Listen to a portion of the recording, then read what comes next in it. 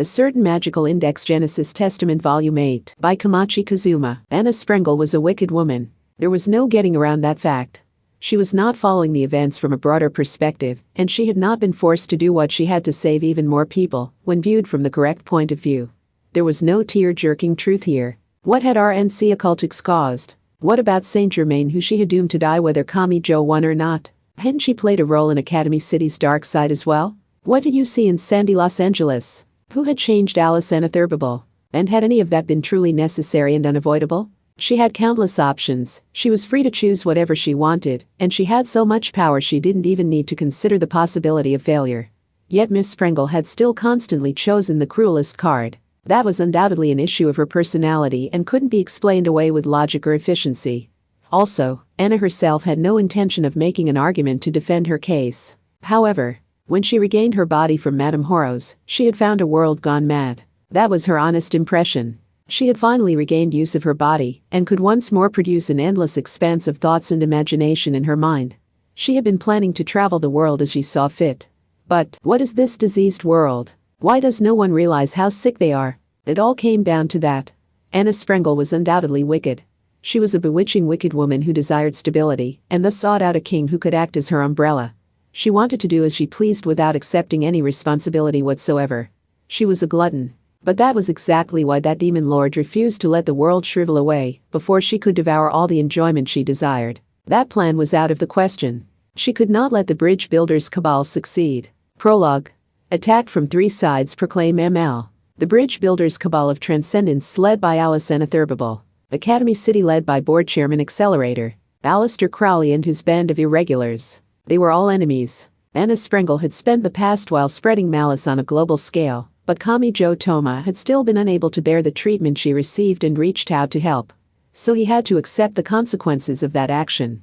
January 3, District 12. That district was notable as the only one in Academy City with a large number of religious facilities built from a scientific perspective. The consulate used as the bridge builders' cabal base was also there. Whoa! The blue sky erupted with a low, deep noise that rumbled in the gut more than the ear. It was a strange noise that a modern high schooler would only hear during a summer baseball tournament. In other words, a siren? A beeping noise joined in. That alarm was playing from the old folks' smartphone in Kami-jo's pocket. First delivery go round, and now this modern phones had so many different alerts it was confusing. Damn, what's happened now? The little wicked woman by his side had her strawberry blonde hair swept back in several fried shrimps and held a baggy dress in place at her flat chest. Anna Sprengel provided an ominous prophecy. Either an emergency alert or declaration of martial law. Either way, this city is about to become a battlefield. Since you decided to get involved, you need to prepare yourself, fool.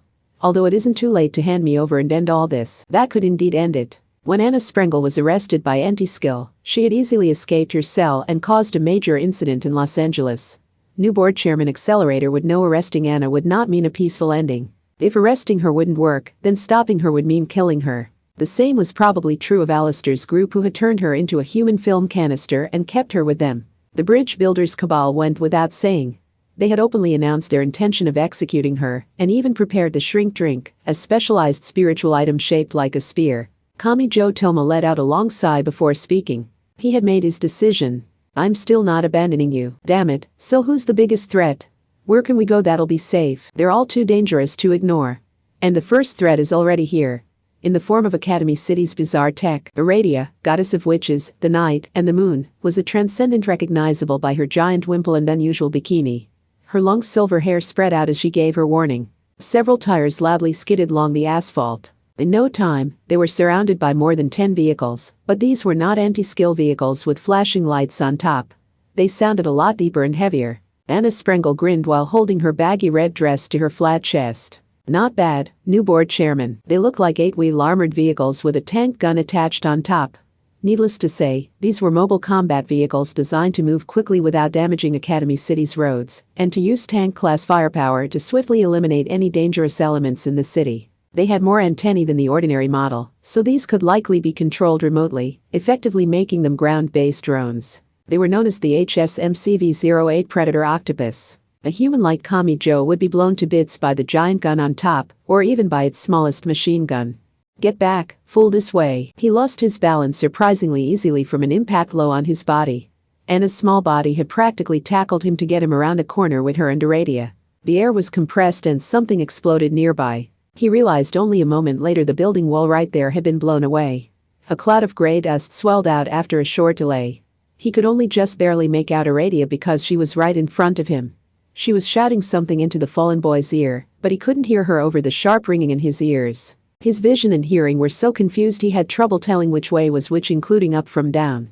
My, and yet. This he heard clearly. The strange voice seemed to enter his mind directly instead of by vibrating his eardrums. A magician in glasses gave herself a witchy silhouette by wearing a large hat and a racing swimsuit plus sleeves into paleo.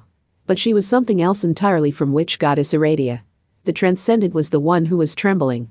Reality returned to Kamijo in a way that put immense stress on his heart. Aradia was supposedly a goddess for any and all witches, but here she spoke the name of a woman to whom that did not apply. Anna Kingsford. My. Are you all right, boy? You must not drag ordinary people into your problems, Miss Sprengel. Awis. Anna's small body shook and she raised her voice as if to shake off the terror. Something burst from her young body. The glasses woman frowned only slightly when she saw the colorless and formless torrent rushing toward her. He was known as a holy guardian angel, a secret chief, and an extraterrestrial life form, but no one knew exactly what he was. And he was the source of the limitless power Anna Sprengel drew on like a priestess, playing a trump card against a trump card. But Kamijo was too preoccupied to look at the side of the explosion or at the magician woman. The chill down his spine led him to look up into the sky before even getting up. A small figure floated there. She was a brown-skinned girl with long, wavy blonde hair. The binder she carried over her shoulder was made from several spears bundled together in an X shape. Each one of those spears had a glass container at the tip and had the words "Drink Me" written on the shaft. That was the Shrink Drink, a spiritual item developed specifically for executing transcendence. It contained Alice's power to kill with a single blow. And Kamijo's side had already played their trump card.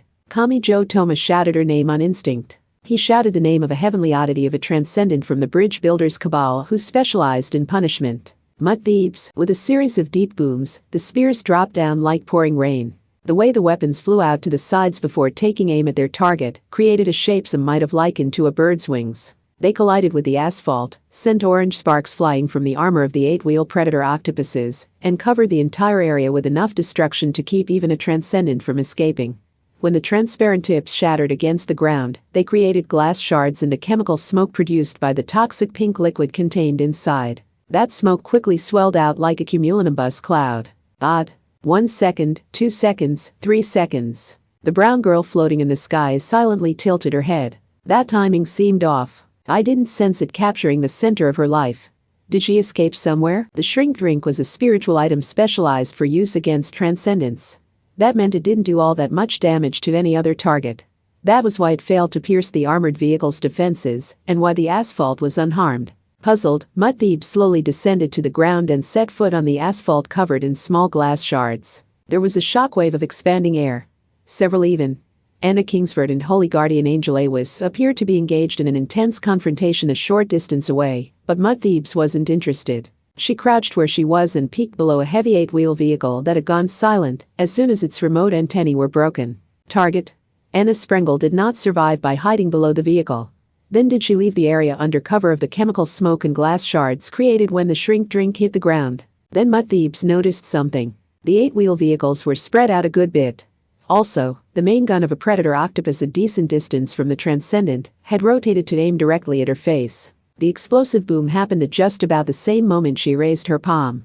A 120mm tank shell broke the sound barrier, and Mud Thieves did not bat an eye as she snatched it from the air with a single hand. But the tank shell was more than a hunk of lead.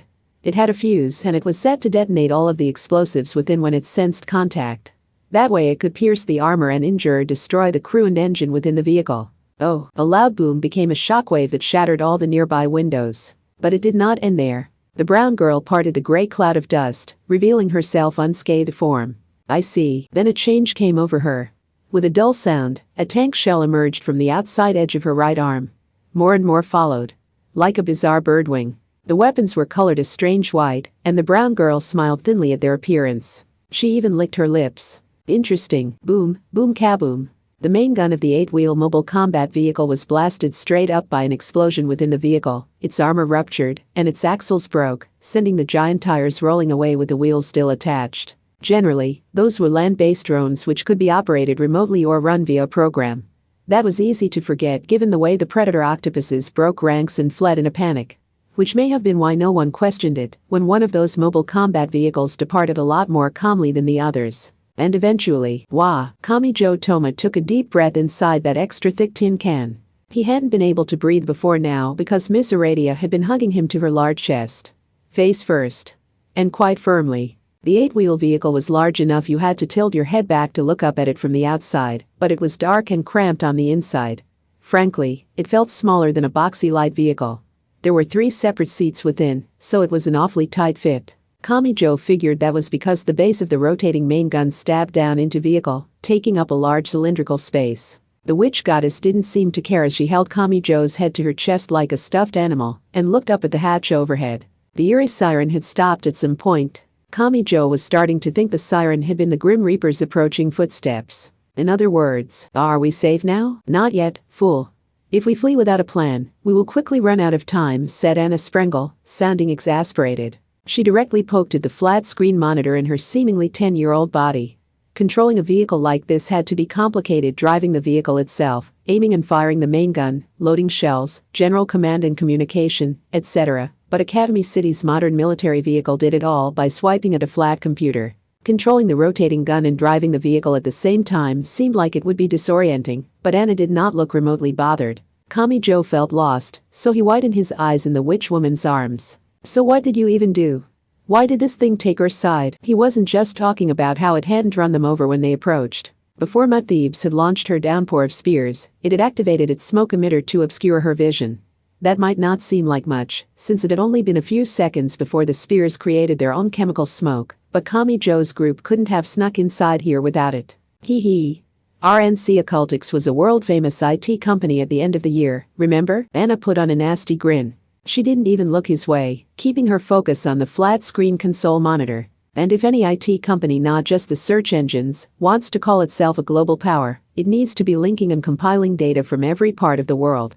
Acquiring the Academy City format required spending Christmas spying on the contents of quite a few phones and tablets to analyze the code within. RNC Occultics. Their official site had spread knowledge of magic to Academy City and the rest of the world. Had that been for more than just distorting the world by revealing so much secret data?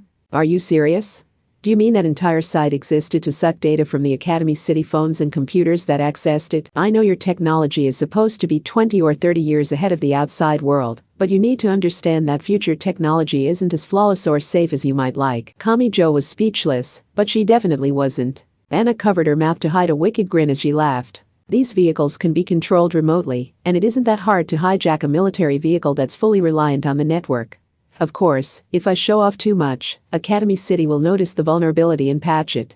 Still I know it's convenient to reuse the same components, but it seems awfully post-apocalyptic for phones and ground-based combat drones to use the same basic OS and firmware.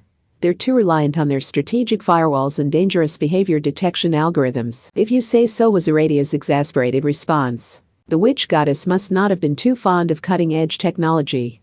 She had blended in well enough back in the fashion space of Shibuya, but she had screamed quite loudly after seeing the religious facilities in Academy City's District 12. Let's ignore all that creepy tech bragging that could be all made up for all I can tell. You did this instead of using magic because you're afraid of the transcendence, right? If you use too much of your magic power, they can track you down using the traces of your magic. So no matter how many fantastic spells you might have, you can't use them. And the same is going to apply from here on. For now, Anna can't use her magic. Aradia said it with a cynical tone, and Anna smiled darkly in response. And they aren't the only magical threat here. Yes. Anna had summoned Awis as a trump card, but not for use against transcendent Mud Thebes. There was another. One who was, for Miss Sprengel anyway, a greater threat. Anna called her Kingsford, but who is that glasses witch? If they really were being attacked from 3 sides, she probably wasn't with the Bridge Builders Cabal or Academy City. So did that mean she was with Alistair? Despite being combat vehicles, the interior did not stink of machine oil or smoke. If anything, it was more like a cold and sterile server room. Aradia had the look of someone trapped inside an industrial-size refrigerator as she asked a question. Wicked Rose Woman, I'm not opposed to running, but what's your plan now? Driving to the city wall, blasting the gate with this thing's gun, and escaping outside? That would draw too much attention. Anna Sprengel flatly rejected the idea. Plus, I doubt we can escape the Transcendence pursuit by leaving the city. They have hideouts all around the world, after all. Really, they would probably have an easier time of it out there. Then what were they going to do? Kamijo couldn't even get the words out, but Anna sighed and answered it anyway. Only an imbecile stops thinking just because they have run out of options, fool.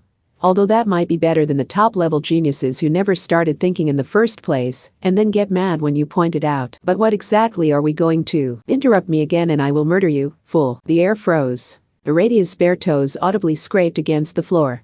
Anna's shoulders relaxed some when she noticed the witch goddess had casually shifted in position to protect Kamijo. The correct choice is to stay here in Academy City. This appeared to be an answer Anna had ready from the beginning. She spoke smoothly, not like someone who was in trouble. Fool. If fleeing will not improve our situation, then going on the offensive is our best option.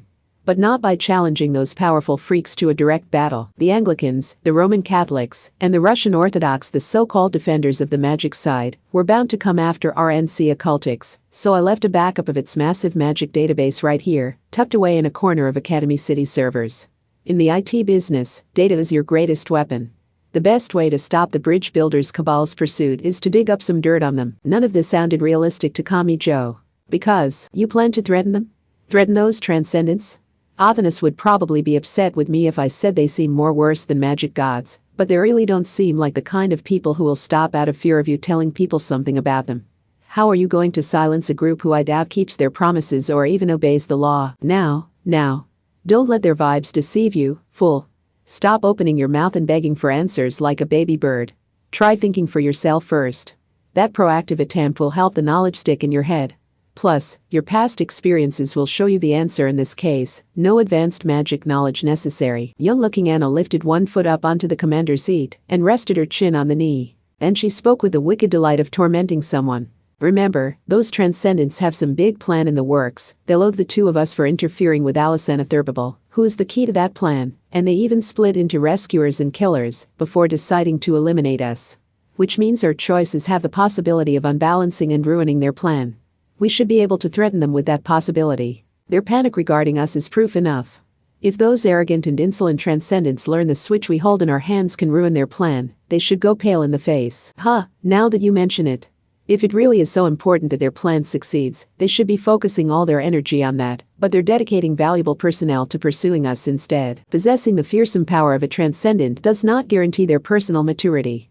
They claim to be at the mercy of young and pure Alisana Thurbable, but are those serving her really what you would call mature adults? Aradia remained silent. Was she simply considering Miss Sprengle's opinion, or did she still have some dangerous pride left as a Transcendent of the Bridge Builders Cabal? So if this database is something you typed in yourself, doesn't that mean you have all the Cabal's secrets in your head already? Fool.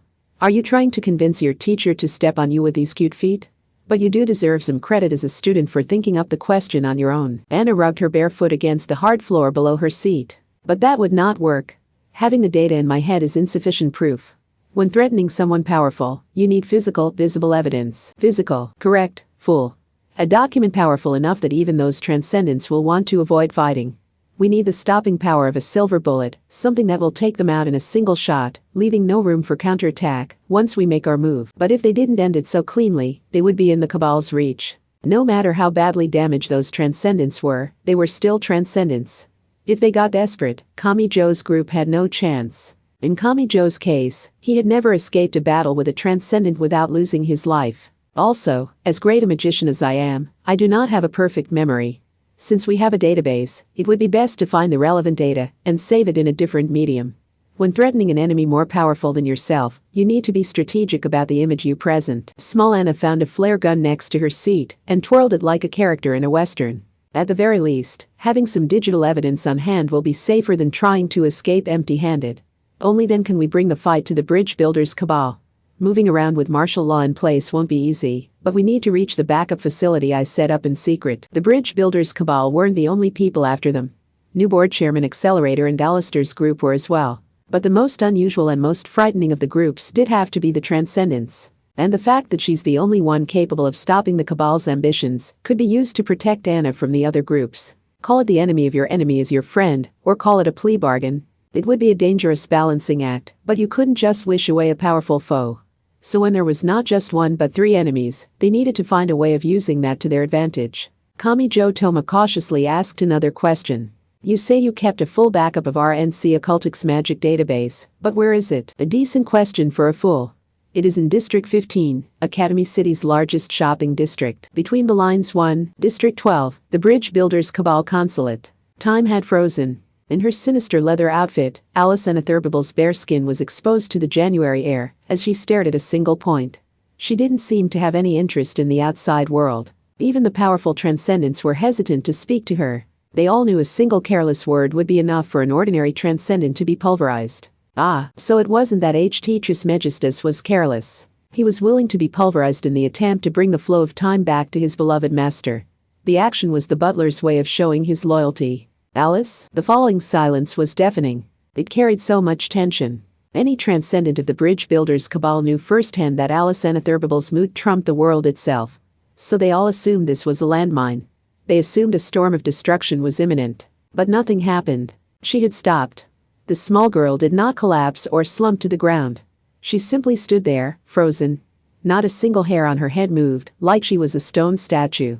She reminded H.T. Trismegistus of a stopped clock. It had been that great a shock to her. Maybe Kamijo Toma being her teacher was something imprinted on her after the fact. But his rejection had still hit her just as hard. The butler bit his lip until it produced an unpleasant tearing sound. Oh, but it wasn't just his lip. The tearing sound continued. On and on. His entire silhouette collapsed. He split right down the middle. And even as he split himself apart, H.T. Trismegistus roared toward the sky above, using the giant fissure as his new jaws. As a transcendent, he could provide the ultimate cutting edge to any object or phenomenon. Mud Thebes, and so the Punisher Transcendent was released. Once dispatched, Mud Thebes would not stop until she had completed her mission. H.T. Trismegistus, an exasperated voice spoke to the butler who had been driven to such great emotion he had split himself down the center. The demon girl placed a hand on her hip, spread her bat-like wings, and sighed at the butler who had gotten a little too inhuman. The Bologna succubus removed the red transfusion tube from her arm as he spoke. I'm free to do what I want now, but don't get into a fight with good old Mary just because I've skedaddled. Try to be chums. Mama is extremely upset with you, so you need to make the first move to patch things up between y'all. With a series of wet sounds, the butler grabbed his head in his hands and pushed his split body back together. The unharmed transcendent wordlessly fixed himself up again before responding. Understood. Now that Mud Thebes' role is complete, common sense would indeed dictate that you are free again. With that in mind, I would like for you to support our punishment mission. Then what will you be doing? Calling in some members from outside the city. Common sense says the battle has already begun. H.T. Trismegistus bit his lip after that. He said nothing more. The Bologna succubus was with the rescuers who supported Kamijo Toma. And that'll likely be the greatest attack against Kamijo Toma, who harmed our Alice. It wasn't just Anna Sprengel and her information on the Cabal. Kamijo Toma also needed to die. Chapter 1. I'm sick of running Breakthrough MCV. Part 1. HSMCV-08, Predator Octopus. Class: Next Generation Mobile Combat Vehicle. Crew: 4, but can be 0 while controlled remotely or used as a drone. Measurements: 10 meters long, 2.8 meters wide, 3 meters tall, not counting antennae. Weight: 20 tons, not counting ammunition, fuel, crew, and additional armor. Max speed: 250 kilometers per hour. Max climbable slope: 60 degrees, varies based on slope conditions such as moisture or ice. Engine: diesel engine with electrical assistance. Drive method: 4-wheel and 8-wheel drive modes. Front 4 and rear 4 wheels can be turned independently. Sensors: anti-personnel, anti-air, and anti-vehicle multipurpose microwave radar, facial recognition and object search using optical imagery, IR detection, audio detection, and laser range finding. Also includes detection and countermeasures to locks of same types. C4I communications: mid-range ground radio, close and mid-range IR laser, close-range ultrasound, high-speed satellite communication. Combined, these methods provide a base-level equivalent to a frontline communications base. Armaments: 120mm tank gun, can use various shells, as well as launch anti-ground and anti-air drones, 40mm auto grenade launcher, 12.7mm heavy machine gun. Defenses: multipurpose smoke emitter, anti-missile metal net launcher, auto-attitude angling program to reduce damage when hit. That's a weird thing to see parked here. Stopping for lunch maybe? Hamazura Shiage, a delinquent boy wrapped in plenty of gauze and bandages, made that comment in front of a large discount store that was open for business so soon after New Year's. But since this was District 12, the floor above it seemed to contain a shrine or church or something. The dark gray eight-wheel vehicle designed for urban warfare wasn't something you normally saw while walking around town, but fire trucks and ambulances would also stop by convenience stores for food when there was no emergency to respond to. You would sometimes see photos of it people had posted on social media. Takitsubo Riko tilted her head in her pink tracksuit. Probably part of the martial law they talked about on the emergency message sent to our phones. Remember when they beep like they do before an earthquake? Martial law. You can't be serious. Surely it's only training and they forgot to check the right box or something. You know, one of those false alarms where they don't even give you any free gems to apologize. But now that you mention it, the convenience stores and supermarkets do all have their shutters down. I thought they were just closed for the holiday, but maybe not. This could be bad. At least you're out of the hospital. If you had been there any longer, they might have shut you inside in the name of protecting the sick and injured. Those two were only all the way in District 12 because they wanted to avoid the crowds at the few stores that were still open among all the closed shutters. But what if that wasn't people after holiday sales and were actually buying up what they could before everything shut down? Meanwhile, Takitsubo Riko spoke to him with her usual blank look. We'll be fine as long as the global search engine and that penguin logo discount store are still open for business. The Earth isn't in danger yet. I hope you're right. With the deep rumble of diesel engines, a convoy of military vehicles drove past them. Another of the eight-wheel armored vehicles was in the lead, a trio of military trucks carrying material and ammo followed, and an anti-air tank with a radar and two humongous autocannons took up the rear. What were they planning to fight? Takitsubo didn't seem to mind as she removed one of the plastic baskets by the entrance and placed it in the cart. The others said they were sick of New Year's food, didn't they? So how about we have roast beef tonight? I'm pretty sure Mujino and Kinuhata meant they don't want any more fancy food, not just the Japanese kind. I bet they'd love it if we made curry udon or a rice bowl. Okay, how about we make roast beef bowls as a compromise? Wow, it's the exact same ingredient, but it sounds way cheaper now. Part 2. The aisles were cramped. Kamijo was already feeling loopy from the theme song being played ad nauseum. He held a shopping basket as he ventured into a modern dungeon packed full of every sort of product. Food, cosmetics, toys, video games, camping goods, and even bicycles. He stared at the boxes of masks stacked up by the entrance. Is the flu going around or something? Discount stores, especially the entrance area, could be used as a scientific form of divination. The in-season items they hoped to sell the most would be shoved to the front, reflecting the current trends. Aradia picked up a box of over-the-counter cold medicine from a stacked pyramid of them. These colorful capsules are supposed to be medicine? Really, Academy City's love of strange chemicals knows no end. These kinds of problems are for your local villagers and witches, not some scientist up in his ivory tower. Hold on, Aradia. You weren't seriously saying all natural medicines made from tree roots or whatever have no side effects and you can't overdose on them, are you? Ugh, that stuff is so gross. You don't have to look away when you say that. And come to think of it, didn't that little god say you bought that sturdy foreign duct tape at a discount store? Hee hee hee. Oh, don't worry. I'm not bringing that up for any particular reason. I'm only stating a fact, so I'm not going to hurt you or anything. Was he imagining it or was there a burning fire behind her dark expression? It was just like a discount store to lazily be pushing ordinary cold medicine when it was the flu going around.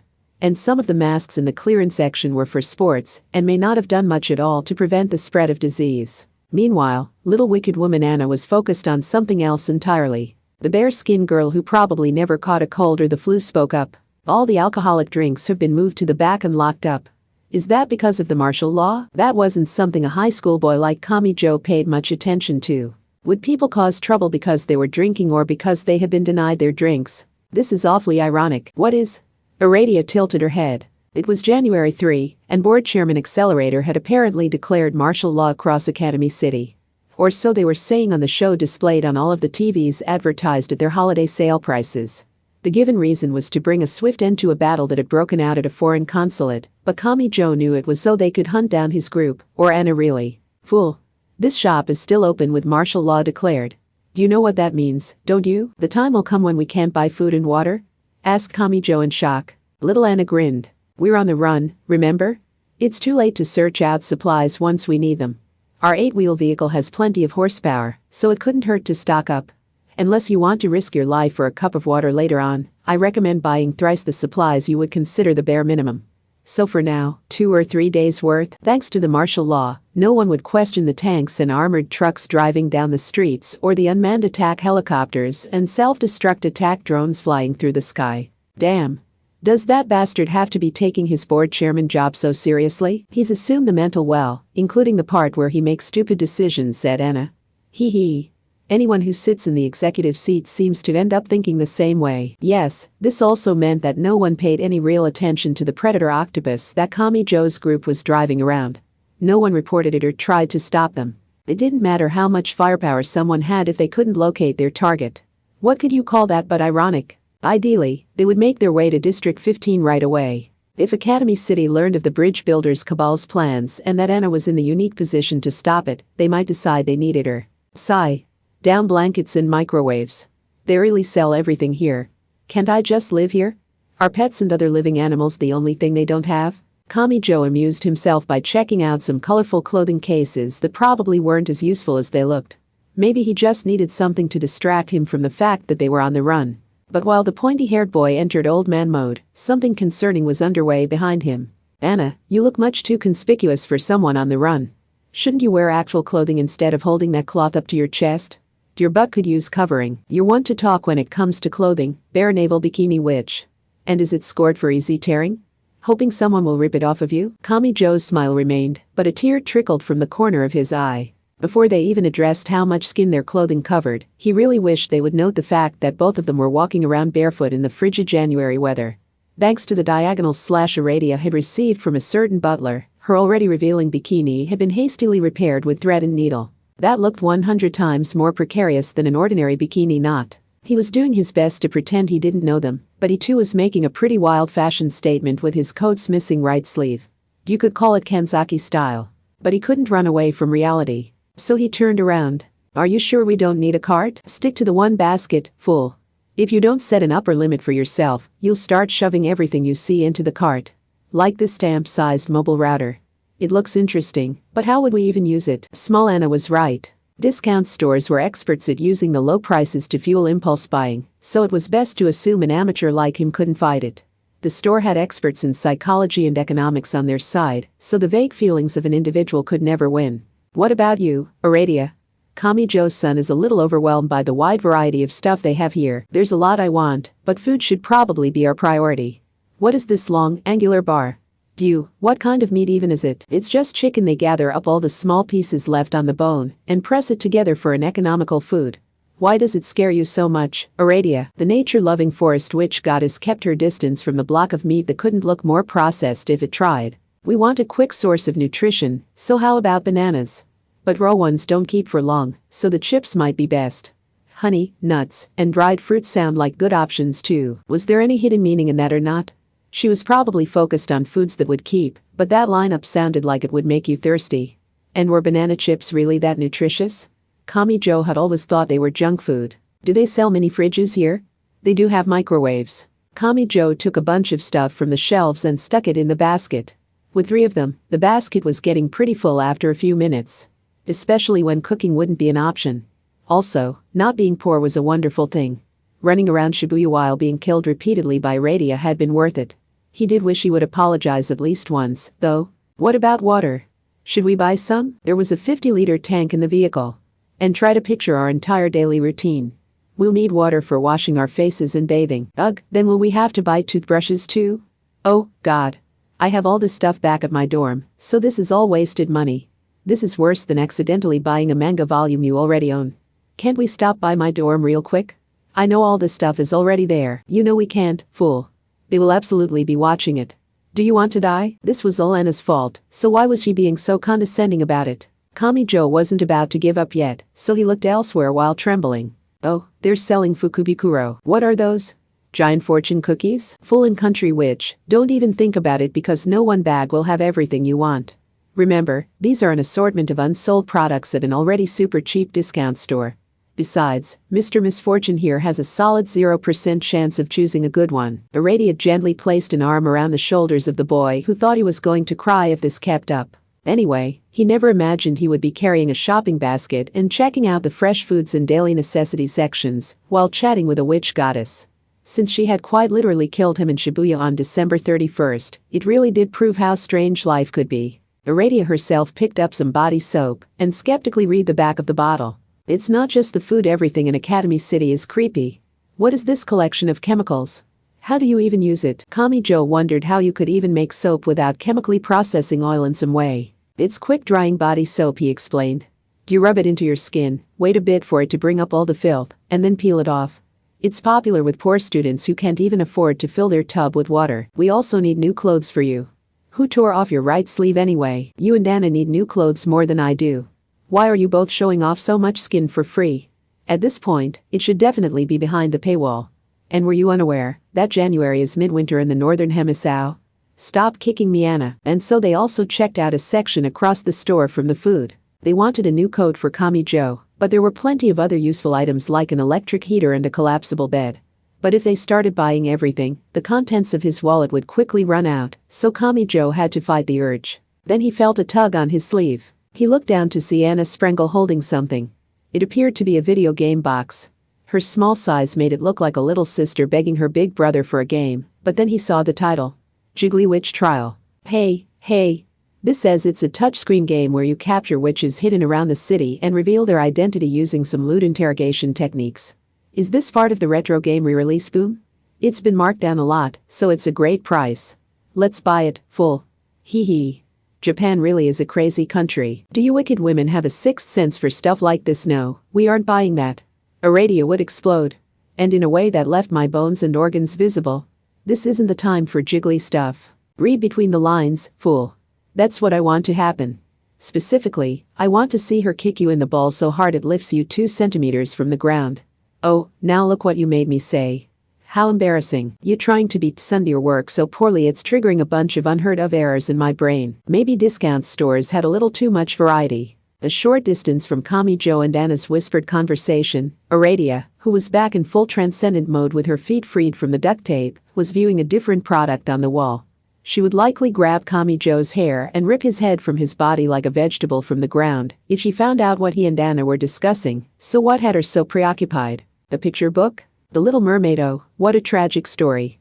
The sea witch gave the sheltered mermaid exactly what she wanted and even rooted for her, but everyone treats her like some kind of troublemaker. Are you sure that's the tragedy of the story? Are you sure it isn't the princess who turns to foam? After calming down the witch goddess who was trembling with her hands over her mouth, they continued shopping.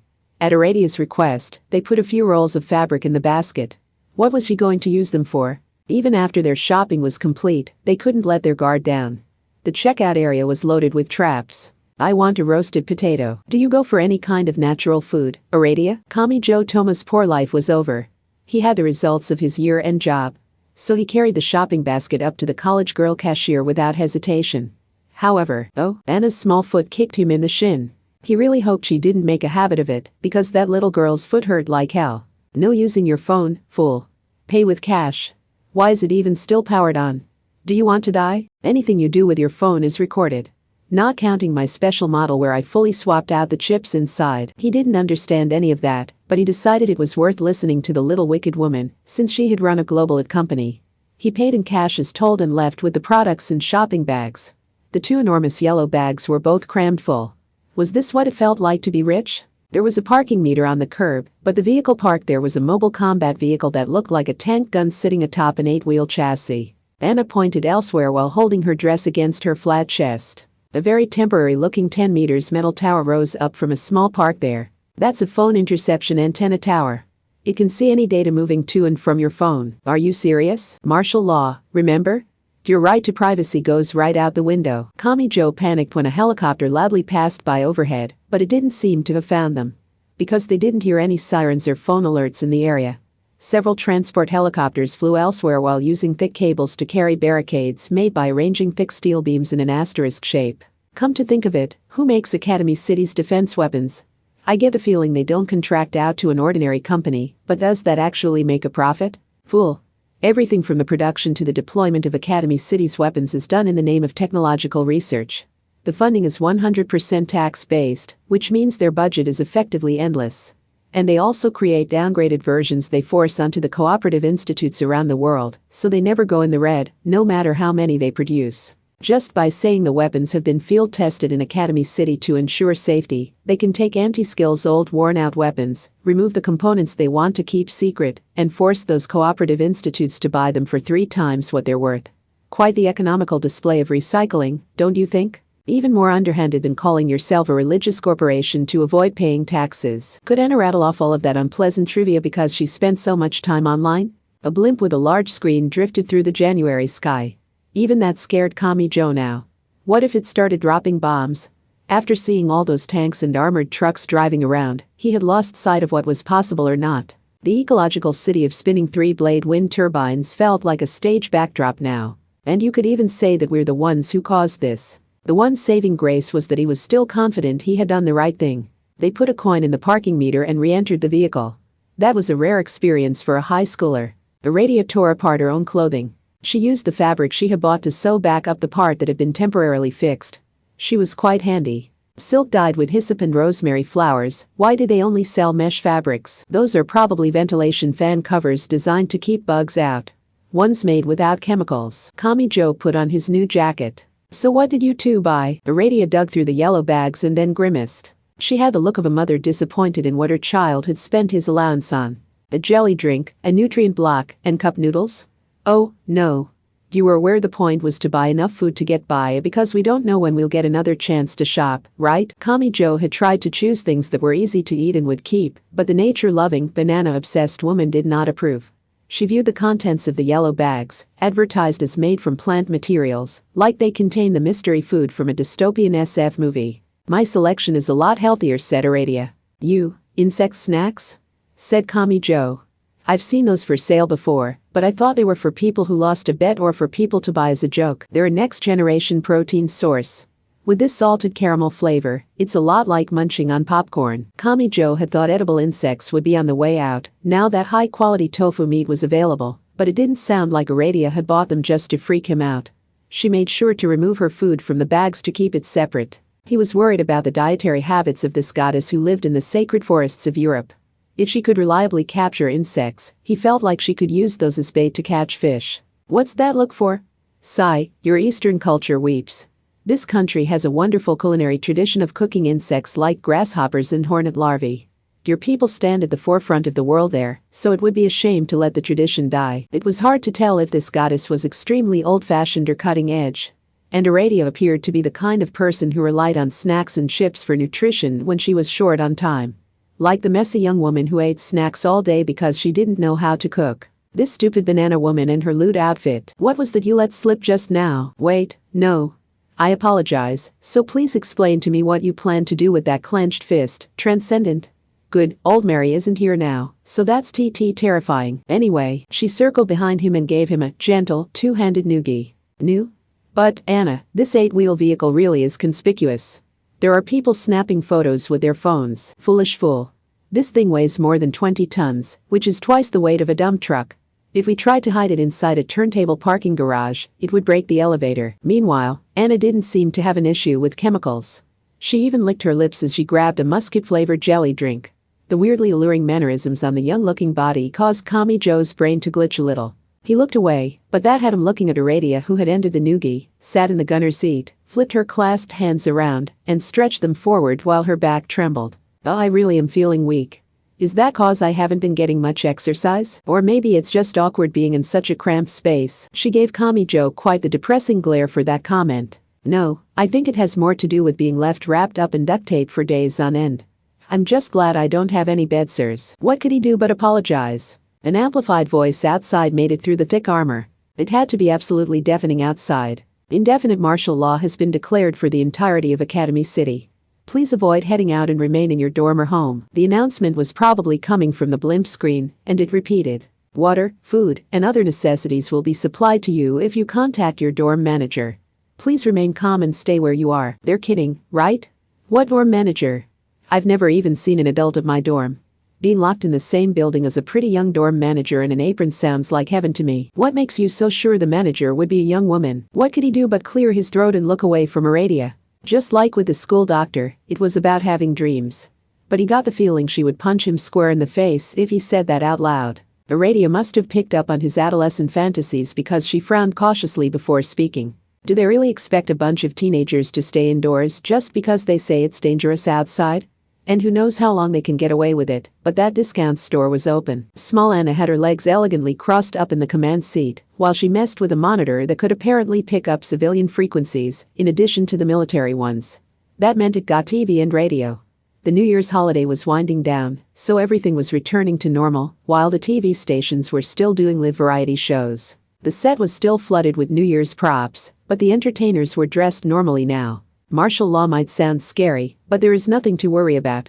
People were already staying home more due to the Katatsu syndrome, so will this even have that much of an effect? Plus, it's the holiday. Everyone's exhausted from working so hard, so this is the perfect chance to relax at home. Also, the hospitals across the city have been asked to prepare for soldiers arriving as emergency patients. They have to reserve 40% of their beds for that, so everyone else is asked to refrain from visiting the hospital, except in true emergencies. Your careless action could be a nuisance for our civil servants. Kamijo frowned. Don't go outside. Stay home. Don't use the ordinary services. Being asked all that during winter break seemed like it would cause a lot of stress, but everyone on TV was reacting positively to the violation of people's freedom. Or maybe it was more accurate to say any opposing views had been removed in advance. Fool, this is martial law. Anna Sprengel wagged her finger and gave a response he wasn't sure really counted as an answer. He wasn't sure what she had used since there was no remote, but she called up a TV guide. Even Kamijo noticed something then. There should have been a few movies playing during the holiday, but all of the war and disaster movies had vanished from the schedule and were replaced by unusually long shopping shows. And those ads were unusually cheerful. Have we got a New Year's campaign for you?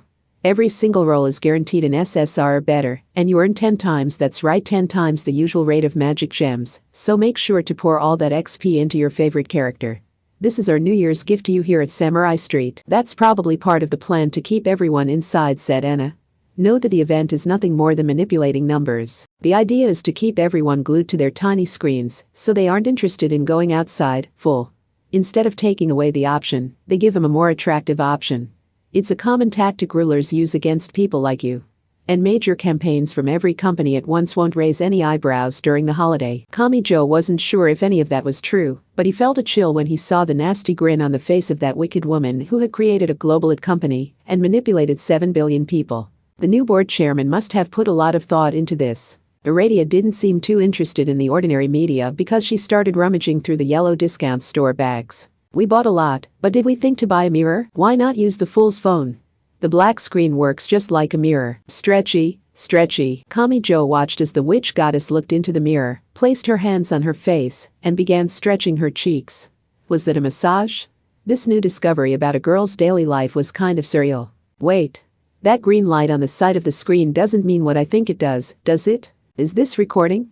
Why would you record someone in such an unguarded moment, you pervert? It finally hit home to Kamijo, while receiving a much less gentle noogie this time, that he was living with girls here. He got the feeling that sharing a single living space like this was going to cause many more problems. Anyway, fool, let's review our situation. Okay. We bought what you said we needed, so what now? Kamijo was released by the sexy and intellectual young woman, so he reached for the chocolate-flavored nutrient block he had bought. It seemed the closest to a snack to him. We're being directly pursued by 3 forces right now. Academy City, Alistair, and the Bridge Builders Cabal. If any of those 3 captured Anna Sprengel, or Kamijo and Aradia who were assisting her, they would be in serious trouble. For Anna in particular, there was a growing trend toward killing her instead of capturing her. Given what Anna had done, Kamijo didn't want to just let her go free either.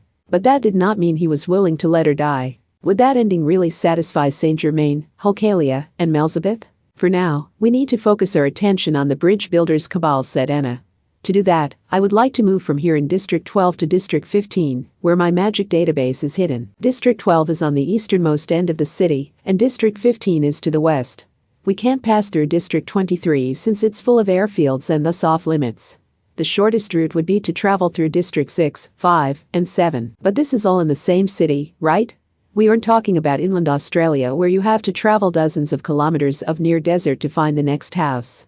The trip shouldn't take even an hour in the vehicle. Aradia had a point, but a convoy of tanks passed by just then, throwing an unhealthy-looking cloud of asphalt dust into the air. Funnily enough, the Predator Octopus had side view mirrors, turn signals, brake lights, and a license plate, which meant they had to obey the traffic laws while on the public roads. If they floored it and drove at top speed, the unusual behavior would quickly rouse suspicion. Furthermore, the city isn't as stupid as you are, so they will have set up checkpoints. Still, we should be safer in this billion-yen tin can than if we were walking outside where everyone could see who we are. It just means traveling very, very slowly, explained Anna, slurping up her pack of jelly drink. Adding in some toxic laughter seemed to be second nature to her at this point. Like I said before, the vehicle itself weighs 20 tons. While that is better than a tank, which could mean 40 or even 70 tons, I wouldn't want to cross an old rundown bridge in it, and it's too large to sneak through narrow back alleys. With any smaller or older roads, one of us will need to get out and make sure the MCV can get through before we make our move, so keep that in mind. That might sound simple enough to you, but large trucks usually need to submit a route in advance to make sure they don't damage the pavement. Then what is even the point of hiding in this cramped tin can that costs more than 8 times as much as an Italian sports car? Asked Aradia. Emerging to check the way ahead sounds risky to me. I'm saying even that is better than being constantly exposed in this surveillance society, chock full of everything from security cameras to drones and even satellites, foolish witch. Kami-jo sensed an argument brewing, so he quickly intervened.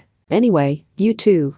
We're all in this together, so arguing inside this cramped vehicle would only. I do despise people who interrupt me without even attempting to grasp the situation, first said Anna. Eh? Huh? Shut up. Whose side are you on? Eat bugs. Aga. In a complete surprise attack, Aradia shoved a generous handful of insect snacks into his mouth. His spine straightened with a start. This was likely the dried caterpillars, not the type with 6 legs. But the worst part was how the salt and caramel transformed them into a nice sweet and salty snack. They reminded him a lot of a certain super popular caramel flavor round snack, so he found them unexpectedly good. His brain was confused about what exactly he was even eating here, so he honestly found it hard to comment on. I'm not even sure how to categorize this as a memory. But anyway, if we're going to do something, shouldn't we do it right away? I don't know how these things are done, so could you tell us, Anna? Bow to me before asking anything of me, fool. But you are right. We can start by circumventing the checkpoint they are running up there. That should make for a decent tutorial. You need to take measurements to see if the road can withstand 20 tons. Do that using this handheld ultrasonic sonar kit. After he heard that much, Anna Sprengel's voice grew unnaturally distorted. Gravity vanished. Without any warning, Kami-jo Toma collapsed. Part 3. Kami-jo couldn't see anything.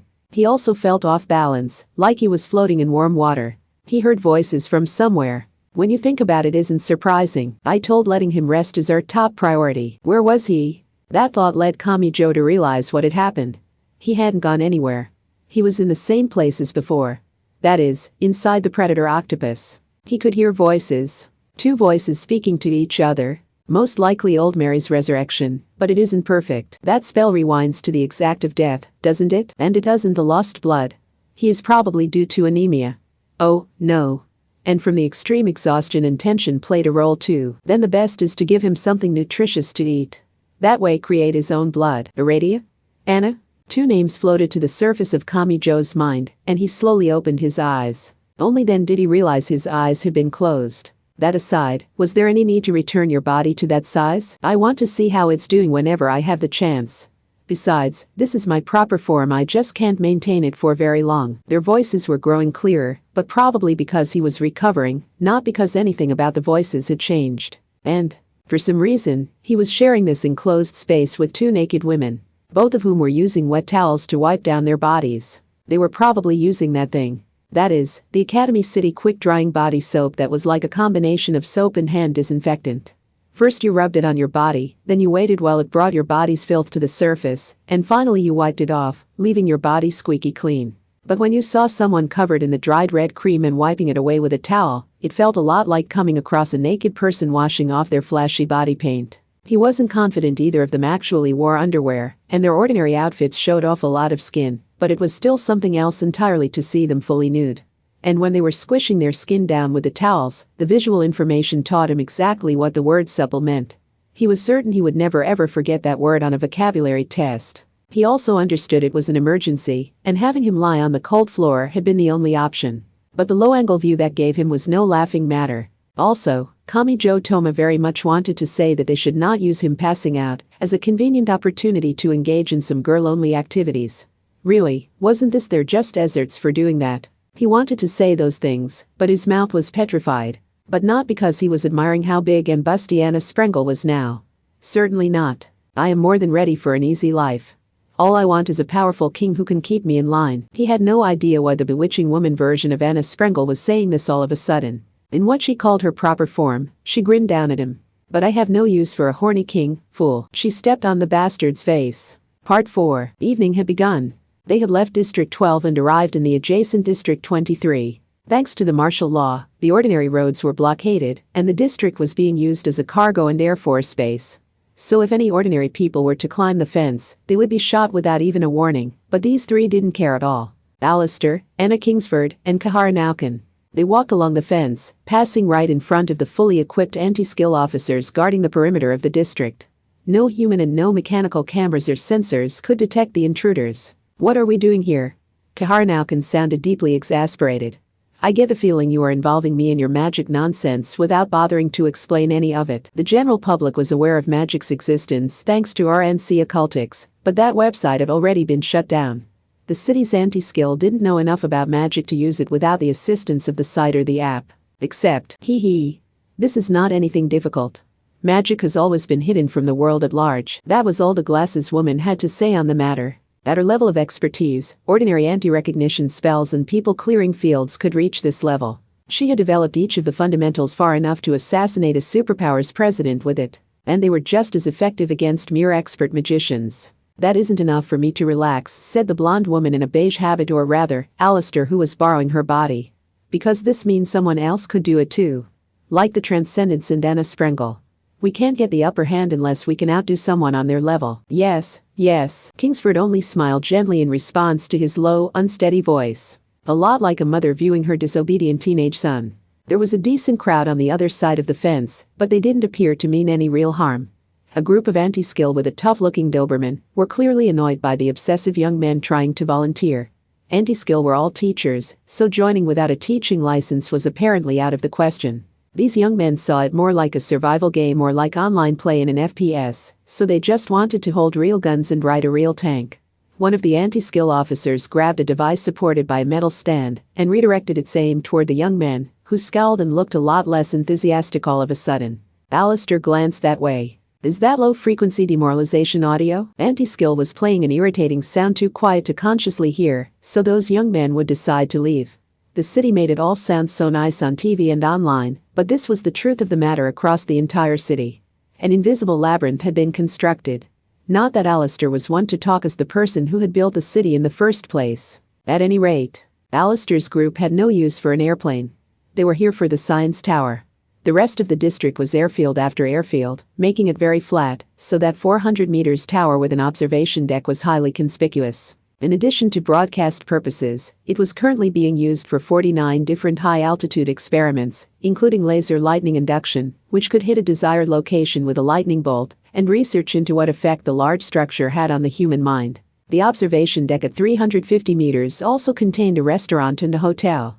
After they checked in under a false name at the automated front desk, Anna Kingsford took a look around the hotel rooms that were designed to look like the interior of an airplane. My. So many vacancies. And during the break, people are restricted from leaving home, softly replied Alistair. And the observation deck isn't in much demand after the New Year's sunrise anyway. Kingsford whispered while walking over to their room's window. It was the perfect place for a pursuer to hide out in. Now, then.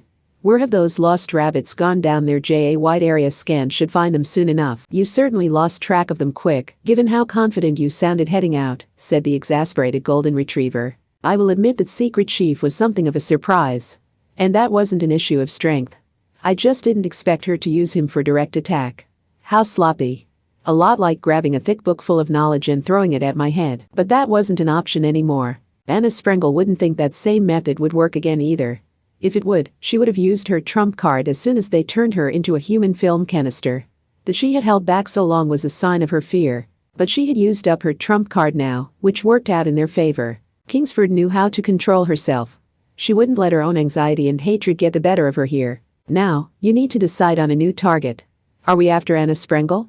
Or Mutt Thebes? Anna Kingsford remained flexible. Or Kami Jo Toma? A dull thud echoed out. In a very unmagician-like move, Alistair had slammed his fist against a nearby wall. He had seen what Anna Sprengel was like during the battle against Great Demon Karanzan back in the UK. Yes, Awis had been taken from him and he had died. Anna had escaped even after being turned into a human film canister with no arms, legs, or torso. That meant the only option left was to kill her. So, that human's answer carried resentment itself in his voice. Give us the location of the one we must defeat. Then that is what I will do. Part 5. Why is Anna being so nice all of a sudden? Why would that wicked woman hand me a blanket? Wait, hold on. She hasn't fallen in love with me, has? Do I need to bite your dick off, fool? Kami-jo shrank down a size smaller. No, 2 sizes at least. Her personality and appearance were just too different. She had been in adult woman mode not long ago, but she apparently couldn't stay in that form for long. So that line had come from what looked like a mini-sized girl. The way she tilted her head and asked it in an innocently gentle way only made it more terrifying. Anna put on a thoroughly exasperated look and handed him a jelly drink that apparently contained a lot of iron. I can't have you making a habit of collapsing when we are trying to stay off the grid. Haven't you heard that cavities and appendicitis are deadly for fugitives? You seem to be short on blood, so drink this and command your body's factory to start producing more. Let me guess, Aradia. You're only giving me that fruit-flavored nutrient block because you tried one and realized you don't like it. I have no idea what you are talking about. At any rate, he had gotten quite an eyeful earlier, and the vehicle was filled with the heat and sweet scent of girls, so he felt unnecessarily nervous. He was beginning to think living together in this armored vehicle, or whatever it was called, wasn't going to work. He now had 2 big sisters with only a single living space between them all. He might have a cat, a nun, and a god living in his no pets allowed boys dorm, but even there he made sure to sleep in a separate room. The witch goddess stared at him. Are you still hung up on that, you pervert? You don't know how to handle adolescence, do you, banana woman? Your sulking insult caused it all to rush back into my mind. The image is in there at this very instant. In fact, Aradia blushed a bit and wordlessly kicked his chair. Why didn't she understand that being attacked by an older woman like that made his heart pound in something like the suspension bridge effect? Then do you want to sit in the driver's seat, fool? Kami-jo was doing his best to focus entirely on his jelly drink when little Anna gave him a thoroughly scornful look. The vehicle can be operated from any one of the console monitors, so there's no real need for a vehicle commander or a gunner anymore. But there is still a driver's seat in case there are technical issues with the electronics. It's located right up in the front instead of below the gun. You can't make me drive. I don't even know how to drive a car or a moped. I just got through saying my console monitor can handle that. A fool like you only needs to sit in the seat. Being all alone in that cramped space probably won't be fun, but you could move in there whenever you need to take a break in your own private world. I guess I could do that. Of course, the Predator Octopus's driver's seat isn't really necessary, so I bet it was redesigned to stop projectiles from reaching the rest of the vehicle. A separate space at the front of the vehicle would be perfect to sacrifice, so it can stop any Monroe effect blasts or metal jets. Hee hee, you need to give all the detailed warnings so I can hear them, Anna-san. You can't just whisper them real fast at the end like a consumer credit ad. Meanwhile, it could be easy to forget in the sweet girl's room that the military vehicle had become, but they had work to do.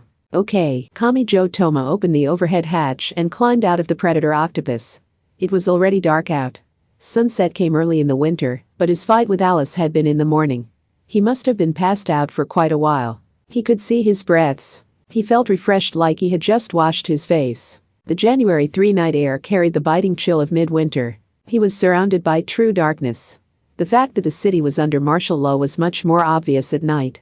He could hardly believe the city had been lit up with Christmas and New Year's decorations so recently. The spiky-haired boy finally climbed down to the ground. A 20-ton mobile combat vehicle can only travel on certain roads, so someone had to walk out ahead and check on the road to ensure they weren't going to break through an aged overpass or something. And they of course also had to avoid the checkpoints set up around the city. There weren't any checkpoints here because Anna had found a poorly guarded spot, but he got the impression there were more cleaning robots, security robots, and fixed surveillance cameras than normal.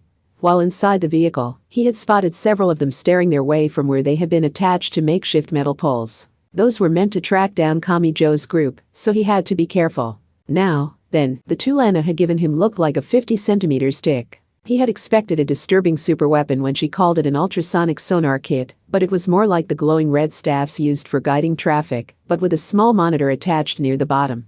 The entire site apparently functioned as a scanner, so he was supposed to pass it close over the road surface. Do I really have to stoop over the entire time I use this? It would be so much easier if it had a long handle like a mop. I don't have to scan every centimeter.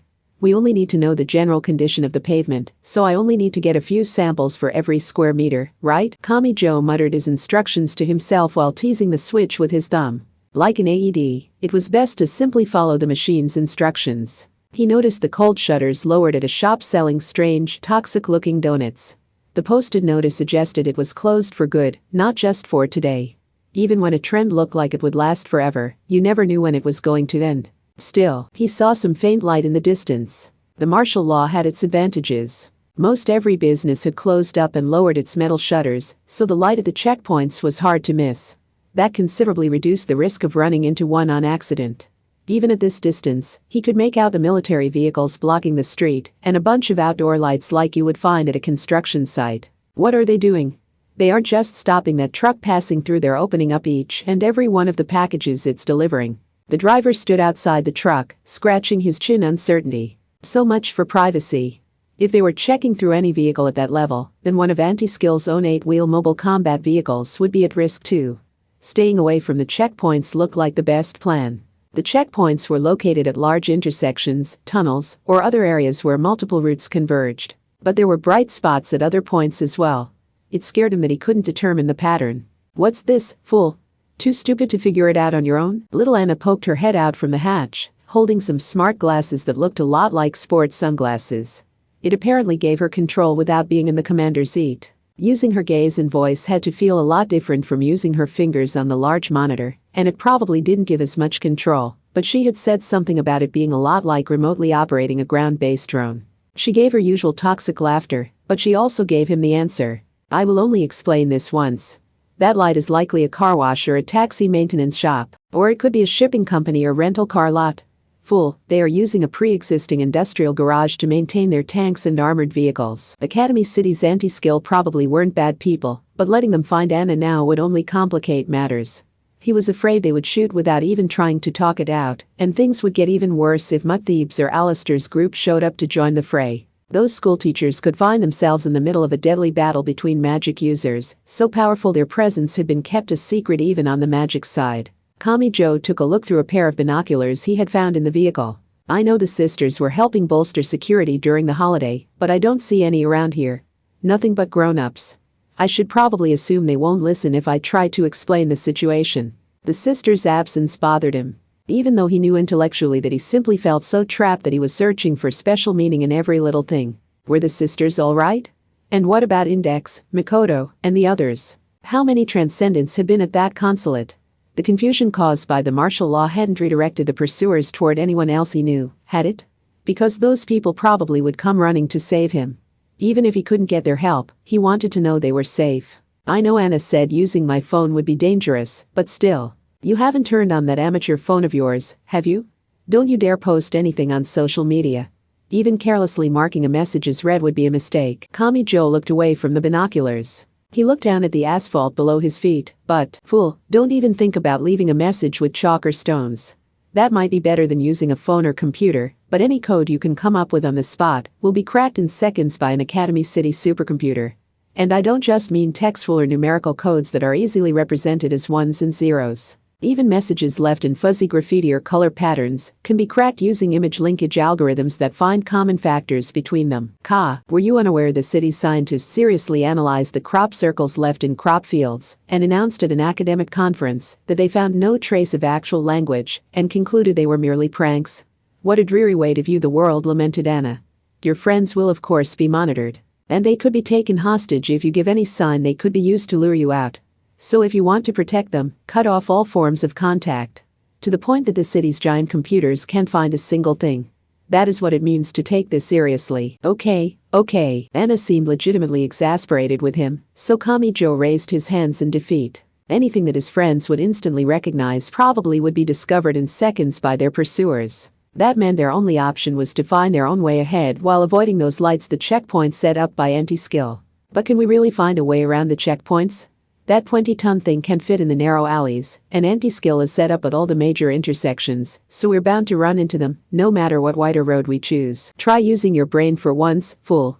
It will rot in your skull otherwise. Anna shrugged. Not every route is found on the map. And if we find those hidden routes, we can pass right under Academy City's collective nose.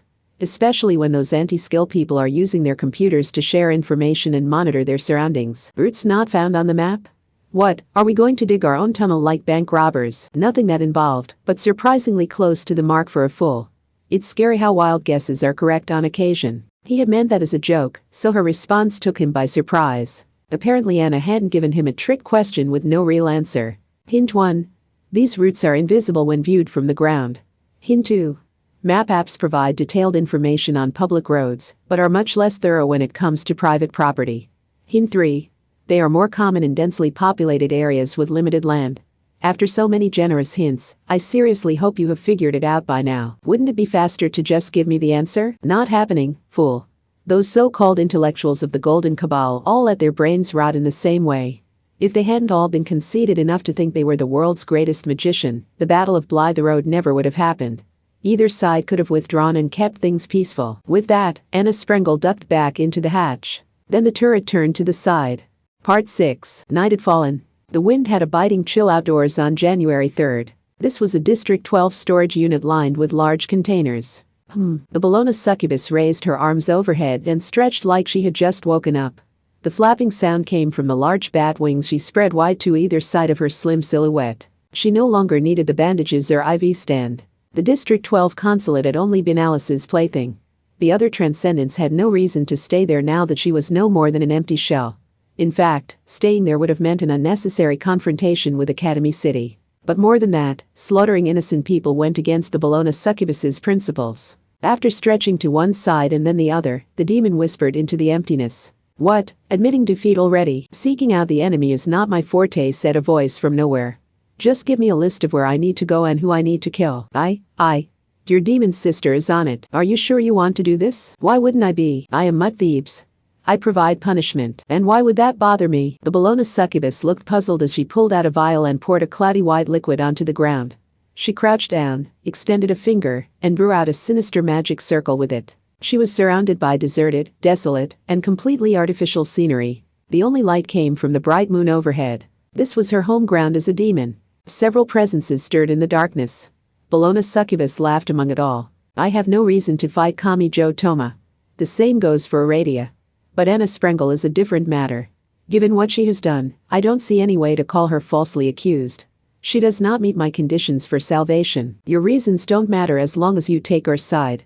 I wasn't aware Succubi could use divination, though. Don't be silly. Prophecies that lead to the subject's ruin no matter what they do are standard practice for demons. What kind of divination do you use? Ta-da! I use a mixture of unspeakable male and female bodily fluids. Silence followed. A certain succubus would seduce a man and then use the acquired substance to assault a woman. Which meant they would have a technique for searching out a target who met the appropriate conditions. The Bologna succubus chuckled and flapped her wings. But not so fast. Did you know a man can ward off a succubus attack by placing a spoonful of milk in a saucer by his pillow, because the succubus will mistake it for the fluid she's after? So I can use this spell artificially by mixing my saliva with some milk. I see. What's this? Do you sound relieved? Hey. What two fluids did you think I was using, little Miss Chaste? Are you trying to anger me? Meanwhile, the Bologna succubus was completing her spell. As time passed, sinister live sacrifice ceremonies usually began substituting other materials like dolls or grains. Look into the ancient roots of modern festivals, and you will generally see it growing more harmless over time. Sex magic was complicated and took a lot of effort to perform, so it too had grown more simplified and harmless over time. You could think of magic as a scam used to cheat your way into activating a legitimate contract or transaction. Anyone who stuck to the original rules and failed to develop their own methods of economizing would wind up deep in debt. And a demon was supposed to be the one making the deals, so it would be embarrassing indeed if she was weighed down with debt. Now, then, of course, their target group included witch goddess Aradia, and their actual target was Anna Sprengel. Your average divination would easily be shut down. But it was impossible to fully eliminate the reading detected when shutting it down. That technique would only work once. But if that once was enough, it was the perfect trump card for tracking them down. With a sizzling sound, the cloudy white liquid forming the perimeter of the magic circle turned brown. They are 2.5 kilometers SSW. Oh, and that's from my position. They detected your surge, didn't they? Then I need to be quick about it. Part 7. Something had changed. Someone now floated in the night sky over District 12. The skinny girl showed off most of her brown skin and wore her wavy blonde hair long. She was Transcendent Mutt Thebes. Aradia was on top of the gun, and she shouted down at Kami Jo on the road. Get in. Hurry, eek. The 8 thick tires began to turn before Kamijo had even climbed onto the predator octopus's gun by grabbing Aradia's hand while she practically leaned out of the hatch. And Anna Sprengel shouted an old-fashioned phrase from inside the cutting-edge mobile combat vehicle. The Apostle Peter forbids Simon Magus's demonic flight. Mutt Thebes lost her balance and plummeted. But she did not bat an eye. She landed on her feet a short distance away, and metal tubes burst from her brown shoulders. They were arranged a lot like a bouquet of flowers. Kamijo didn't know much about weapons, but he had seen these before. They were the barrels to the guns he had seen on all the tank and mobile combat vehicle driving around the city during the day. Except these were all colored pure white. Oops. Mutt Thebes staggered from the weight of the weapons she had produced. I forgot this. With that emotionless and weirdly carefree comment, a ladder truck stabilizing legs emerged from her thighs. They pressed firmly against the ground to forcibly keep her balance. There was no escape. She was faster. She spread the gun barrels like an ominous bird's wings, and then flapped those wings to aim each gun toward Kamijo's group. Fire, she whispered. Boom, boom, kaboom. The concrete building wall was blown away, and the road's asphalt was torn from the ground over a distance of several meters. 120mm shells were scattered like a massive shotgun blast. The muzzle flashes alone produced an explosive blast that fanned out. The predator octopus's 8 tires shrieked. The front 4 were turned right, and the rear 4 turned left, so the mobile combat vehicle spun like a turntable to escape. Aradia only had her upper body sticking out of the hatch, but Kamijo was still fully out on the roof. Even a fragment of a shell would kill him instantly, and he would be thrown from the speeding predator octopus if he wasn't careful. Mutt Thebes tilted her head. These can't hit from this distance? Are the biggest guns alone not enough? Why must Academy City make everything so complicated? She had fired several pure white 120mm tank guns at once. A hit from any of them would obliterate a 3-story building, but she was operating it like a smartphone she had picked up to try out and see how it works. What happened to the division between science and magic? Where was the treaty? Necessarius's style Magnus would probably have a fit if he saw this. Meanwhile, Kamijo wasn't exactly calm himself. The armored vehicle provided something of a shield for him, but he didn't trust that too much. A shoulder-fired rocket could blow a hole in that armor, so a direct hit here would blow all 3 of them up, along with the entire vehicle. Mutt Thebes threw away the white gun barrels like a toy she had grown tired of and held her hand to the side. A car was parked on the curb below the streetlight there. Kamijo heard a dull sound right before large white wheels and thick suspension emerged from her hips. They contacted the ground. Kamijo heard the scream of rubber, and his eyes bugged out as he clung to the roof of the gun. She was pursuing them on the high-speed roadway. What the hell? Did she absorb that? Mutt Thebes specializes in punishment. Aradia, also from the bridge builder's cabal, clenched her teeth.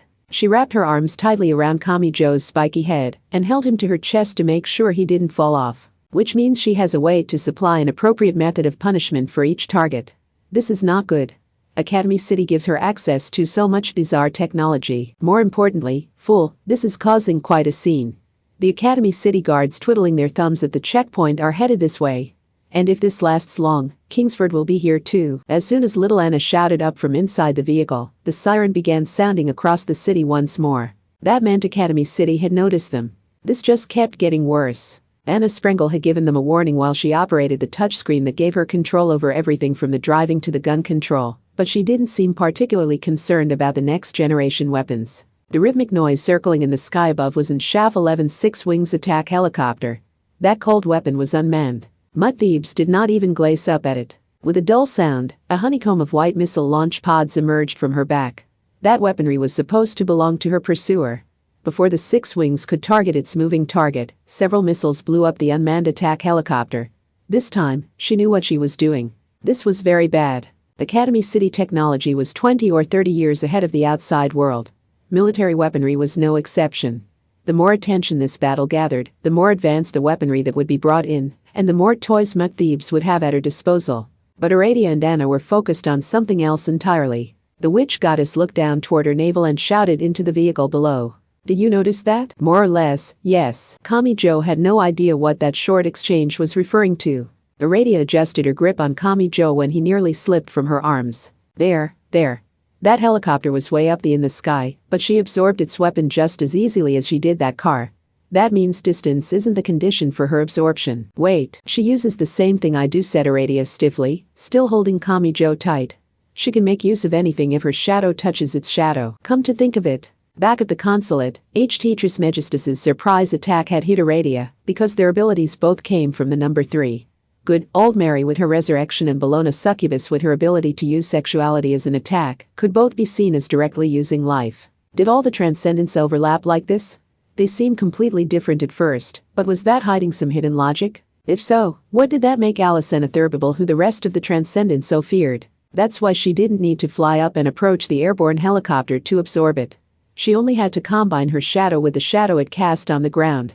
The rear 4 tires slid roughly along the pavement as they made a sharp turn at an intersection, and Anna Sprengel even fired the 120mm gun in the middle of the unsteady curve. The boom made Kami Joe duck down, and his eardrums briefly forgot what their job was. Instead of directly hitting anything, Anna had detonated the tank shell in mid-air to hit everything with the shockwave. In other words, it was an air burst. All of the nearby streetlights were torn from the pavement. That should have prevented Mutt Thebes from using her shadow which she needed for her spell. But, shouted Kami Joe. He heard something like a bursting firework. Mutt Thebes raised her right hand overhead and launched a bright light into the sky.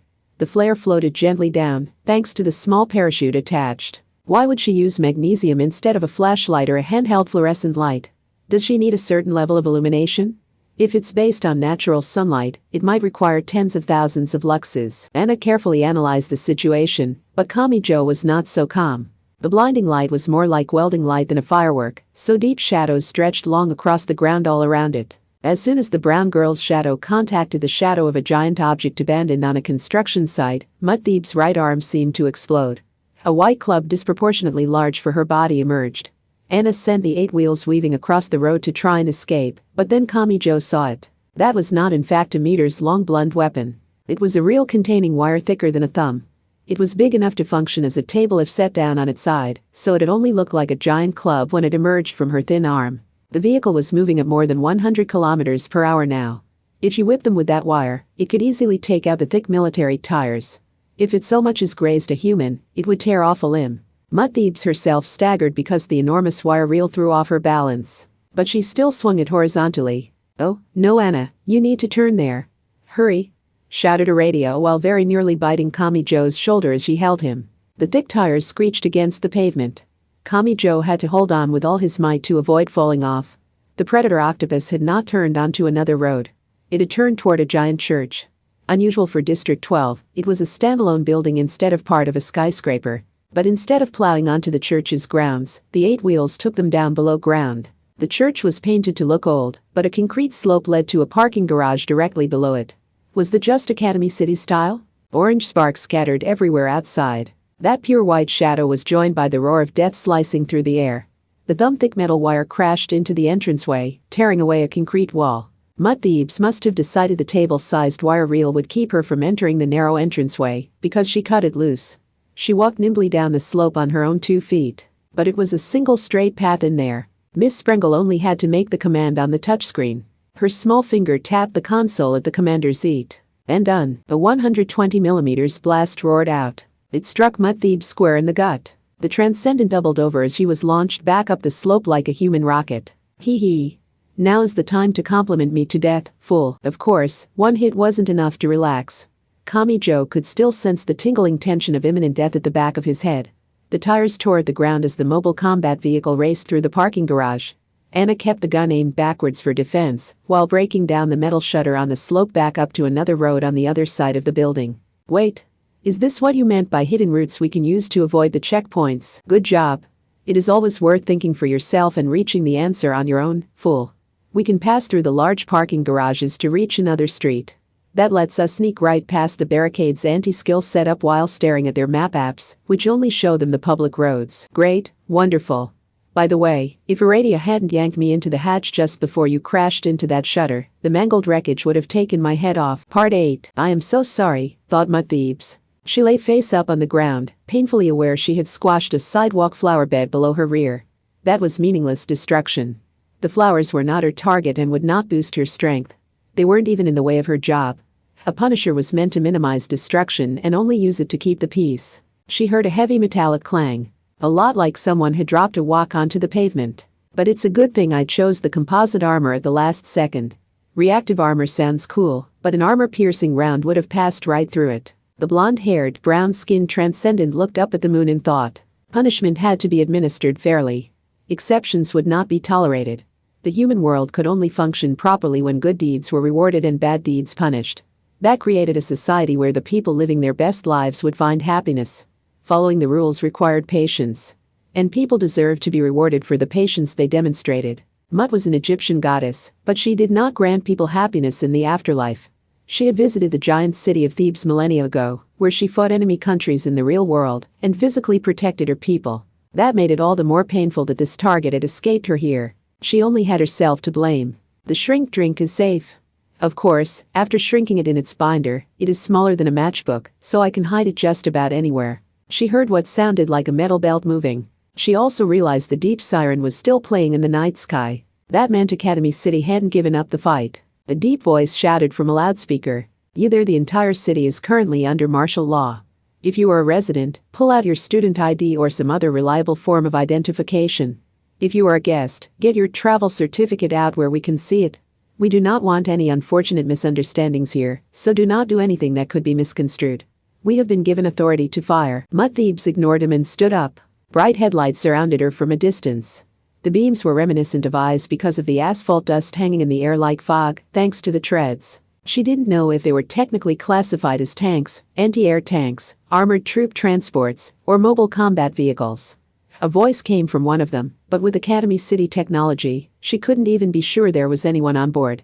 They did have an unusual number of antennae on the roofs, but the many light sources cast long shadows all around her. She appreciated their cooperation. Society and its rules are not to blame for my inability to complete my job. Transcendent Mut Thebes remained expressionless. My own lack of strength is to blame, so I will absorb as many shadows as necessary to create a free and fair society. Mut was an Egyptian goddess of protection and war whose symbol was the vulture devouring unclean dead flesh. Between the lines too, Board Chairman Accelerator's eyes and ears remained active while he remained inside the most strictly guarded cell in District 10's prison. He could not manage Academy City otherwise. Population density and the flow of people, things, and money. A list of online trends, especially dangerous rumors. The state of the deployed troops, organizing and prioritizing witness accounts of their target and of the dangerous element known as transcendence, etc. However, he did not use the underlined notifices distributed to every corner of the city by previous board chairman Alistair. He had already frozen the usage key for that large-scale peeping Tom tool. Then again, what he was using may have been even more unfair.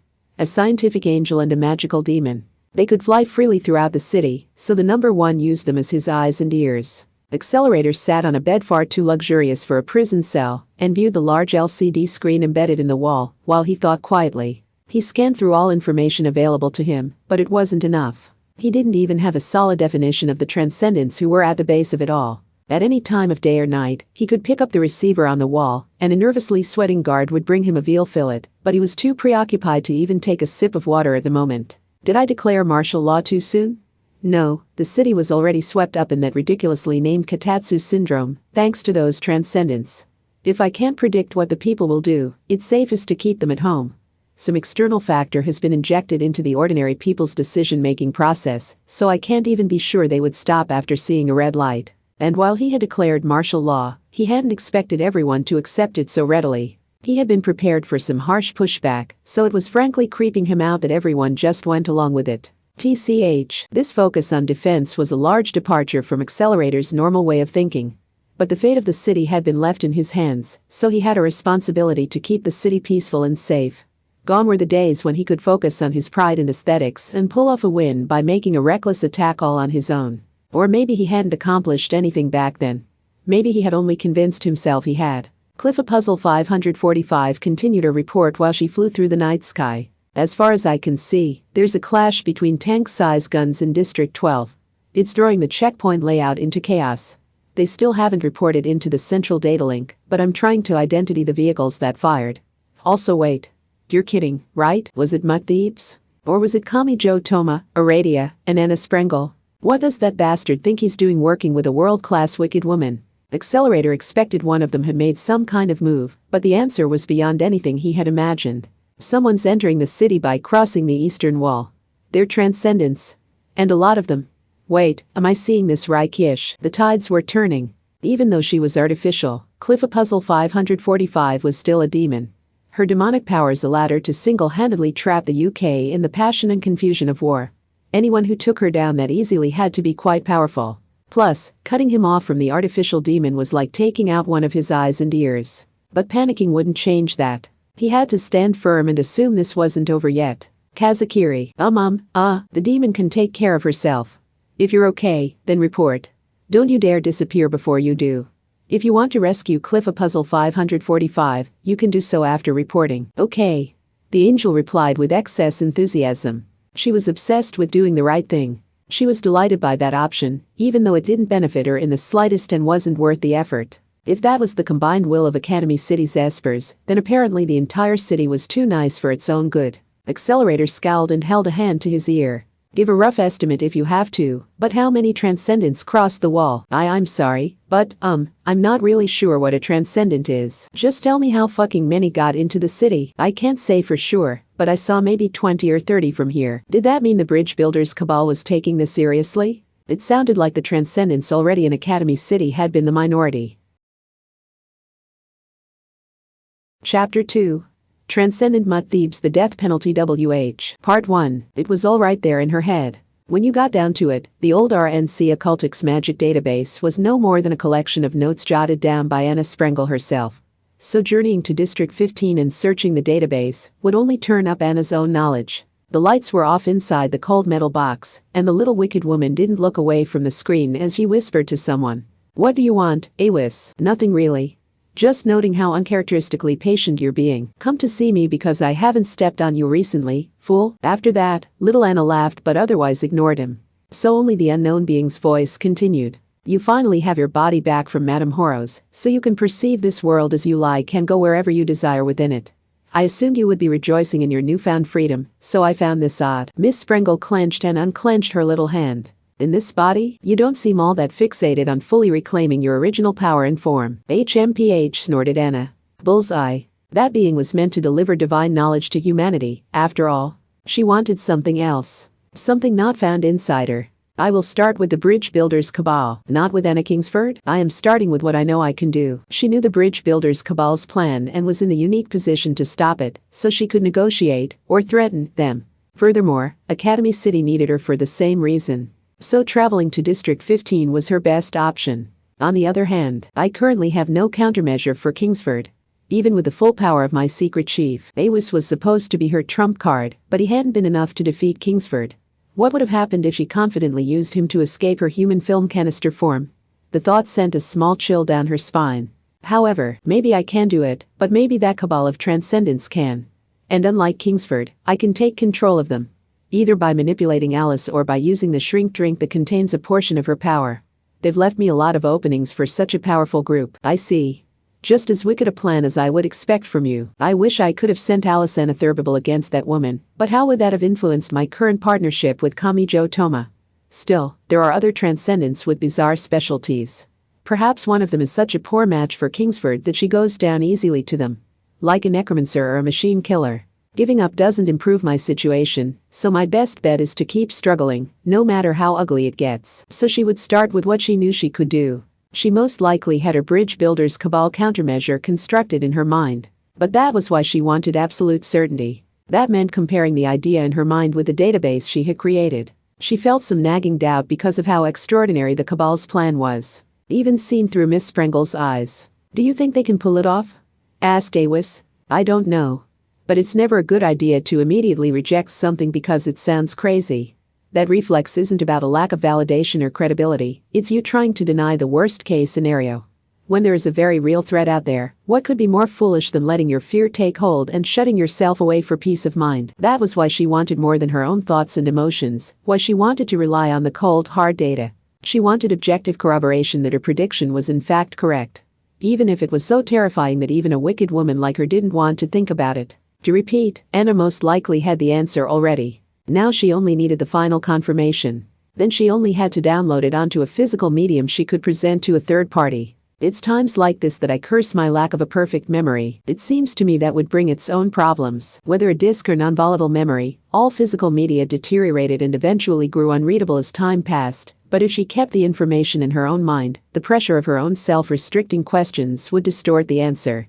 And unlike someone with a perfect memory, her memories provided no objective trust or proof. She knew their plan. She was familiar with all of their Achilles' heels, so she could crush them at any time. But you can't negotiate with the Cabal's transcendence unless you can objectively prove it, said Awis. Isn't it your specialty? You are a messenger who provides oracles while pretending to be some secret divine messenger. It all began when you borrowed Rose's mouth. That message was then written down in a form anyone could read. And it became known as the Book of the Law. But that was all a new seed you had me plant, because you were so disgusted by the Golden Cabal's rapid decline after the Battle of Blythe Road. But, yes, fool. Miss Sprengel sighed. Negotiation is not my primary goal here. That plan must not be brought to fruition. In your mind, anyway. I am honestly mildly surprised you see any room for negotiation left. That was why she had installed a backdoor in that unseen organization, so she could throw them into disarray and crush them from within. All she had to do was tell Alicena Thurbable the personal legend of Kamijo Toma, and make sure the girl adored him like a character from a children's book. So what am I doing now? Keep in mind I can hear your thoughts, Miss Sprengel. Because I am your secret chief and you are my priestess. She kicked her little foot at that. But Awis was right. If you were focused primarily on destroying the Cabal's extremely dangerous plan, negotiation would be meaningless. It would be much faster to slash their Achilles' heels without warning. Was he here to save the world? Nonsense. She had only just reclaimed her physical freedom from one of the greatest frauds in the history of modern Western magic. The little wicked woman should have been living it up and greedily taking everything she wanted from the world around her. So her battle against the Cabal and her drive to crush their plan could not be classified as good deeds. So what did she hope to protect? What did she want most? My king, whispered Anna Sprengel. Part 2, January 4. Early morning. Kamijo Toma awoke to a light slap on his cheek. He first thought the calico cat at play swatted him, but he quickly realized that couldn't be it. It was Aradia. Wake up, ugh. He opened his eyes to find they were at a gas station. There was no clerk there thanks to the martial law, so they had refueled, and he had taken a nap on the bench by the vending machines. Aradia was crouching next to the wooden bench and teasing him, so her face was a lot closer than strictly necessary. Her silver hair spilled down and tickled his cheek. But that aside, it's already 5:30. Based on the work schedule posted in the office, a manager normally arrives at about this time. If the concept of martial law is enough to make the ordinary citizens nervous, the manager might drop by to make sure their workplace is safe. Are you trying to be cute? He was simply so sleepy his tongue wasn't working right, but she coldly criticized him for it. It's January 4 and I'm being told it's already 5:30 in the morning? Has the world gone crazy? Hurry up. Your mind will clear once you get up. If she said he had to get up, that's what he would have to do. But right as he did, Aradia stuck her lithe hand between his back and the bench. The timing was unfortunate. Kamijo's lips contacted something. Aradia's cheek, which had moved unexpectedly close. At first, he thought he had to still be dreaming. Wait, did I really just do that? The fog in his mind instantly cleared away. He doubted she would be kind enough to let him off with a simple head chomp. This was the great Aradia who had already killed him more than once on December 31st. And yet, relax. That was clearly an accident. Confused, Kamijo froze with his arms crossed in front of his face. Aradia was avoiding his gaze a bit, but that was all. The lack of any repercussions scared him in a different way. Like he was building up an unseen debt somewhere. You still need to get up. We can't stick around here forever. They were on the run. He had chosen this path for himself, so he couldn't complain now. His head felt super heavy, but he somehow managed to get up on his own. Thanks to the wooden bench, he ached all over. He left the vending machine area which had a blind pull down over it, and was greeted by the biting cold. He saw a white haze outside. Why do you seem wide awake at this hour, Aradia? I don't know what country you came from, but are you jet-lagged? Witches follow a strict schedule and receive the blessings of nature. I just haven't been able to do so recently, because you had me tied up. It shouldn't surprise you to see me up before sunrise. Aradia threw the response at him like a slap. Then the witch goddess winked. What? You look like you have several things to say. That wasn't true at all, but if Aradia had read too deep into his expression and opened the door to questions, he couldn't pass up the chance. Because wait. Did this mean he could have her clear up the mysteries surrounding the Transcendence in the Bridge Builders Cabal? If you insist, calm down. I'm not going anywhere, so relax your shoulders and try that again, boy. Are you actually a red android? You're starting there. I suppose it's best to be careful, but still, shouted Aradia, bristling at his question. But she no longer had that air of a cool witch lady. Didn't she seem more open to anything, and even a bit indulgent? Then to cover a more immediate issue, what do you know about mud thieves? I could be killed without knowing that. But I understand if you don't want to give up info on a fellow Cabal member, you don't have to worry about that. Not anymore anyway. Aradia shrugged and sighed, the breath appearing white in the January morning. Then I will start with the basics. Mud is a goddess found in Egyptian mythology, right? He was pretty sure HT Trismegistus had told him that at the consulate. He wanted to know more than that. She is a war goddess who uses the vulture as her symbol.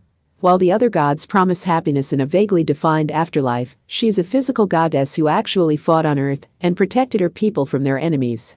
She is specifically said to have defended the ancient city of Thebes from an outside enemy. Seriously? So she's a god who specializes in war and nothing else? It was believed that was one of the many abilities of a protective mother, Aradia subtly corrected. Mut was special in that she was both a goddess and the wife of the ancient Egyptian pharaoh.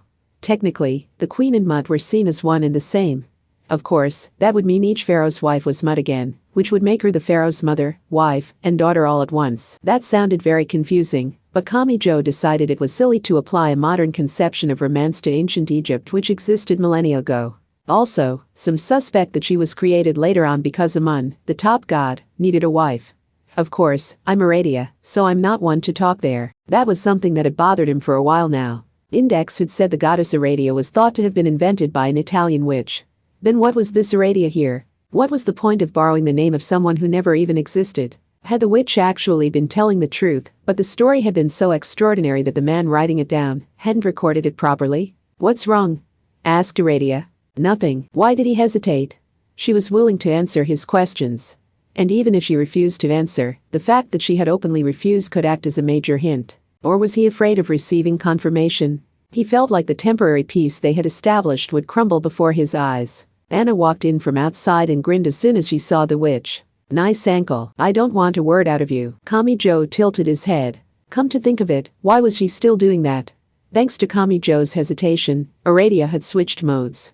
And given how prickly she was being now, he doubted she would answer even if he asked. The fuel pumps were dangerous since they worked with gasoline. And they were located outside, so they would have been locked down separately to the office. But that hadn't been much of an obstacle to Anna Sprengel's technology. The wicked woman gave a snort of laughter. In the end, single-use passwords and two-factor authentication are still patterns. Once you decode the pseudorandom number generator, it might as well not be locked at all. At least they seem aware that biometric data like fingerprints or eye scans are a lot less safe, given how high-quality cameras are these days. I'm suddenly glad my dorm room uses an old-fashioned analog key. Trying to set a new record for foolishness? That's an even simpler combination of patterns. The best security system a fool like you can manage is being too poor to own anything worth stealing. Meanwhile, Kamijo spotted an old-fashioned payphone nearby. Even a high schooler like him knew using his phone was a bad idea while on the run, but since a payphone wouldn't leave a record of who made the call, couldn't he contact Index or Misaka Mikoto that way? Little Anna glared up at him. Again, don't even think about it, fool. Get us in trouble by trying it, and I will kick your ass headfirst into a doghouse. All right. It looked like he had to abandon that idea. She refused to explain why, but this must have been riskier than he thought. Anna had single-handedly built up RNC Occultics as a global company, so he doubted he could outdo her when it came to computer knowledge. Academy City technology was 20 or 30 years ahead of the outside world, but Kamijo hadn't designed that technology himself. I hope they're okay. It's so frustrating when they're in the same city as me. He had to believe that the pursuer's attention on him meant less focus on Index, Mikoto, and the others. The mobile combat vehicle stood out thanks to its 8 wheels and swiveling tank gun, but they had shoved it inside the car wash on Anna's suggestion. Apparently no one would notice it as long as it fit inside. Little Anna unfolded a large paper map on the concrete ground. She and Aradia stared at the map through a magnifying glass they had found somewhere. Let's see. Based on my scrying, it should look something like this. Anyone's spell would reveal the same thing. And it seems to be showing water-based danger on the horizon. They didn't seem to be reading minuscule text or setting down small game pieces to simulate the enemy formation. This sounded like occult divination. When Aradia slid the magnifying glass across the map, Kamijo noticed small flashes of light dancing inside the distorted lens. Don't be shy. If you want to see the map, move in closer. Still crouching, Aradia scooted a bit aside. Kamijo did as she suggested, but he still couldn't tell what he was supposed to be seeing. He just didn't want to be standing behind her because he felt guilty seeing her butt while she crouched like that. The oblivious woman was still focused on the map. I'm using crystal divination. It's a common enough technique in Wicca. You stare into the crystal and decode the information you want from the vision you see within. This is a variation on it. I bet you didn't know the crystal doesn't actually have to be a ball, did you? He was more interested in what she had discovered than the method she was using. Aradia removed the magnifying glass from the map and raised it like an old-fashioned detective. Lend me your right hand. Kamijo held out his hand as asked, and she touched the rim of the magnifying glass to it. It made a high-pitched cracking sound. Aradia was apparently done with the magnifying glass now, so she spun it in her hand and brought her lips to the rim, like it was a giant lollipop she was about to lick. Imagine Breaker makes this so much easier. It does, agreed Anna. It lets you omit the entire process for exercising the summon power. And you don't have to worry about the backlash if you screw up. The Golden Cabal was a sorry excuse for a cabal that kept growing more bloated until it ruptured, but I can see why they had it stored deep within Blythe Road as a last resort. Kamijo wasn't sure how to interpret this assessment. Should he view this like the young woman next door asking him to get a stubborn lid off of a bottle? If so, he wasn't going to complain. Wipe that smirk off your face, fool. And we should keep the divination to a minimum. Academy City might not know much about magic, but Mud Thieves or Kingsford might notice and use it to track us down. Like suddenly noticing a presence in some abandoned ruins. Little Anna pouted her lips and swiftly folded up the map. We are in District 6 now, so we still need to cross Districts 5 and 7. So, fool, let's continue on toward District 15. I get that, said Kamijo while climbing for the hatch on top of the gun. The interior was still cramped and the seats even more so. There was a reason they had refused to spend the night inside there. But I still can't believe we got an armored vehicle inside the amusement park district. I would have thought they had a solid gate at the entrance to make sure no one gets in without a ticket. You really are a fool. This is a mobile combat vehicle. Anna made sure to correct him every time. If you refuse to learn, I'll start shoving the vocabulary sticks up your asshole. What was a vocabulary stick? Whatever the case, he got the feeling she would also get furious over the debate regarding whether corn was a grain or a vegetable. Also, fool. Amusement parks have industrial vehicle entrances located out of sight of the guests. How do you think they receive all the food and souvenirs they sell across the entire park? Or what about replacing the heavy metal rails and thick wires for upkeep of the thrill rides? You didn't think it was all carried in by hand, did you? That's not what I meant. District 6 is one giant amusement park, right? It just feels like the end of the world to see a military vehicle intruding on this land of hopes and dreams. Do not interrupt me again. Most fairy tales are more like horror stories if you follow them back to their roots, added Aradia. Was that supposed to be helpful? Also, the expert on witch stories spoke down from above the other two. The nature-loving mountain girl couldn't stand being cooped up in that tin can all day, so she had her upper body sticking out of the hatch to enjoy the breeze.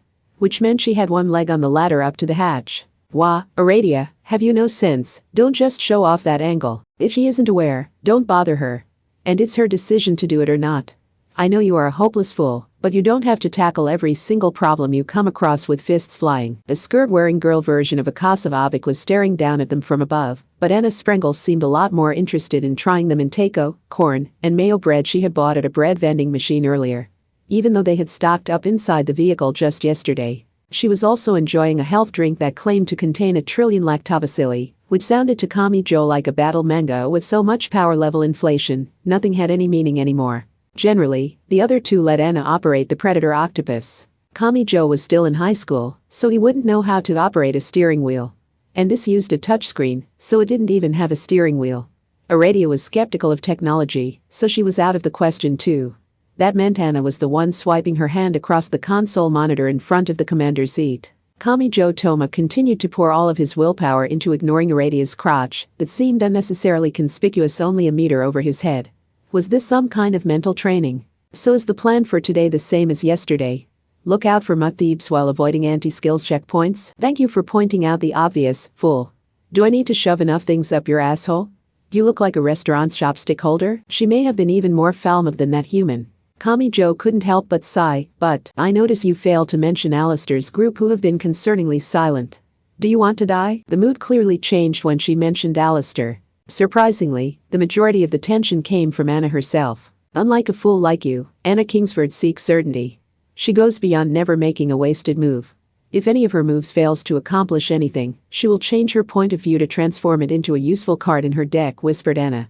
That little wicked woman was revealing her own weakness to someone else. Kamijo didn't see that as regression.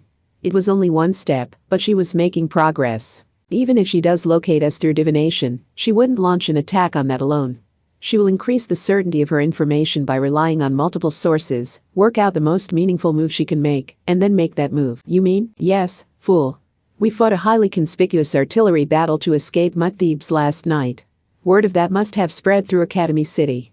Assuming she intercepted those reports and has been analyzing the situation based on them, it won't be long now. Kingsford will make her move soon. Part 3. Alistair Crowley, Anna Kingsford, and Kahara Naukin. Since they looked like a foreign nun and a mysterious near-future glasses woman out walking a large dog, after martial law was declared, they had to make for quite a bizarre sight. Except they didn't. When they walked right in front of an armed anti-skill group, not one person demanded they stop. Was it Kahara Naukin who had said they were bound to be caught if they snuck into Academy City again? Alistair sighed. This simple recognition manipulation won't work on anyone with a deep knowledge of magic. That of course applies to the Transcendents, but also to the artificial demon working for Academy City. Cliff Puzzle 545. He could imagine all this so easily, but he could never make sense of the human mind. He was constantly making mistakes. Meanwhile, Anna Kingsford curiously viewed the vehicles parked on the curb. The tanks and armored vehicles were all painted dark because they were meant for use in an urban environment. They were closer than expected. Much too close. The great knowledge goddess took small steps up to within a meter of one, looking just like a tourist with one of the red guards at a certain English palace. If not for their magic, they would have been instantly discovered and forced to fight. Oh, how fun. It's like a parade. Don't place too much faith in that preserved corpse. It might look just like a living body, but it's still only a corpse being forced into motion. You can't use any magical defenses, so if you were held in place by the ground collapsing below your feet or exposure to a high-voltage current, an ordinary tank gun could blast you to smithereens. Then am I relatively safe from the ones not in a vehicle? How did you find a way to look on the bright side of that warning? When Kingsford pointed at an anti-skill group from less than a meter away, Alistair shut an eye and held a hand to his forehead. That she went unnoticed was proof that she was the spell expert Alistair was not. A true expert did not neglect these fundamentals of magic. Or rather, it was all part of a single large system. There were no unnecessary gears in the world of magic. So instead of learning a single special move, you increased your overall strength by thoroughly honing your skills in all the most common spells, until they were their own special moves. An expert like Kingsford probably resented the very act of designing a spell exclusively for killing. The golden retriever sniffed at the cigarette smoke exhaled by an anti-skill officer on break, and reacted with disgust when he detected the vanilla additive. Explain it to her, Alistair. I would understand if you had explained it over and over and she refused to learn, but she can't be blamed for her ignorance. I know that, but still, the great knowledge goddess's knowledge stopped in the 1800s, so while her magic knowledge was unmatched, she didn't know much about the threat posed by science. The lack of knowledge wasn't necessarily a problem, but her inability to appreciate the threat was. She was too innocent, like a young child who had never touched a hot kettle. Eventually, Alistair pointed up into the early morning sky. Academy City has developed 200mm self-propelled grenade launchers and multi-stage rocket launchers with a range of more than 30 kilometers. They can accurately drop a grenade on you anywhere in the city.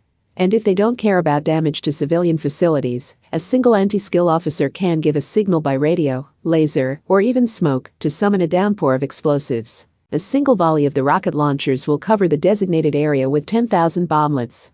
Do you still feel safe? A sound like an electric shaver passed by overhead. This one was not for aerial photography. The 45 centimeters plastic isosceles triangle was joined by hundreds more clustered together like a flock of starlings. From a distance, they appeared to undulate like a great serpent. These were self-destruct drones designed to spread out in the sky, locate their target, gather overhead, lock on, ignite their solid fuel, drop toward their target, and explode. Alistair sighed. Each of those snakeheads is loaded with as much explosive as an anti-tank rocket.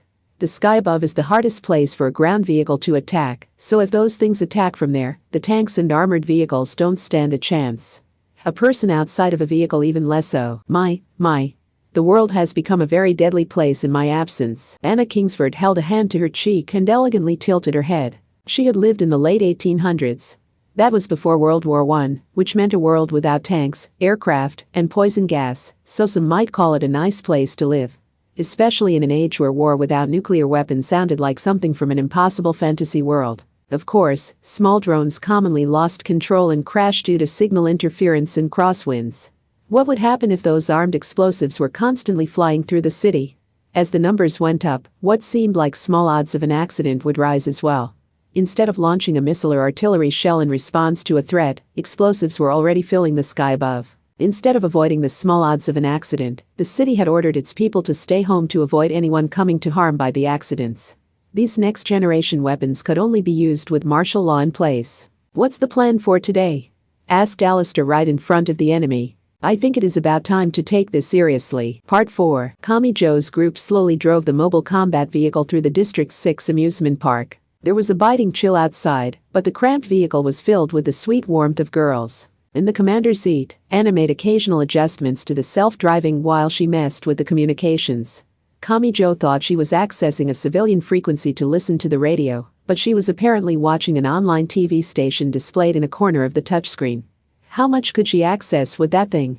Today is January 4. Good morning and welcome to the Children's Q&A Advice Show. You're in for a treat because today's New Year's special is 2 hours long now. Our first side call is a question from Azumi-chan, a second grader from District 13. Happy New Year, Azumi-chan. What is it you want to know? Happy New Year. Why do you catch a cold when it's cold out? That's actually a really interesting question, Azumi-chan. But first I need to correct a misunderstanding there. It's hard to tell because they're too small to see, but colds are caused by germs you can find floating in the air any time of year.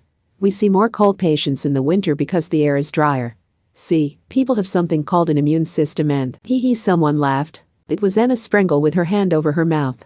It was an unusually gentle laugh for her how harsh she tended to be. It lacked her usual edge. Excellent. She honestly asks the question on her mind, and then listens to the answer. She earns a perfect 100 as a student. Really? You need to be careful, you dull fool. All of you fools like to ask the question before even trying to think for yourselves. Instead, you need to listen, work to comprehend what you have learned, and if you still do not understand, gather up what you know, put it in your own words, and feel no shame about asking. That is what I call perfect. So did he have to learn to act like a 7 or 8-year-old to please Miss Sprengel? That honestly sounded way too hard. The problem isn't how much or how little knowledge you have. Anna elegantly crossed her legs in the highest seat, rested her elbow on the armrest, and her head in her hand. And she whispered in Demon Lord mode. Knowledge you never use grows rusty. If you avoid writing a word for fear of misspelling it, you really will forget how to spell it before long. So the greatest barrier to true knowledge is the silly pride that believes you are too good to study and master the fundamentals. Feel no shame, learner. The textbook lies before you. It might look intimidating, but your predecessors have proven that you will eventually achieve mastery if you take it slow and complete each step in turn. You must not skip past the basics and immediately attempt the practical side. Even worse is to fail to realize you have given up on thinking, fail to learn a single thing, and find all you have left is an inflated sense of pride. This advice had arrived unexpectedly. He needed to listen, work to comprehend, and if he still didn't understand, gather his knowledge, put it in his own words, and ask without shame. Kamijo decided to put Anna's advice to practice. So what were you hoping to accomplish? I didn't have a lofty goal like guiding all of humanity in the right direction. Miss Sprengel's thoughts had been transported elsewhere, while she listened to that innocent exchange on the radio. And the words spilled from her lips now. I wanted to share what I had if it could quench people's thirst for knowledge. But only if they sought that knowledge in the proper way. In the end, that never came to pass.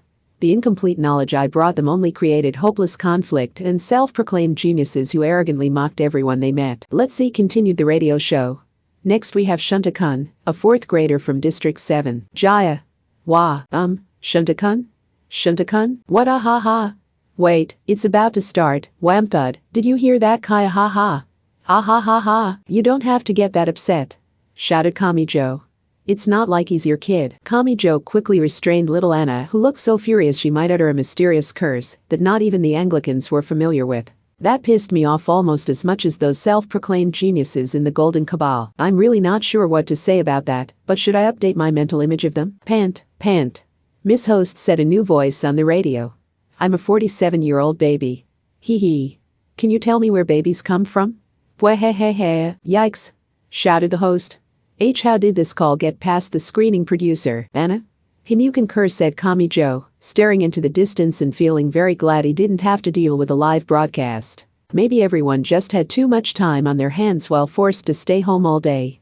Choosing to stay home during the holiday and being told you couldn't leave the house were two very different things. This martial law thing is scary. I never thought being able to go where you want could feel like a luxury. Anna wasn't driving their vehicle at full speed, but not because she was focused on the online TV show playing on the screen. I don't trust the quality of the pavement on private property. Worse, this looks like tile, not asphalt. I hope we don't break through all of a sudden. Break through to where? That question earns you 0 points. You didn't even try to think first. The little wicked woman's voice was ice cold. There is more to an amusement park than what meets the eye. There is a lot built underground, like the giant motors and industrial power transformers for the thrill rides. For example, yes. Just imagine it, fool. Have you ever seen an amusement park with power lines strung up overhead? Any realistic equipment that would break the illusion are buried underfoot. Was that how it worked? Kamijo took a look at the monitor Anna was messing with. But it looks like the Ferris wheel and the other rides are all stopped. Is it just too early in the morning? You have a fool's imagination. The attractions are put through test runs before the park opens to ensure safety, so amusement parks are actually quite busy early in the morning. Anna poked at the touchscreen as she answered. The exasperated sigh was quickly becoming her default state. She was probably making an adjustment to the self-driving, but the lack of a steering wheel made it hard to think of her as operating a vehicle. Their motionless surroundings made it look like the giant amusement park had frozen in the winter cold. But did that mean the martial law was to blame? The amusement park was district-wide private property, so if the people at the top, the management, decided to shut it down, it could be shut down in a matter of seconds. But aren't there a lot of people here? This has facial recognition boxes popping up all over. Do not breathe on me in your panic, fool. Do it again and I will shove yellow mustard paste down your dickhole. I would have thought a wicked woman would understand male anatomy better than that. Do that and it would explode. It makes sense to me, said Aradia, also sounding exasperated. Kamijo bristled at the thought of her shoving something in there too, but that wasn't what she was talking about. You can demand people stay home all you want, but some people are going to head out regardless. It was before the park even opened, so these people weren't breaking the rules to enjoy a day at this land of dreams. They appeared to be here for work. About half seemed to be park staff, and half seemed to be truckers. The sudden declaration of martial law hadn't shut down District 17's unmanned factories, because no one had to show up for work there, and what were they supposed to do about the cakes, twisted donuts, and other park-exclusive foods they had prepared the day before? Maybe it was a good thing Kamijo's group had left the gas station early on Aradia's suggestion. Anna shut off the online TV show and displayed the outside footage on the full monitor. Wow. Hey, Anna, what are things like outside? The lack of windows scares me, foolish fool. There is a periscope linked with a camera at your seat. That is the loader seat, so it has secondary 360-degree observation equipment separate from the gunners. If you say so, you're the one who asked. Wait, no, put that yellow tube away. You lost me at the Piri whatever part, and unlike with my phone, I can't exactly learn how this equipment works through trial and error. I could press the wrong button and launch some weapon or another. It's called a periscope. You know, like on a submarine? Oh, are my words converting properly here? Aradia was actually speaking a mystery language called common tones rather than Japanese, but she still helped him out like a kind older sister. The way he could actually hear her saying two different things at once was kind of scary. Coddle him like that, and his foolishness will only grow. I didn't start it. You can blame a certain magic god for that one. Anna had no interest in a child with no drive to learn, so she ended up doing everything on her own. She poked her fingers boredly at the thin touchscreen from the commander's seat. I'm still scared, Anna. Can't you let me see outside too? Sigh. Do you never shut up, fool? Here. Anna stood up from the commander's seat and let him take it. He was worried about her leaving the controls, but she seemed fine reaching in from the side to make the necessary adjustments. So the spiky-haired boy sat in the warm commander's seat. Then something happened. Little Anna sat down in his lap. What now? He was seriously unsure where to put his hands. He ended up holding them overhead. She also seemed weirdly smooth, so he looked down to discover she only had her baggy dress held up at her chest. This was more than he could have imagined. Her defenses from the rear were as non-existent as with a naked apron. His eyes widened further when Miss Sprengel did not hesitate to lean back against him. Anna son, I'm kind of busy right now, so stay still. I don't have time for questions. Besides, I doubt a fool like you would learn much from looking at the screen. I thought you were being unusually accommodating, but you're still upset, aren't you? Oh? Finally figured something out on your own, did you? Good job. I'll have you know I am the type to hold a grudge. Kamijo felt a kick at the base of the seat bolted to the floor. He looked over to see Aradia refusing to look his way.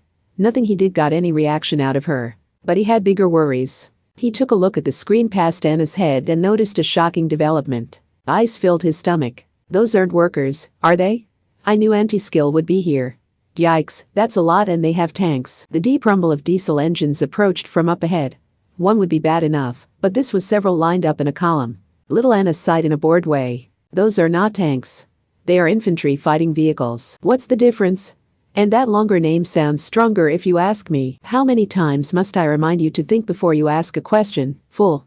These are only about half the weight of a tank, and they only use smaller guns with barrels the size of a clothesline pole. Those are 35mm autocannons.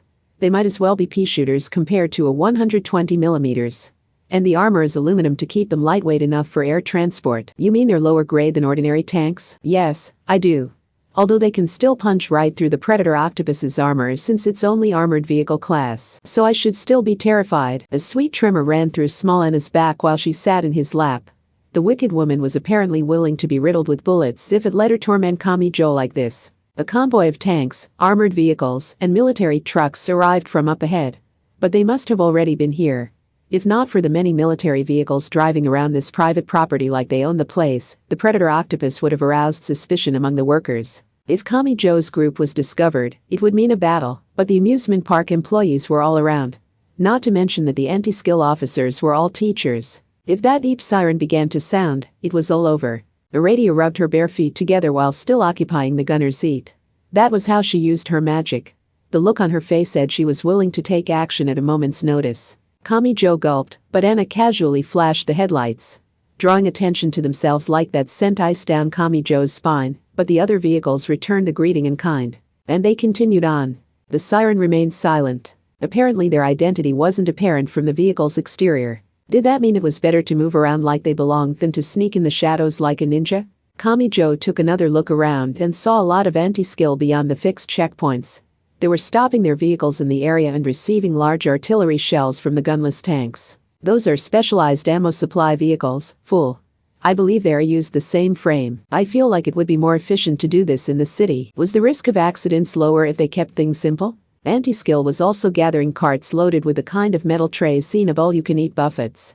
More than hold food, they appeared to also heat the food with a heating element, allowing for cooking. The adults were gathering around and receiving breakfast from a strange vehicle that Anna smugly explained was a field kitchen. Unlike the students at school, they formed an orderly line without any fighting. This martial law thing is just like being at war, thought Kamijo, one of their prime targets, which would have angered certain people had they heard it. Anti-skill really did look more like soldiers than school teachers here. After nonchalantly driving by, Anna bit her thumbnail in his lap. Don't relax yet, fool. They will discover who we are eventually. A military vehicle not found on the Central Datalink's timetable is wandering around and loaded with live ammunition, after all, and there was no real reason they had to get through this without being discovered. The fuse had already been lit. They only had to reach District 15 before the explosion. The Predator Octopus came to a slow stop. Not even Kamijo had to ask why. He lowered Anna from his lap and grabbed the ladder. He opened the hatch and poked his head out to view the 50 meters wide obstacle blocking their way. A river. Failing to find the right answer while looking right at it is unusual indeed, fool. That is technically a canal since it was intentionally dug by the amusement park. Anna's voice pursued him through the hatch smaller than a manhole. River or canal, the 20TN mobile combat vehicle could not float in water. Crossing would require using one of the bridges, and bridges were crucial for transportation. There was of course more than one, but even from here he could tell anti-skill had checkpoints set up on all of them. They had built barricades from steel beams and barbed wire, and they were shining large construction site lights. They also had the firepower of tanks and armored vehicles at their disposal. Were those stacks of boxes full of ammunition? Approaching any of those bridges would be a bad idea. Kamijo looked down into the vehicle, which had become an oddly warm and sweet girl zone. Could we drive right by them in this vehicle like we did before? That may have looked simple to an ignorant fool, but that was a risky gamble. And at an official checkpoint, they will not even let their own people through without an ID check for the vehicle and its occupants. Try it there and we will be exposed and forced to fight. Which will lead the bridge builders Cabal and Kingsford right to us. Anna was right. If they could drive right through, they wouldn't have had such a hard time last night either. If they're watching all the bridges, oh I know. Could we create a floating bridge or something, with some wooden boxes and ropes we find lying around? I do appreciate the attempt to think for yourself, but anything sturdy enough to allow a 20TN vehicle across would be extremely conspicuous, fool. Aradia seemed unusually happy given he was letting the cold air in through the open hatch. Ugh, I can't resist any longer. Move aside so I can get some fresh air too. Wait, Aradia, there's no room. With two of them, the small hatch was cramped indeed. There was only one ladder to stand on, so it was a lot like having two people crammed onto the same side of a katatsu. What was she? A kind but weirdly careless big sister. They were practically in each other's arms, while Aradia took a deep breath of the chilly air. But, what are you looking at, Aradia? The park workers. They do us a great service by giving witches a positive image of magic and dreams, so I need to make sure they'll be alright. But you don't care about anti-skill? Wondered Kamijo, but did that mean he was too distracted by their surroundings? When he thought about it, if a normal person came to the amusement park, they wouldn't be here to see the armed enemy force. For me, people watching is more than just a hobby. Kamijo looked puzzled, so Aradia changed the subject to the main topic at hand. Couldn't we abandon this vehicle, cross the river on our own, and steal a different military vehicle on the opposite bank? This 8-wheeled thing can be remotely controlled to an extent, can't it? We can send it into one of those dangerous bridge checkpoints as a diversion. That can be our last resort, said Anna. I want to avoid stealing another vehicle if possible to reduce the odds of them noticing I hacked the data link.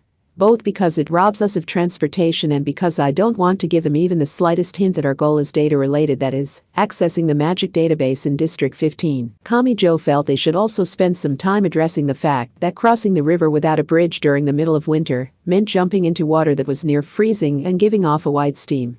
And wasn't this river more than 50 meters across? The Transcendents might be fine going for a celebratory New Year's swim, since they were walking around in what might as well have been swimsuits, but an ordinary high school boy like Kamijo would freeze and be swept away before he made it across. Anna kicked the ladder with her small foot as a warning, so the other two ducked back down and shut the hatch.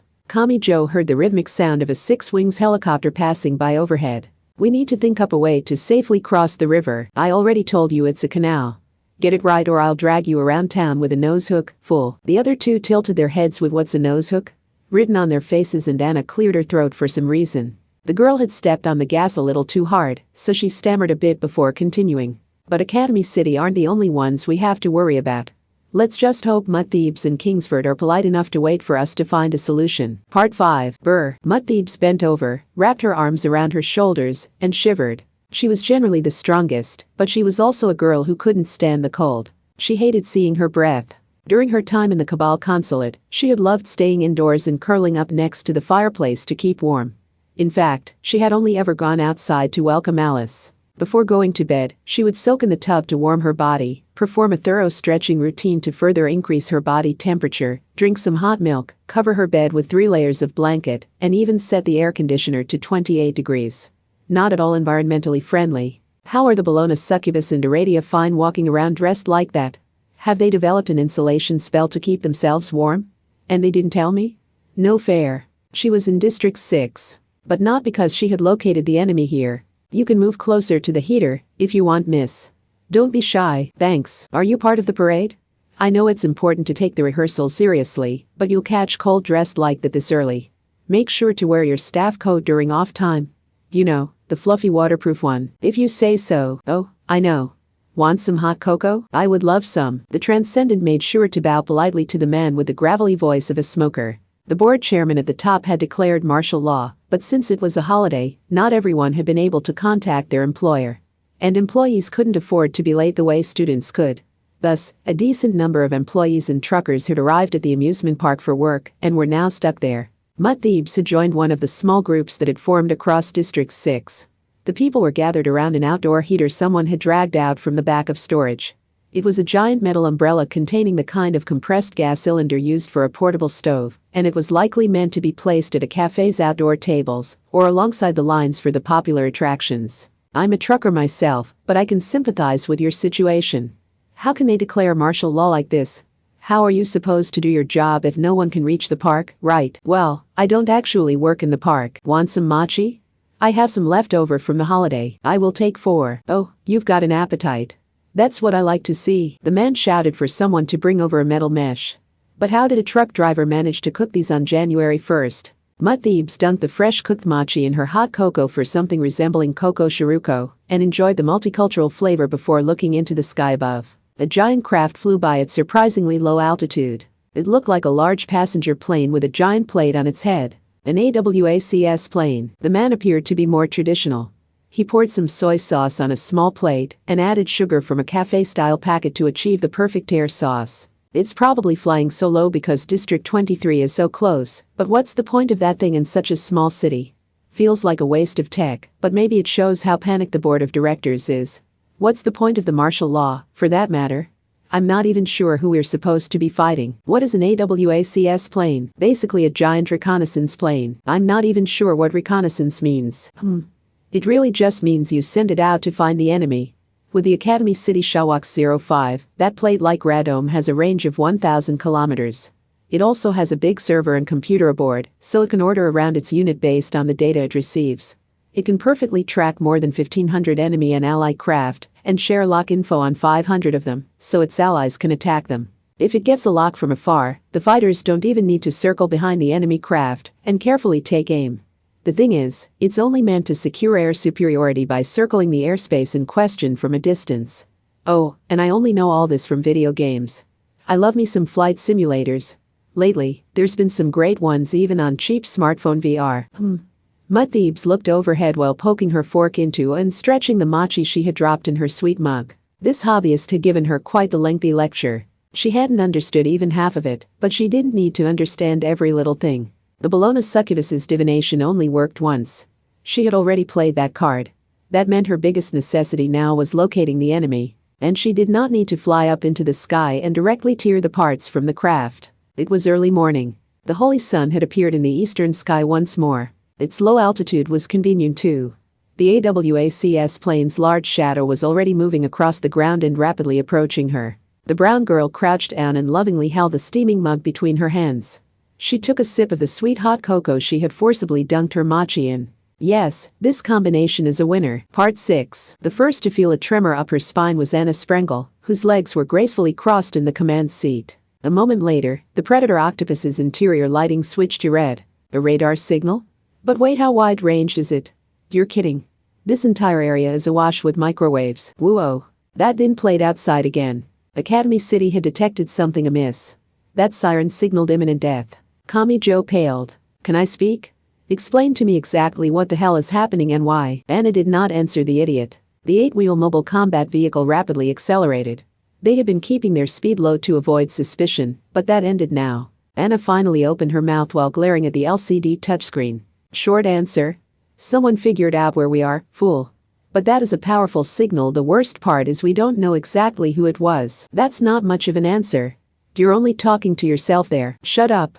If you aren't going to use your head to think, how about I squash your face below my butt? She had mentioned radar. That would suggest Academy City since they were the science side, but Kami Joe's limited knowledge of the transcendence was enough to know that wasn't the only possibility. Mud Thebes could absorb an object's power by contacting its shadow with her own. And if Academy City noticed, they would have sent word by radio. An anti-skill would move in from all of the checkpoints. Aradia frantically placed her hands on Kami Joe's shoulders, pushing him gently into his seat. We need to run because some dangerous tech is after us, right?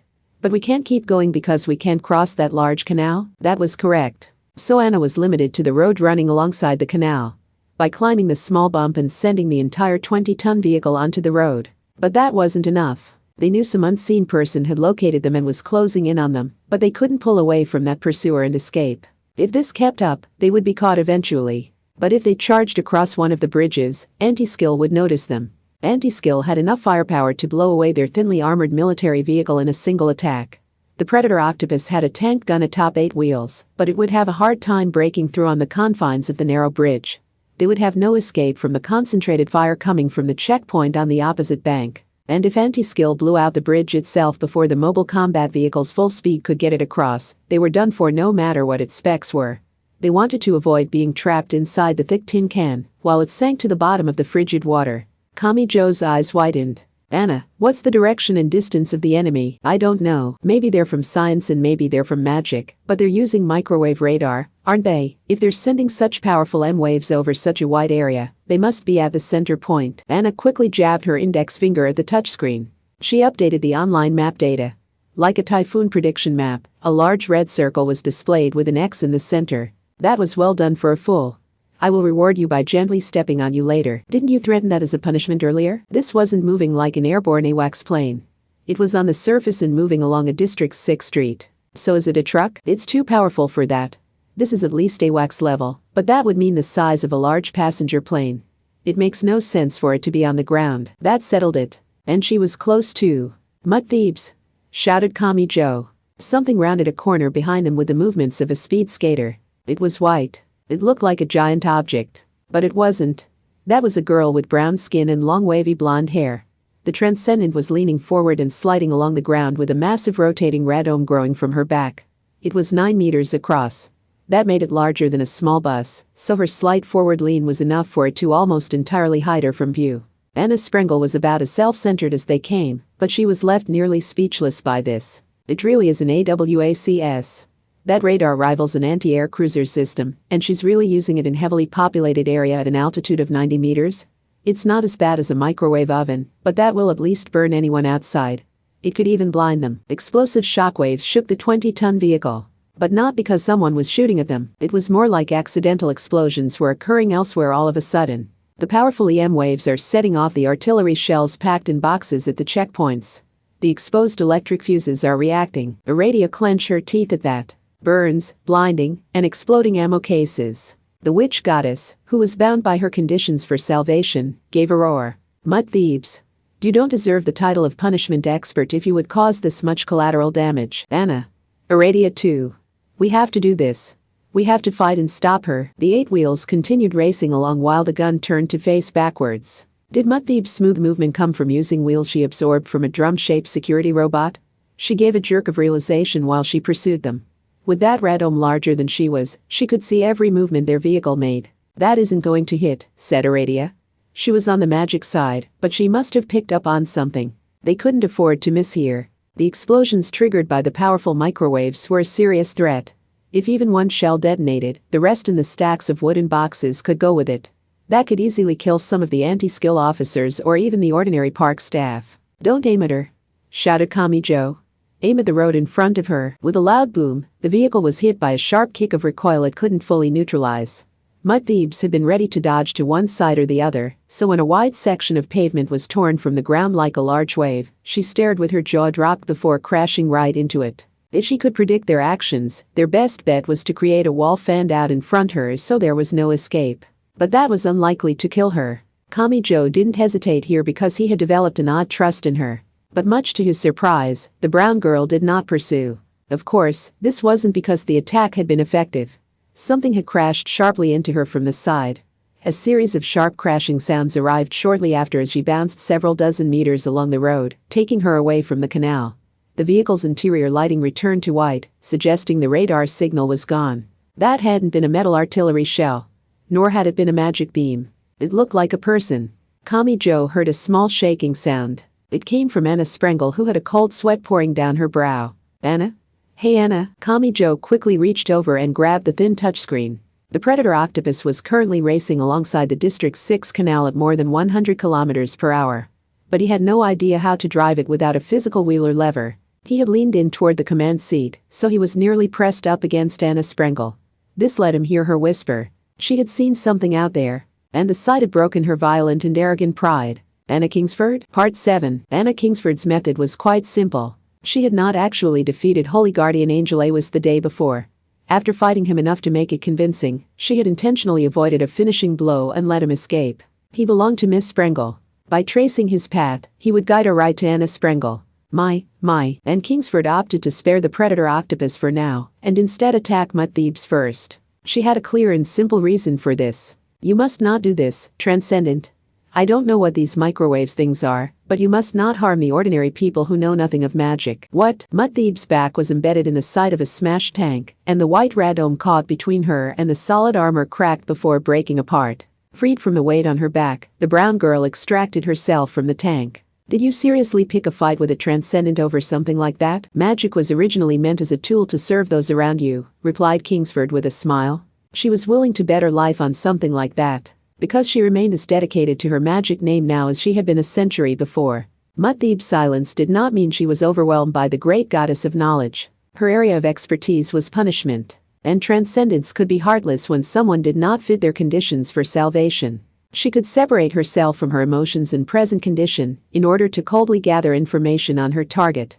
In this case, she heard the rumble of a diesel engine driving away. She used that to estimate her target's location. I can't use the AWACS anymore. And I don't have direct line of sight, so I have to rely on sound. I will lose them if I can't resume the pursuit within 3 minutes. That is not a good idea. Kingsford's soft but smooth voice interrupted Mudtheeb's thoughts. She placed her finger on her slender chin. Do not ignore the immediate threat to focus on your distant target. For that matter, what makes you think you can win this at all? Are you Anna Kingsford? I am indeed. The original? Of course not. She didn't even try to claim otherwise. Casually abandoning that legend may have been something Miss Pringle could never do. I am well past worrying about that. She too is an original. She has done a splendid job of achieving what I cannot. Although she seems unaware of that fact. So I am willing to let her be the main Anna in the history of modern Western magic. I am no more than a spell user. As long as I can serve those around me, I am not picky about what form that takes or what people call me. Transcendent Mutt-Thieves' behavior was unchanged. With a dull sound, the color white burst from her right shoulder. She had absorbed the tank she had crashed into, so a 120mm gun suddenly emerged. I absorbed the shadows of the laser targeting and microwave radar this time. Kaboom! She didn't hesitate to fire. The shell tore through the air and was compressed to the absolute limit before its course veered to the side in front of Anna Kingsford. It looked so natural Mutt-Thieves nearly overlooked how odd it really was. True understanding is not found in battle. Anna Kingsford shook her head. With that large witch hat on her head, she was not bragging. The eyes behind her glasses displayed the look of a teacher, marking a question wrong on her student's test. Sadly, all you will find there is misunderstanding. I did not do a thing. It was you that missed the shot, Transcendent, not me. Nonsense. That kind of pedantic argument can't alter my spell. We were both wielding the uncertain system of techniques known as magic, so how can you claim anything as reproducible or absolute? Transcendent? That meant Mutt-Thieves either had to overwhelm her with enough attacks, or physically tackle her to break through whatever barrier had sent the shell off course. But Mutt-Thieves was a moment too slow. Kingsford clapped her hands together in front of her large chest. Magic power, that was all. There was no light, sound, color, or shape. But the brown girl sensed something, an unseen, unknowable field of oppressive density appear between the two of them. Anna Kingsford did not use flashy special attacks. She took the common magic and ceremonies that even the beginners were sick and tired of, and she honed them past the limit. No more than that. But no one else could achieve this, so it allowed her to overwhelm all others. It even let her gather up and harness the immorality, tragedy, and misfortune found all throughout this incomplete world. What did you do? Nothing really. Hee. This rebuilt body appears to be more fragile than my original one. If I refined magic power at my full strength, it would destroy the inner parts. So I emit all the excess energy outside my body, which makes it easier for non-existent things to manifest. Think of it like how upping the humidity with a humidifier makes it easier for frost to form on the window. A true expert did not normally say much. So when the second Anna did so, she was doing it for her opponent's benefit. The brown girl still didn't understand, so the expert gave her a look of pity. In other words, it is not me who will defeat you. A heavy footstep rang out. It came from a blonde woman in a beige habit. But was that really who this was? If so, how was her footstep powerful enough to shake the world around her? The unknown entity approached with head lowered and radiating a bestial aura. She held her hand straight out. Your number is 333, your nature is dispersion. You obstruct all bonds, and I ask that you mercilessly tear apart this force, building a tower of immorality and sacrifice. Something beat hard against the air. A pair of bat wings had emerged from her back. She slowly raised her head to pierce all with her gaze. Lend me your identity, Great Demon Karanzan. Kiki ha ha. You would willingly use me, human? That's quite the taboo you're breaking. Feeling like naming yourself the wickedest man in the world again, Alistair. A series of bright lights and explosions followed. An even more colorful spectacle had to be playing out in a territory invisible to human eyes. Part 8. Kamijo Toma jumped within the mobile combat vehicle. He had heard that explosion even through the Predator Octopus's armor. It had sounded like a nearby lightning strike. Did one of them get the other? But which one got which? That's no cause for celebration.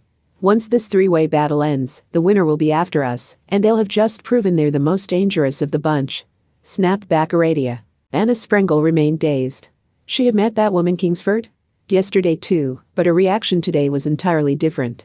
Her head rocked with the movement of the vehicle, almost looked like a doll. The tiny arrogant wicked woman was nowhere to be found. Awis, was it? Kamijo Toma desperately grabbed at the touchscreen inside the moving vehicle. She used her final trump card, but Kingsford is still walking around just fine. She doesn't even seem injured. That means Anna's secret weapon didn't work at all. She had her worst fears proven correct, so the dread she was feeling turned to actual fear all at once. She had been turned into a face on a film canister with no arms, legs, or even a torso. In fact, there had to be something between the two Annas going back before that. Something involving their overwhelming difference in power. But for now, Kamijo had to gain control of the vehicle, or it would plunge right into the freezing canal. Whether Mutt-Thebes or Kingsford emerged victorious, they would catch up the instant they resumed their pursuit if the vehicle wasn't across the 50 meters width of the canal first. But a high school boy like Kamijo didn't know how to operate the vehicle using the flat touchscreen. He didn't even know how to apply the brakes. He could guess it probably worked similar to a 3D game, but he was terrified of touching the wrong thing and firing the gun. Things never ended well when Mr. Misfortune left matters up to luck. Anna, he clenched his teeth and shouted into the little wicked woman's ear. This isn't over yet. I don't know what happened between you and Kingsford, but it's not too late to turn things around. But if you're going to get over this, you have to make the attempt yourself. So wake up, Anna Sprengel. To hell with this, shouted Aradia, fed up with it all. But she moved to the ladder, not the commander's seat. What are you doing? I'm not interested in figuring out this hunk of tech. But we're in trouble, so I have to do something about it. And I can only think of one way, Aradia shouted back her answer before pushing up the hatch. The icy wind of their 100 km/h movement rushed inside, and the witch goddess climbed on out. A yellow warning appeared on the edge of the console monitor. A laser emitter had detected an error. It was meant to detect slight deviations in the gun barrel caused by the heat distribution when firing, and Kamijo couldn't make heads or tails of the displayed message. When he returned his attention to the external footage on the screen, he saw Aradia straddling the gun barrel. Just like a witch might ride a broom. A witch's life is at risk here, Aradia. Don't you dare underestimate the goddess of all witches. The 20-ton mass began to float. In Shibuya on December 31st, Kamijo had seen Aradia fly on a crosswalk signal. But still, nothing could have mentally prepared him for her flying on the entire vehicle with him inside. He made sure to bite his right hand. He felt he deserved some credit for remembering to avoid touching the walls or floor. If the LCD monitor was to be believed, the 8-wheel mobile combat vehicle had crossed the 50 meters canal.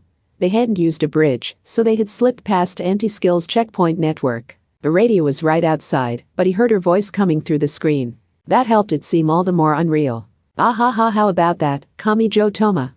This is a witch's spell, the essence of witchcraft. It's a liberating power that frees all men and women's hearts from the world's bonds. Hey, are you sure this is safe? Hey.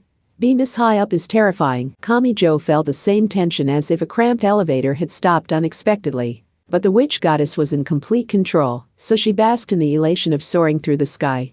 These things were a lot easier for the one holding the reins. Hey.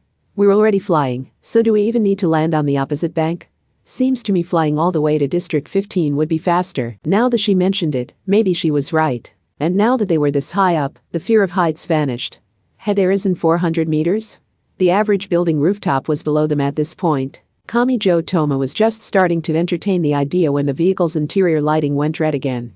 That meant radar. The fast approaching sounds of rotors came from an entire group of 6-wings unmanned attack helicopters. Take us down right this instant, Aradia, you stupid sexy banana woman. The airport radar detected us and decided we're an enemy aircraft. Oh. Will this city's stupid tech never give us a break? Between the lines 3, Mutt-Thebes' right half was embedded in a wall. And not close to the ground either.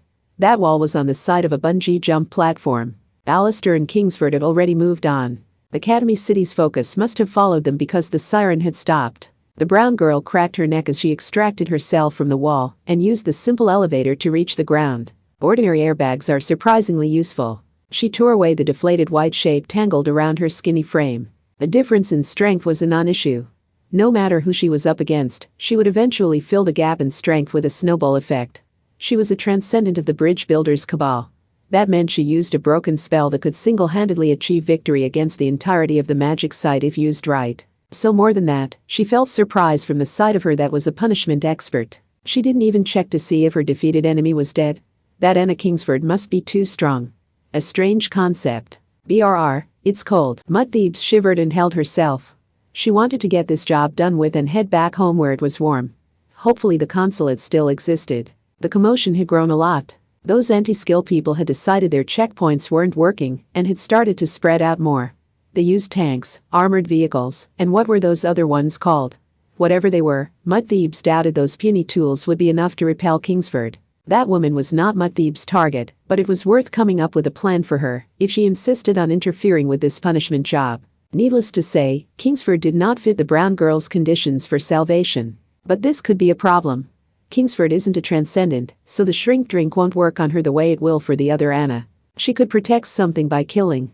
It was all for a free and fair society. Mutt-Thebes fought to protect whatever she had decided was her territory. For now, she was the goddess and queen who did everything in her power to protect the bridge builders' cabal from external threats. Which was also why she had made no move to stop the internal conflict between the cabal members in the consulate. Muttered the girl as she took a look around. Was there anything here she could use? She wanted something larger and more bizarre. She wanted something on an irreversibly large scale. This amusement park district was lacking in reality. She spotted something while walking alongside the canal. Something was moored to the side of the canal by several chains thicker than her arm. Was this an amusement park attraction? But it didn't appear to be a movie replica.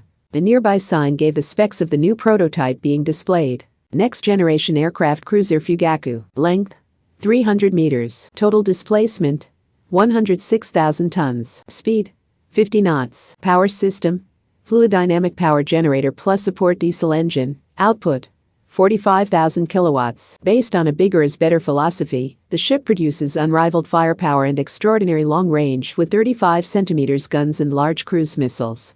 But it does not end there. All excess rear firepower was removed to make room for an electromagnetic catapult. This allows it to also carry 40 HSFA-49 sharp-frame single-seater multipurpose stealth fighter craft. The latest version is also equipped with 200 laser attack units, allowing it to fully neutralize any airborne objects, including enemy aircraft and ballistic or cruise missiles. The fluid dynamic power generator is exactly what it sounds like.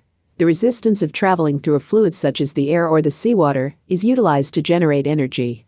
A cargo ship weighing tens of thousands of tons can be broken in two by a storm or large wave if the containers are loaded poorly. This demonstrates the unimaginable power carried by waves, so by harnessing that power, limitless power can be acquired, while effectively only floating in the ocean. The aircraft cruiser classification went out of style for a while, but it has been revived as the world's most powerful warship, using the latest Academy City technology, which allows for direct and indirect attack and defense using its various armaments. In particular, the anti-air radar and ballistic prediction supercomputer provides the ship with strategic-level missile interception infrastructure, even if it is cut off from the central data link by an attack on the land facilities or by high-level electronic warfare. The sign was exceedingly long, so Mutt-Thebes didn't bother reading past the fourth line before nodding. 300 meters. It should at least catch them by surprise, right? Chapter 3. Relying on RNC Occultic Secret DB. Part 1. Woo. The siren was deafening. The 6 Wings attack helicopters were approaching. The radio was straddling the gun barrel, and the 8-wheel mobile combat vehicle had been interpreted as an unidentified flying object violating restricted airspace. Anna Sprengel had made a mess of Academy City, so they had plenty of reasons to want to kill her. "Can't you destroy that stupid tech with the weapons?" asked Aradia. "All I have is this flat console monitor, but it doesn't say what controls what." "And Anna still isn't responding," shouted back Kamijo, holding the dead-eyed little wicked woman along with her chair back. And that wasn't the only threat. A giant shape passed by unexpectedly close overhead. On the flat monitor, Aradia looked up. "What now? Come to think of it, there has to be real one of that AWACS thing flying around for Mutt-Thebes to use its white shadow." "No. That's a transport plane." Kamijo didn't know the details.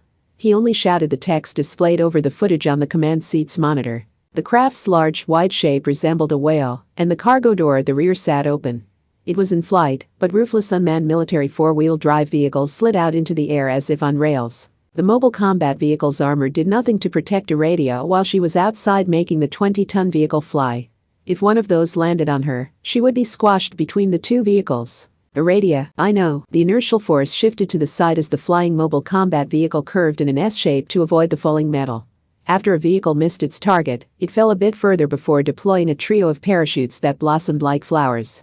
The transport plane continued pursuing them from overhead, dropping air cargo containers like dice. Maybe they were full of fuel and maybe ammo, but they weren't guided air-to-air weapons, and they couldn't reach their target. For a brief moment, everything was still, like the eye of the storm. The interior lights returned to the ordinary LED lighting. But it wouldn't last. Something slowly arrived at an even greater altitude than the transport plane. "Another large shape?" said Aradia. "Come on, your sketchy tech can't bring us down if it wasn't designed for air combat." "No, this is something different." "What? I'm not sure, but it's bad news." At first glance, its shape looked similar to the transport plane. But it was not the same. A portion of the fuselage slid open and a Gatling gun, a grenade launcher, and a tank gun emerged. A strange term appeared on the console monitor. "Gunship." Kamijo wasn't sure what to make of the English term, but then the interior lights turned red again. That was a lock-on warning. Did that mean this attack would be guided? Evasive action. You can't let this hit us. Don't boss me around when you're just sitting inside yelling. I'll obey this particular instruction, though, shouted Baka, forcing the mobile combat vehicle to swerve side to side. A storm of destruction rained down on them. In addition to the bombing, the Gatling gun opened fire. It was like a searchlight made of lead and explosives. Each speck was a piece of lead larger than a thumb, and they attacked at a rate of between 6,000 and 8,000 per minute. Aradia swung the predator octopus around to avoid the line of fire sweeping side to side from overhead. She slipped them right underneath one of the 6 wings still in pursuit. The line of gunfire contacted the unmanned attack helicopter. The fearsome 6 wings was torn to pieces and exploded in mere moments. But they had survived. Unfortunately, their umbrella made of composite armor and an aluminum and stainless steel frame had been shredded. Make sure you don't bite your tongue, warned Aradia. Yikes, Kamijo clenched his teeth hard while pulling an Anna, who still sat limply in the command seat. The screen showed Aradia running her hands along the gun barrel she was straddling. As soon as she took a forward-leaning pose like she was riding a motorcycle, the ground rapidly approached. The explosion of the attack helicopter must have briefly blinded the gunship overhead. They quickly passed the 4-wheel drive vehicles still floating down on their parachutes. When the pursuing Gatling gunfire pierced one of the containers, tracer rounds scattered in every direction with the force of a firecracker. An ammo case must have been ignited. The way the container's contents continued to go off while it floated down on its parachute was terrifying. It was like a disco ball of death. Aradia made quick evasive action to the sides, while nervously shouting to Kamijo. The major road was quickly growing to life size. Here goes. 3, 2, 1, they fell. The 20-ton predator octopus had flown from the giant District 6 amusement park, passed right over District 5, and now set its thick tires down on a District 7 road. Instead of crashing straight down, they landed diagonally as if sliding down onto the road. The screech of the tearing and burning rubber sounded like a broken whistle. Kamijo could feel the tires and ground below them for what felt like the first time in forever. We're falling, don't worry. Do you have a witch's guidance and the goddess of all witches at that? I won't screw up this landing. The Gatling gunfire pouring down from the sky easily chewed up the hard asphalt and drew out an S shape like an approaching serpent. If the landing killed their ordinary momentum, the gunfire would catch up. Aradia twisted her hips atop the barrel to push the predator octopus toward a side road. Technically, it wasn't really a road. It looked more like a large common utility duct or maybe a disaster shelter. The metal sign indicating the sloped entrance burst like a balloon, but it ended there. The downpour of lead could not reach them underground. Incredible, gasped Kamijo. What is? You had better not be complimenting those hunks of metal over me. Aradia twisted around on the barrel to glare back toward him. Magic was convenient, but they would still be too conspicuous if they paraded down a major road with a lovely young woman straddling the thick gun barrel. She had chosen to do it herself, but it looked more like some kind of punishment. The siren was still going. The enemy remained on alert. The slope provided a small view outside. The 6 wings continued circling overhead for a bit, but they eventually flew off elsewhere. Had they decided they were no use with this terrain? An urban area filled with buildings of various sizes, reduced radar accuracy in the first place, and they must have had an even harder time scanning an underground space. But how long will it take for Anti-Skill to collect the vehicles and containers they sent parachuting down? We can't stay here forever. The disturbing siren finally ended. The actual threat remained, but Kamijo still breathed a reflexive sigh of relief. Aradia reopened the hatch and climbed back in. So has Anna recovered? We need her back by the time we reach District 15, so she can explain the Cabal's secret for us. Is he still trembling in nightmare mode? She's better than before, I think. Anna's head was lolling to the side in the command seat, but when Kamijo waved his hand in front of her face, her eyes did follow it. She hadn't fully recovered from the shock, but she did seem conscious. Kamijo put on his best helping a lost child smile. Everything is going to be all right, Anna. That weird Kingsford person is gone now.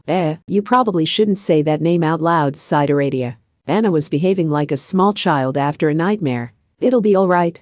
She was certainly a scary lady, but she hasn't caught up to us here. We got away. She's gone? That monster is really gone? Absolutely. Sniff. Wah. Anna Sprengel clutched Kamijo's jacket with her small hands and rubbed her forehead against him. It was actually quite disturbing coming from her. Given her past behavior, that is. Kamijo stared into the distance. Hold on.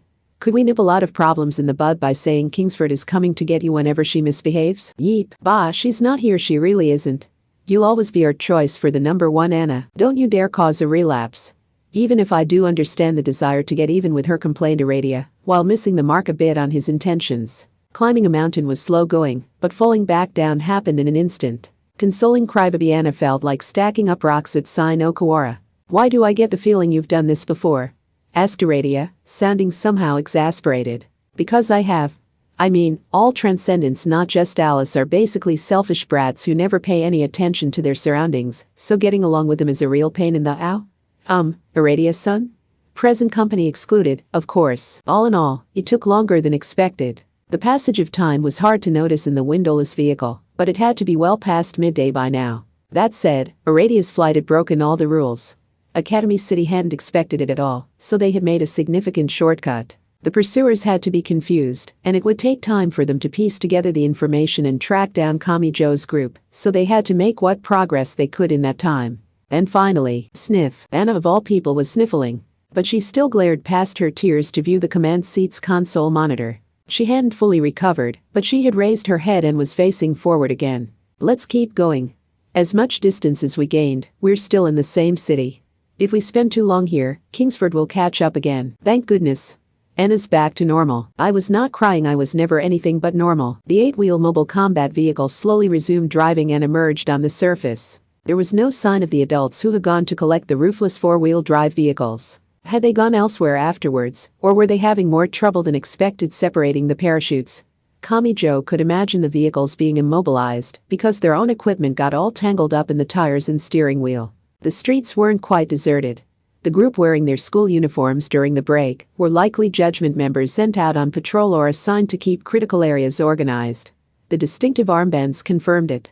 But Kamijo also saw the occasional boys and girls wearing casual clothing. They were aiming their phones at the city from elevated locations, so they may have been getting footage of the empty streets to go viral on social media.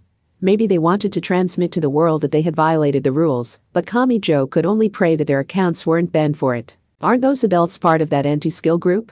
asked Aradia while playing with the periscope-like device meant for Kamijo's seat. "What about it? They keep looking at us. Let's hope our license plate doesn't tell them we weren't assigned to this area." That was a worrying theory, but not one they could verify. Even if they were rousing some suspicions, no one was making a radio call and sending in a tank or attack helicopter, so it was best to continue obeying the traffic laws and leave before those suspicions grew to certainty. District 7 bordered District 15.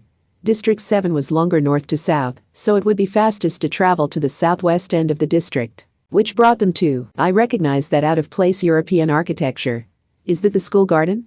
wondered Kamijo while watching the monitor. That said, all he could see was an extremely tall wall and metal fence. But even the outer wall looked fancy in that exclusive territory of girls' schools. He stared at that European style. Since he fled the consulate without a word of warning, he couldn't help but worry about Misaka Mikoto when he saw anything associated with Tokuwadai. But if he pulled out his old folks' smartphone and gave her a call, he would have to worry about her using Academy City's number 3 level 5 power to track him down. That probably wouldn't end well for Misaka Mikoto herself. Meanwhile, fool, how long is Academy City's winter break? Huh? I think it depends on the school, but generally until the 8th or the 10th maybe. Oh, but I have no clue when it comes to the universities. Then again, winter break can't be that different, can it? Unlike summer break, then is that some kind of club activity? He finally noticed thanks to Anna's warning. A few girls were standing in front of one of the gates. They all wore Tokuwadai uniforms and coats. Oh, groaned Kamijo. Was that Shirai Kuroko of Judgment and a few of the sisters? That was an unusual combination, but apparently the new year meant new rules. Also, they were all looking this way. Aradia tilted her head while viewing the monitor. "Can't we just ignore them and leave?" "You must be joking. Underestimating Japan's middle school girls is a bad idea. Shirai, there is a teleporter. We couldn't escape her driving full speed in a sports car. In the worst case, she could even teleport right inside the vehicle with us." This was so frustrating. He knew Shirai Kuroko and the sisters weren't bad people, but he couldn't ask them for help. The overly broad category of Academy City was such a nuisance. The external microphone picked up their voices. "Isn't it an anti-skill vehicle?" asked a sister. "So what if it is? This street is still off limits to large vehicles due to its weight limit. We should warn them all the same," replied Shirai. One sister wore a heart necklace, so she was likely number 10,032. Misaka's sister stared expressionlessly into the distance. "Involving ourselves in those grown-up problems is inefficient.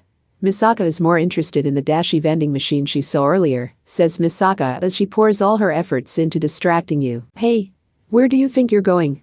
You have been tasked with preserving order, so you can't just leave your post. Oh, shut up. Perhaps a hug will silence you, says Misako as she attempts a stronger approach. You must be joking. One-sama is my one and only goddess, so I'm being smothered in hugs by girls with One-sama's face. My brain is glitching out. Kamijo saw the Misaka sister bow his way while they left. Did she know this was me? He had no way of confirming that. After passing by the school garden, they kept driving the predator octopus. The attack from Mud Thebes that morning felt like it had only just happened, but it was already late evening. They passed below a blue road sign crossing the wide main road like a pedestrian bridge. The scenery soon changed. Looking up showed rows of high-tech high-rise buildings.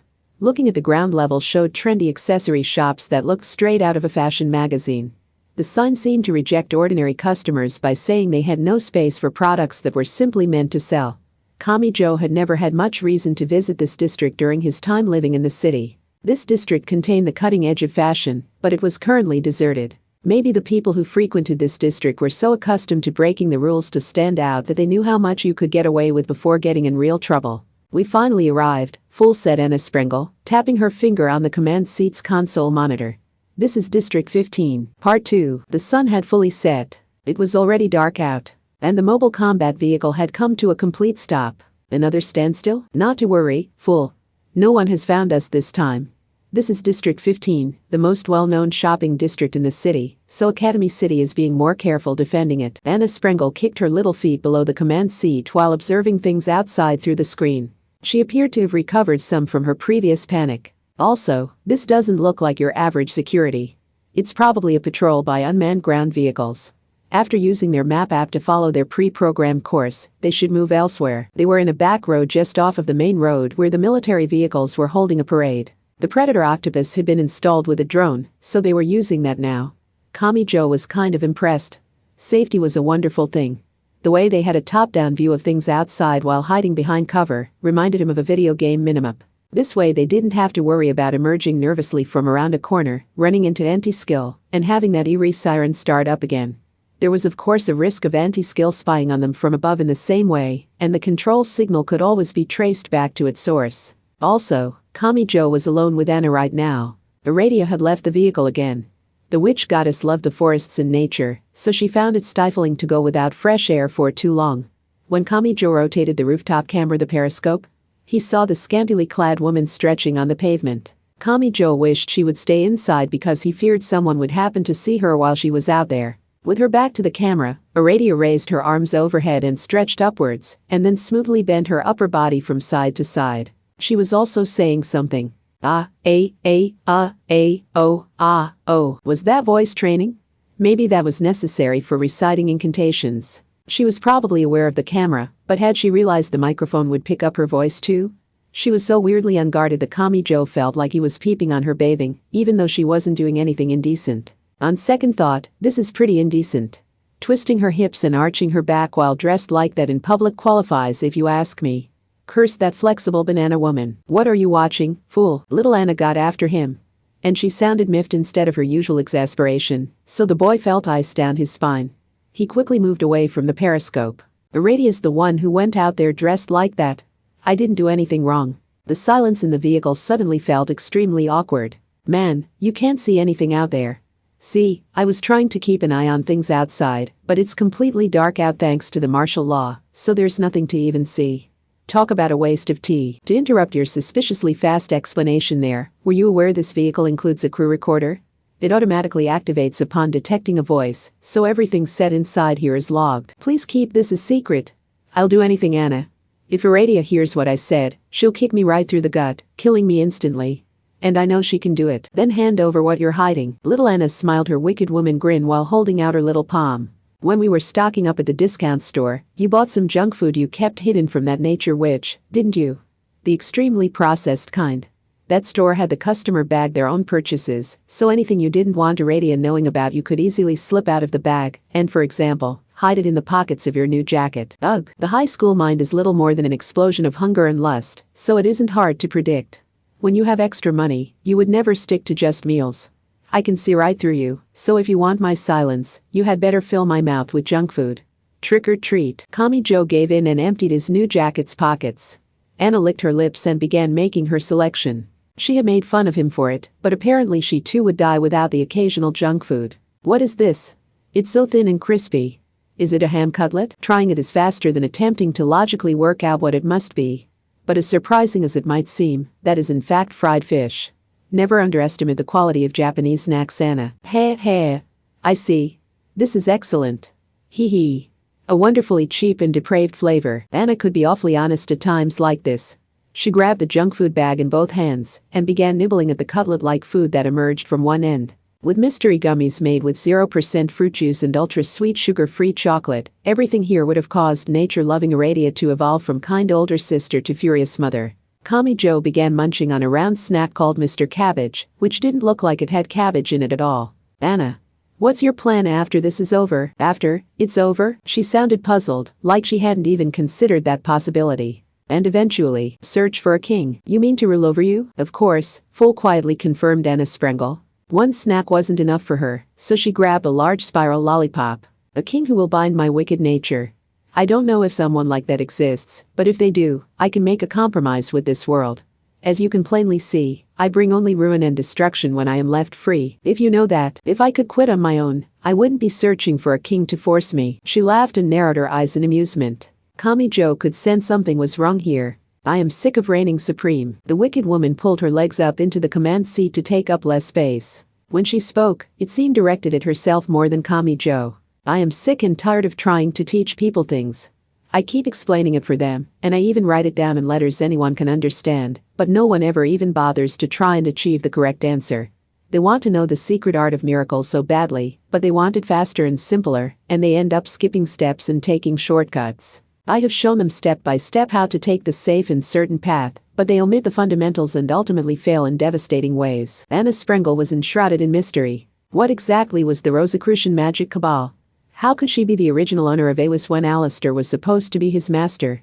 And why was she so terrified of that mystery woman named Anna Kingsford? Of course, Kamijo knew he wouldn't receive an answer if he asked her here. She would undoubtedly rebuke him for taking the easy route. So he instead touched on a core point he already knew about. I hope you find your king. Yes. While curled up in her seat, she rested her chin on her knees and narrowed her eyes in a smile. I do hope they are out there somewhere, fool. Part 3. Now, I think it is time to get moving, whispered Anna Kingsford. Miss Sprengel, Mutt Thebes, and Kamijo Toma. When she had asked who to target and pursue with her divination, her injured student had given the following answer. It is about time to find the one we must defeat. Part 4. After confirming with the drone that the patrolling vehicles on the main street had left, Kamijo called Aradia back into the mobile combat vehicle. Huh? Why are you so warm, Aradia? You should try getting some exercise too. The heater isn't enough to warm the core of your body. They drove slowly through the shopping district night, obeying the traffic laws within the wild military vehicle. Wait. Everything's dark. And we're on District 15's main street. This is supposed to be a terrifyingly bright and shining land of fashion. District 15 should be a poison zone for me. I should be taking damage each step I take. This is nothing compared to true martial law, fool. Japan really is a peaceful country. The higher-ups have declared martial law, but they still have the traffic lights running for the people sneaking out into the city. And they haven't shut down communications like TV, radio, phones, and internet. If they shut all that down, it would cause a panic. Yes, fool, but declaring martial law is supposed to mean you are prepared to handle the consequences like that. They drove slowly through the dark and silent city. Stretchy. Aradia was again stretching her cheeks while staring into Kamijo's old folks' smartphone. She even pushed up on the corners of her mouth with her fingers to form a smile. Kamijo felt as awkward as seeing a schoolgirl set up her phone by the train window and start dancing when she thought the car had emptied out. A staticky voice came from the console monitor Anna was messing with. Delta here. Do you read me? Whiskey. The encryption is working perfectly. It does introduce lag to the conversation, though. Kamijo tilted his head. What are you doing? Accessing the anti-skill radio? This is amateur radio. Some students question the safety of smartphones, since everything passes through a large server somewhere, so they appear to have set up a radio forum. This isn't much safer, though, said Anna as they drove by a 10 meters tall mobile interception antenna tower. They may have used an outdated term like forum, because they were trying to distance themselves from cutting-edge smartphones. Tango here. Take a look through your telescopes. Something huge is blocking the moon. Charlie? That's not standard orbit. Are they doing something on the space station? Maybe that was accurate and maybe not, but the thought of something happening in space was pretty scary. Kamijo decided it was best to end this before an even more dangerous trigger could be pulled. They were already inside District 15. He wanted to avoid being hit by a major attack at this point. "This is the place," said Anna. That phrase carried a lot of weight. The predator octopus had arrived at a certain location. A large shape loomed overhead. The mass of concrete weighed tens of thousands of tons. "But this is?" asked Kamijo after sticking his head out of the hatch. He had been imagining something like a secret military base, but he instead found something completely ordinary, even if he didn't recognize it. It was, this is a cinema complex? Yes, it's a collection of movie theaters. An unusually large collection, but still, the skyscraper was so tall that panning the screen up with the camera wasn't enough to see the top, and it was entirely filled with movie theaters.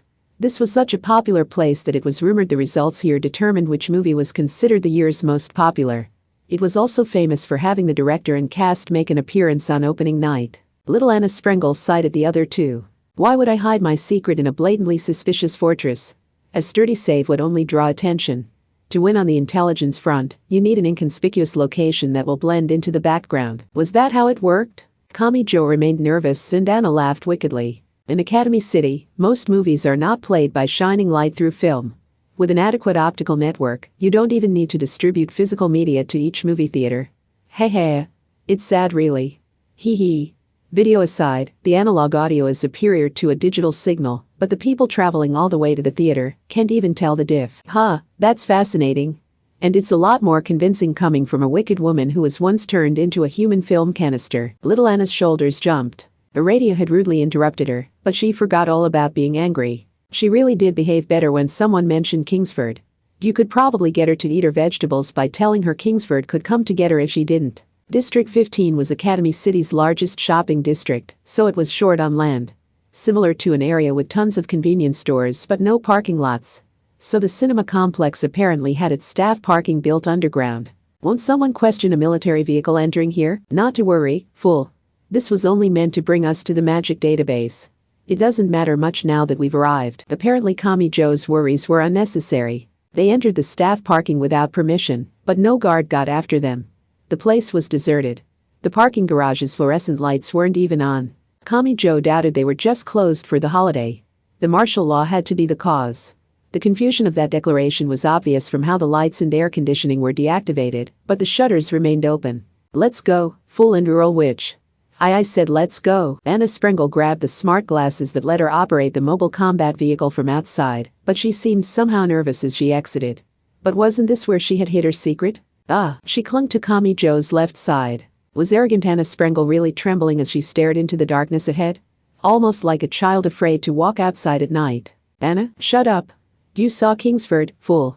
Anything goes with her in a bad way.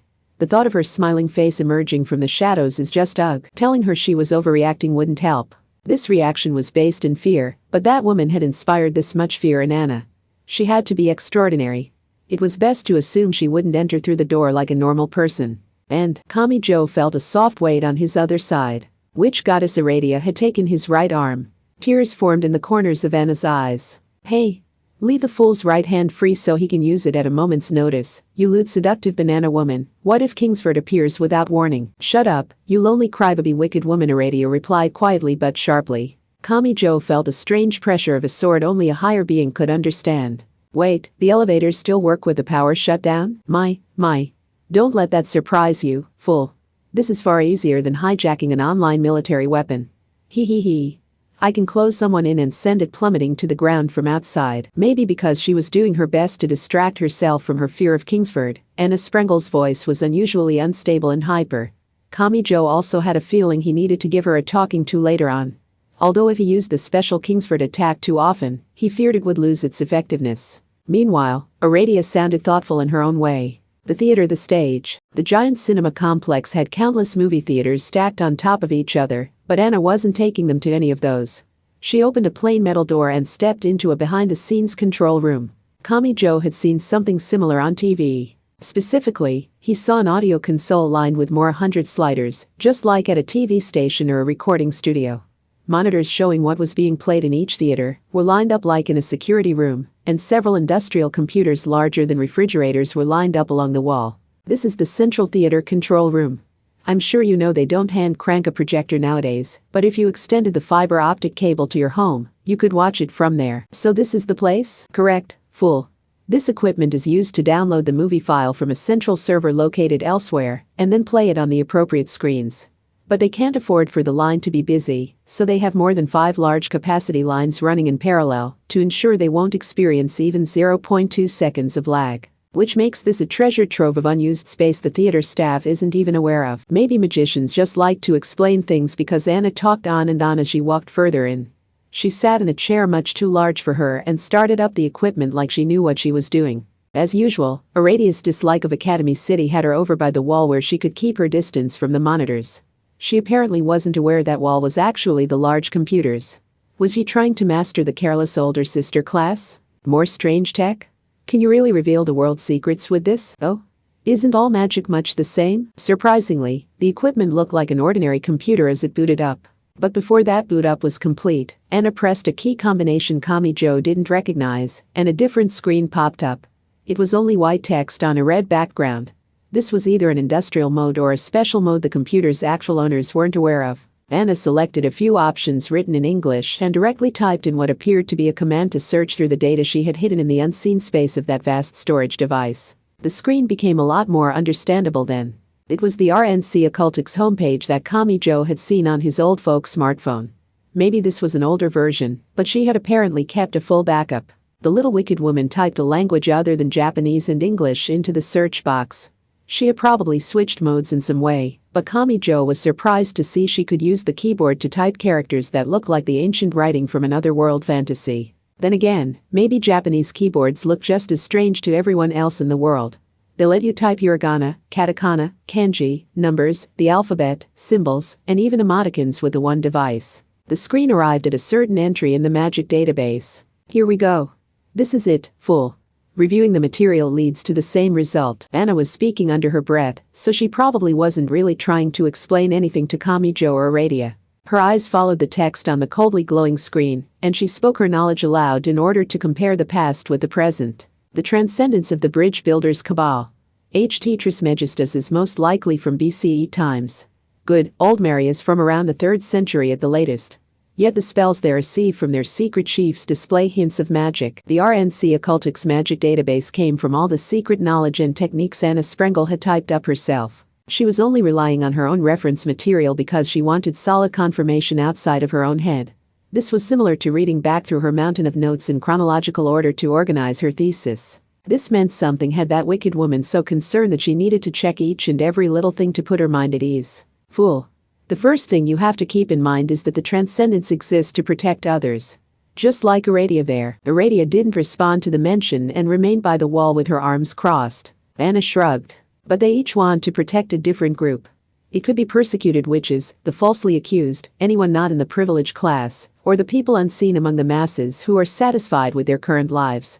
There might be some overlap, but never a perfect match. If any one of them tries to protect someone, they will bring harm to the people another transcendent is attempting to protect.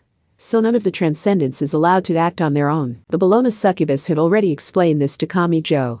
That was why the transcendents had gathered and started talking things out. They had wanted to create a world where all of them could save their targets of salvation without interfering with each other.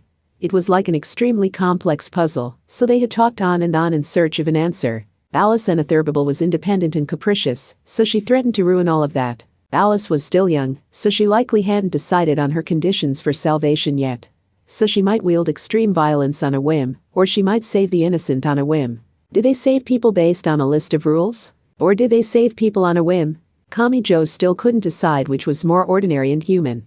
So they decided to create a certain person. This deviated from what Kami-jo knew. It gave him a discordant feeling like the record needle had just skipped to a different song. What kind of corroborative evidence did Anna have of this? She slowly scrolled down the screen and viewed the many formulas displayed there to reinforce her knowledge. They concluded they could never reach the answer on their own. No matter how hard they tried to solve the complex puzzle, someone would inevitably bring harm to someone else's salvation target. But if they could create someone capable of solving that problem, they concluded they could save the entire world. What are you talking about? Asked Kami-jo, astonished. They were dumping the problem on someone else? Something was wrong with the world, and the people they cared for would die if they didn't start fixing the problem immediately. They understood that perfectly, but they ultimately let go of the world's lifeline and handed it off to someone else entirely. But when he thought about it, the very idea of there being transcendent people tasked with saving the world was based on the assumption that there were special geniuses who were superior to everyone else. Unlike the magic gods, the transcendents did not expect to be worshipped. Was it Ht Trismegistus who had said that? That meant they didn't seek the understanding or sympathy of those below them. The decision of the majority was final, and they didn't bother to explain to the 7 or 8 billion people how they were being saved. Take that reasoning further, and the transcendents themselves formed a pyramid hierarchy with a special being at the very top. They believed they could save the entire world if they created that one person. Think back, fool. I said they displayed hints of magic, didn't I? That is the Crowley brand of magic. You mean the Crowley? Kami-jo was of course very familiar with the name. Anna sighed. Correct. Alistair theorized that what you could call a soul enters a baby's body 3 months after conception, and he released a spell based on that theory. His theory implies there is no soul there until the 90th day of pregnancy, so he thought you could guide whatever soul you wanted into the body during that time. That would allow you to give a physical body to a superhuman beast or spirit, and then manage it as your own child. Kami-jo had known Alistair had a bad reputation as a magician, but had he really gone that far? Specifically, do you impregnate a woman using a special method, place her in the center of the ceremonial ground, and arrange the appropriate magical symbols around her? Curse gems, a special magic sword, things like that. Then you use purification and barrier spells to thoroughly clean away all forces that would have an unnecessary influence on the process. An empty place like a desert is convenient there. That way the child in the woman's uterus receives only the necessary forces, so the magician has complete control over the creation and growth of the body, and they can create exactly the child they want. Wait, you're dressing it up in a lot of magic terminology, but how is that any different from taking a delicate pregnant woman and pumping her full of nasty chemicals based on some human recipe you created? Did I ever say it was different, fool? Keep in mind that Aleister Crowley was known as the wickedest man in the world and the 20th century's greatest villain because his magic research included the use of young boys and drugs in his ceremonial grounds. That magician ignored the moral issues in pursuit of what he wanted, so do you really expect him to make an exception because someone is pregnant or not even born yet? By violating that taboo, you can acquire a beast or spirit beyond human understanding. Of course he would do it. This is the human who created a temple known as Academy City in the Far East, developed Esper powers by using drugs and electrodes on children as young as first grade, and created more than 20,000 human clones, only to have them killed. After all that, Anna Sprengel shrugged. She must have seen the look on Kami-jo's face. He completed the logic of the spell. That much is true. But, fool, you should already know how emotional Alistair could be about his family. The annoying thing about that human is how his outward actions don't tell you everything about who he is. Kami-jo recalled when Alistair had held a baby Lilith and wept in the UK. Or the reason he had begun the Battle of Blythe Road all on his own. From a young age, he had been persecuted by those who claimed to be good and moral, so he had sought familial love more than anyone else. But at the same time, he had also carried out heartless experiments and research. He was an extremely complicated person. Perhaps that was why he was so thoroughly hated by the majority of people who needed no excitement in their lives and, for better or for worse, sought a peaceful life. They had seen him as an unstable and incomprehensible detonator for the world. But why had she brought up Aleister Crowley's spell here in the first place? What did it have to do with the mysterious transcendence of the bridge builders' cabal? Seeing how puzzled Kami-jo was, Aradia spoke up. We chose a method that doesn't use a pregnant woman, so? You were still messing with the fertilized egg undergoing cleavage in the test tube. Even in the original Crowley version, the mother remained an ordinary human. Birthing a special child did not remake her into a holy mother who could cause miracles. The little wicked woman patted her own stomach while laying out her accusations. And she winked. Crowley used the word karma in reference to the current or directionality of the force that binds the soul. And he said that karma could not be judged good or evil, high or low. You mean? Kami-jo looked over at Aradia by the wall. Anna laughed as she continued. The transcendents were the people who could not find a perfect form of salvation, even with their connections to the powerful secret chiefs. I said an empty desert would work best, but they attempted to grasp perfect righteousness by surrounding their sterile container with imperfect good. Whether we are talking about a saint, a magic god, or a great demon, any perfected form of good will not function as the karma needed to draw in a different sort of being. The transcendents theorized their imperfection and incompleteness would allow them to function as the unique trigger capable of drawing in their savior like a magnet. Hee hee. You were willing to use anything, weren't you? But in the end, the sin is the same. They blotted out an existing life to bring an inhuman being to this physical world. That is merely another form of human sacrifice, an exchange ceremony used to obtain the mystical. What did the bridge builders cabal wanted badly enough to do that? Or rather, who exactly had they created? There was only one candidate. Alice. It was not Alice. Anathurbable quietly interrupted witch goddess Aradia. She was still leaning against the equipment by the wall and refused to look at Kami-jo. While Anna was an irregularity and a traitor, Aradia was a pure and genuine transcendent. She had to know what their plan was. Anna Sprengel had messed with Alice because she wanted to stop that plan. That was why Alice adored Kami-jo as her teacher, despite him never having met her before. But if Alice was the core of the Transcendence plan, Anna would have had other options. She could have directly harmed Alice to remove her from the picture. Or if killing her wasn't an option, she could have embedded a poison-like spell in the girl's body to immobilize her. Someone as wicked as her was bound to know some tricks for defeating an opponent too powerful for a traditional attack to work. Kami-jo had always thought she seemed to prefer indirect methods. Alice Anathurbable certainly stood out as unusual in the Cabal, so she probably could have done considerable damage to the Cabal's plan if she opposed their decision regarding Kami-jo. But was that enough to say the plan's destruction was a sure thing? Anna had turned Kami-jo into Alice's controller.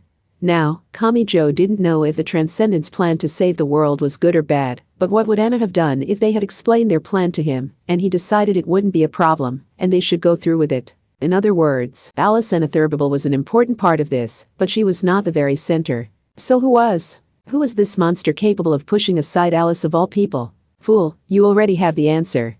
The name has been right there in front of us all along. Anna's next statement was brief but tense. Which is why I want to stop their plan. Anna did not give any further answer, and instead worked at extracting the data from the audio console. However, that did not mean searching out a port and inserting a USB memory stick. She took out an aluminum-looking device resembling the heated tobacco products Kami-jo had seen in convenience store ads, and simply placed it atop the console. It apparently read and forcibly saved the faint magnetic field produced when a computer sent electronic signals back and forth. Which meant she didn't have to consider passwords or security when copying it over. Either the data she wanted didn't require much space, or that extraction device was incredibly efficient. After seeing the LED flash a few times, Anna picked the device back up.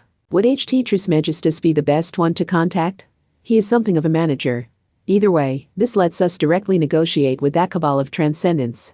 As long as we know the details of their ceremony, we only need to remove one of the many conditions needed for success, and the rest of the plan will come crashing down.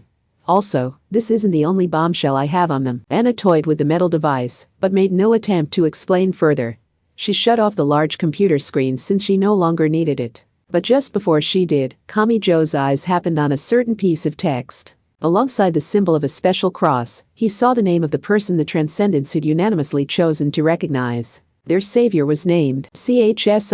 Chris. Part 5. Meanwhile, Transcendent Mutt Thebes whispered to herself. She was focused on some distinctive tire tracks left on the cold road, but she was observing them from a large distance. Found you. Part 6. Kathum. A tremor thrust up at them from below. Kami-jo seriously did lose his balance and fall to the floor before he heard the sound of snapping metal. The anti-earthquake supports broke, and the refrigerator-sized computers by the wall began to topple, one after another. Whoops. Aradia tugged on little Anna's hand, and then picked her up to protect her from the falling machinery. And, the trouble I go through for you. Kami-jo heard a high-pitched sound. As soon as Aradia ran her bare feet across the floor, a circular shockwave formed around her. The professional computers had to weigh at least several dozen kilos each, but all of them were smashed against the wall. Saving this little wicked woman despite her misdeeds counts as a good deed. So as a witch, you owe me thrice the benefit in return, world. Kami-jo stared in astonishment after she saved him from the group of machines that possibly weighed as much as a ton. It is only natural for the witch goddess to save you, interrupted Aradia, brushing her silver hair back from her shoulder with her empty hand. She then released Anna, whose face had been pressed into Aradia's chest. Also, we don't have time to discuss it. What caused the tremor matters more than the tremor itself. This reinforced concrete building has to weigh 150,000 tons, so it would take more than a traffic accident to shake it that badly. The deep siren ended suddenly. Unnaturally suddenly. That meant Academy City likely hadn't used their online controls to shut it off for some reason. Most likely, all of the outdoor speakers had been destroyed. All of them? Over how wide an area? What's happening? Kami-jo was creeped out, but he wasn't going to find an answer in this small room. It had no windows. While on the run, that siren had been a symbol of death, but it was still part of the infrastructure meant to warn the city's people of danger. If that had been destroyed, this isn't Academy City's next-gen tech. Why did the siren cut out like that? This meant someone was here. But who? Was it Transcendent Mutt-Thieves of the Bridge Builders Cabal? Or was it Anna Kingsford who was working with Alistair? Either option was about as bad as it could get. The instant Kamijo kicked open the bent door and rushed out into the hallway, he found he had wandered into another world. Everything had changed. The cinema complex was well soundproofed since it was designed for screening movies. Now Kamijo knew why he had suddenly heard the siren through that soundproofing. He heard an endless series of dull sounds like something hard being chewed apart. He moved to guard little Anna, who was clinging to him. He didn't need to investigate the source of the noise. The thick wall of reinforced concrete had collapsed. The piercing cold wind of the January fortnight blew in, but Kamijo was beyond sensing such things. What he saw was too overwhelming for that. He saw Mutt-Thieves, the brown-skinned girl whose long, wavy blonde hair spread out behind her. A massive white flower was spread out behind that hair. Armor and gun turrets stretched out for dozens, no, hundreds of meters. This was a large cinema complex, so each floor was extremely tall. This floor was the equivalent of dozens of floors up on an ordinary building, but Mutt-Thieves was at his eye level. And not because she had used a flight spell. She was standing on the ground. That Transcendent could absorb any shadow cast on the ground and use it as her weapon. It worked for a tank, an attack helicopter, a security robot, and even an AWACS aircraft. But could this be real? A warship. It is called an aircraft cruiser. Its exact name and specs were given, but I don't remember what they were. Ask a military nerd if you care. The brown girl was careless even with this. She felt no attachment to it. She treated this even more casually than selecting a hot snack next the convenience store register. She saw a new product and didn't know what it was or if it was any good, but decided to buy it just because. But for her, that meant absorbing the shadow of a 300 meters aircraft cruiser.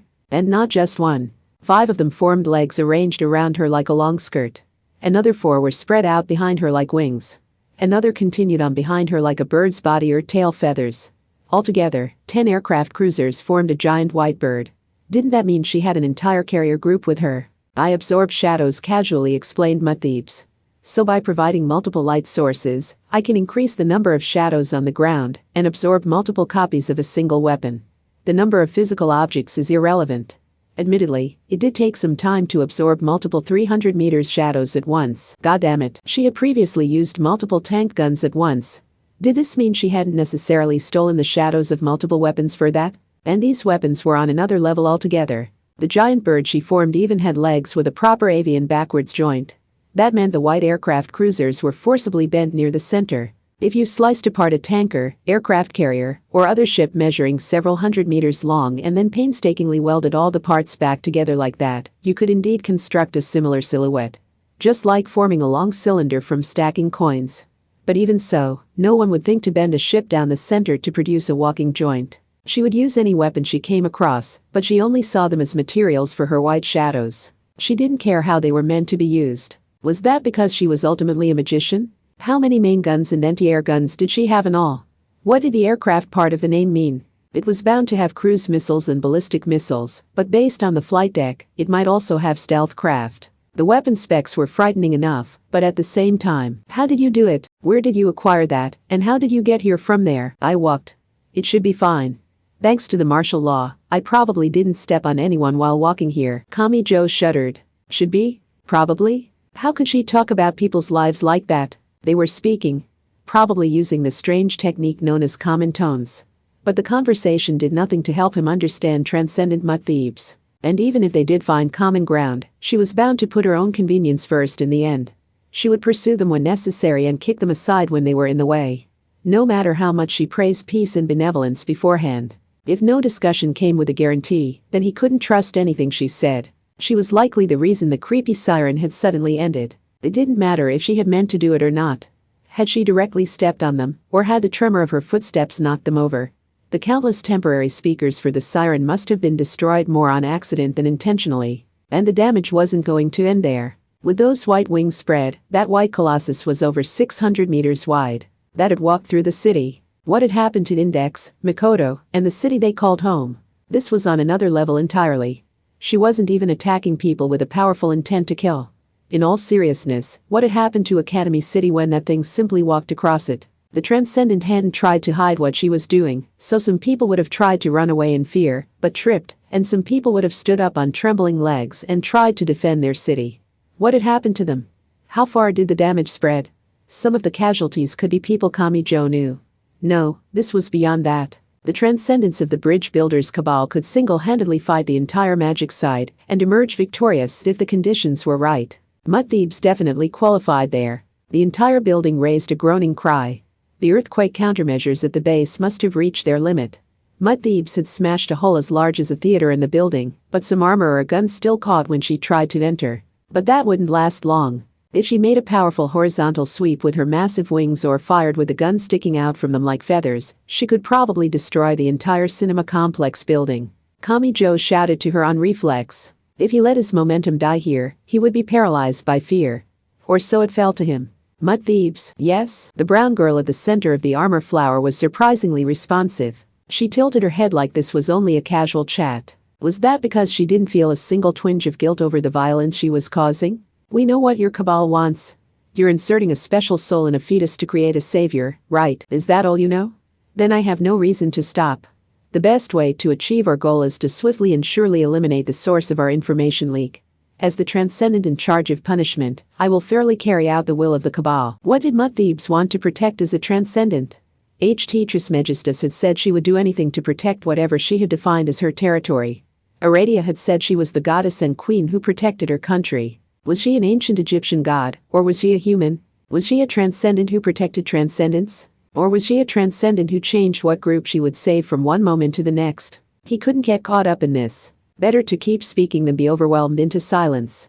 Otherwise, her fierce attack would begin. That's not my point. Your plan should need all of the cabal's transcendence. Which includes Aradia. That's right. Won't your plan fail if you let her die here? His logic was sound, he thought. The transcendents had to surround the container holding the fertilized egg with their imperfect good to distort things in just the right way to give physical birth to the ultimate being they were willing to bow their heads to. But wait. Something cold ran down Kamijo's spine as soon as the words were out of his mouth. If that were true, why were the Bologna succubus and Aradia trying to kill each other on the 31st? And what about when good old Mary and Ht Trismegistus fought, and when Alice knocked them all down on the 3rd? I get how I could be a hindrance to their plan, but if any one of the transcendents is lost in trying to save an outsider like me, wouldn't that ruin everything for them? Or had they decided any of their own members that died could be brought back with good old Mary's resurrection? That was Kamijo's best guess, but he was completely wrong. The truth was much worse. That is not a problem. Transcendent Mud Thebes remained entirely expressionless and tilted her head as she explained. We already have a new Aradia. Kamijo heard footsteps. But these were not the sound of solid shoes. It was the lighter sound of bare feet on the floor. Kamijo couldn't believe it. Or maybe it was better to say he had believed a little too much about the enemy. He had believed that there couldn't be all that many transcendents out there, since they were so powerful. He had believed they must be special, irreplaceable beings like Academy City's level 5s or the Magic Side Saints. He had been naive. A woman with pale skin and long silver hair emerged from the shadows in the same cinema complex and joined Mud Thebes at the broken wall. She wore an ankle-length wimple and an unusual purple bikini. That transcendent could create various witch ointments by rubbing together her outfit's decorations to sprinkle metal powder in with the chemicals at her feet and mix that with the sebum from her bare feet. In other words, she was the witch goddess who ruled the night and the moon. She was a second Aradia? Kamijo Toma felt faint. Was that allowed? Could they really get away with cheating like that? That witch goddess had nearly destroyed Shibuya all on her own. She had killed Kamijo multiple times in the process, and he had only managed to defeat her and reach an understanding with her, thanks to lots of help from the Bologna succubus and good old Mary. And another one could just appear like this? It was true the bridge builders' cabal was a group. He knew there were transcendents other than Aradia out there. But this was something different. It entirely changed the level of the threat. What if Aradia could be duplicated or mass-produced? What if, with effort or training, a second or third could be produced? Wouldn't that mean it was even possible an Aradia squad existed out there? But, on the other hand, it had been strange. Anna had said Ht Trismegistus was from BCE times, and that good old Mary was from the 3rd century at the latest.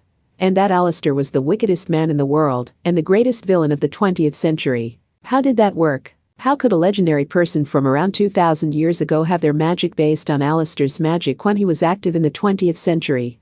The timeline didn't work. It was also puzzling that the Anglican, Roman Catholic, and Russian Orthodox churches had never noticed any sign of the bridge builders' cabal's existence. Not to mention that Athanas, High Priest, Nephthys, Nyang Yang, and the other magic gods from the underside of the world hadn't known anything about the transcendence. For that matter, Aradia hadn't seemed to know about the Bologna succubus's cold mistress spell until she was hit by it in Shibuya on the 31st. In the consulate on the 3rd, Ht Trismegistus and good old Mary had only then been working out what each other's secret techniques were. How could you explain that if they really had been working together in the bridge builders' cabal for centuries, if not millennia? Which suggested, I had it wrong? Blankly muttered Kamijo Toma. He looked back and forth between the Aradias standing with him and Anna, and the perfectly identical silver-haired girl standing with Mutt Thebes. The bridge builders' cabal wasn't a legendary magic cabal going back millennia? The Bologna succubus and Aradia are magicians who only started using those names recently. It's called ceremonial magic, fool. They play parts in the ceremony. Anna Sprengel smiled softly. By systematically positioning the necessary symbols and an imperfect good around the sterile container holding the fertilized egg, an inhuman beast or spirit soul will enter the human child and manifest in the physical world. And in their case, they seek their savior. I explained that was the point of the Cabal's spell, didn't I? So the transcendents are just more symbols for the ceremony. But the colors and forms are what they need, not the actual goddess Aradia or the actual sage Trismegistus. So each member of the Cabal has changed form by dressing up in the appropriate costumes and truly dedicating themselves to their respective conditions for salvation. Using a borrowed power gives them a strong sense of how imperfect their goodness is, right? And it is all to perfect the ceremony meant to summon a special high-level soul. Kamijo felt faint all over again. Hadn't Ht Trismegistus himself said the transcendents were not like magic gods? Kamijo should have thought harder back at the consulate about how they differed. Their names and appearances were only costumes. Their spells were all connected to the secret chiefs, weren't they? In other words, they were borrowed. Each of them had tremendous power, but they were entirely different from Athanas in every conceivable way. But Kamijo was at a loss for words. Why did this shock him so much? He should have been happy to have the enemy's illusion broken.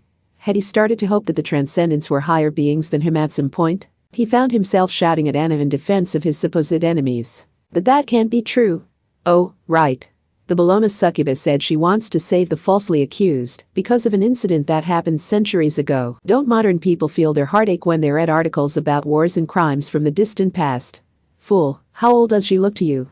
You are going to tell me you think she's more than 500, are you? Come to think of it, what was it the Bologna succubus had said in Shibuya on December 31st? She could never forgive the people who executed a man for the absurd charge of running a brothel full of succubi. He had accepted that reasoning at the time, but thinking back, it didn't add up. He still didn't know for sure if the Bologna succubus he knew was a human or a demon, but if she had been in Bologna hundreds of years ago, she would be the living proof that beings known as succubi really had existed there. So whether or not the charge was true, it at least wouldn't be absurd. If the Bologna succubus had really existed back then, she would have looked down at herself and thought, yeah, I could see that happening. But, even then, what about witch goddess Aradia? If she didn't exist in ancient times, who were the real witches worshipping back then? Forget it, fool. The goddess named Aradia almost certainly didn't exist and was a legend invented on the spot by a witch in Tuscany, Italy. The story only got out of hand after Gardner, the top witch researcher, included the story in his own theories. So why does the magician using the name now need to actually be that goddess? Despite the danger we were in, Aradia was picky about what she ate and made sure to leave the cramped confines of the vehicle to stretch. Those unnatural actions were a continuation of her daily routine to keep up the Aradia persona. You could think of it as training to prevent her behavior from slipping. She needs daily corrections to ensure the margin of error doesn't reach a noticeable level. Kamijo couldn't find anything to say. Harsh truth sounded better coming from a wicked person's mouth. Why was she doing voice training? The witch goddess's spells are based on her witch ointments, so incantations aren't all that important to her. Why was she so upset about falling out of her exercise routine during the few days you had her tied up?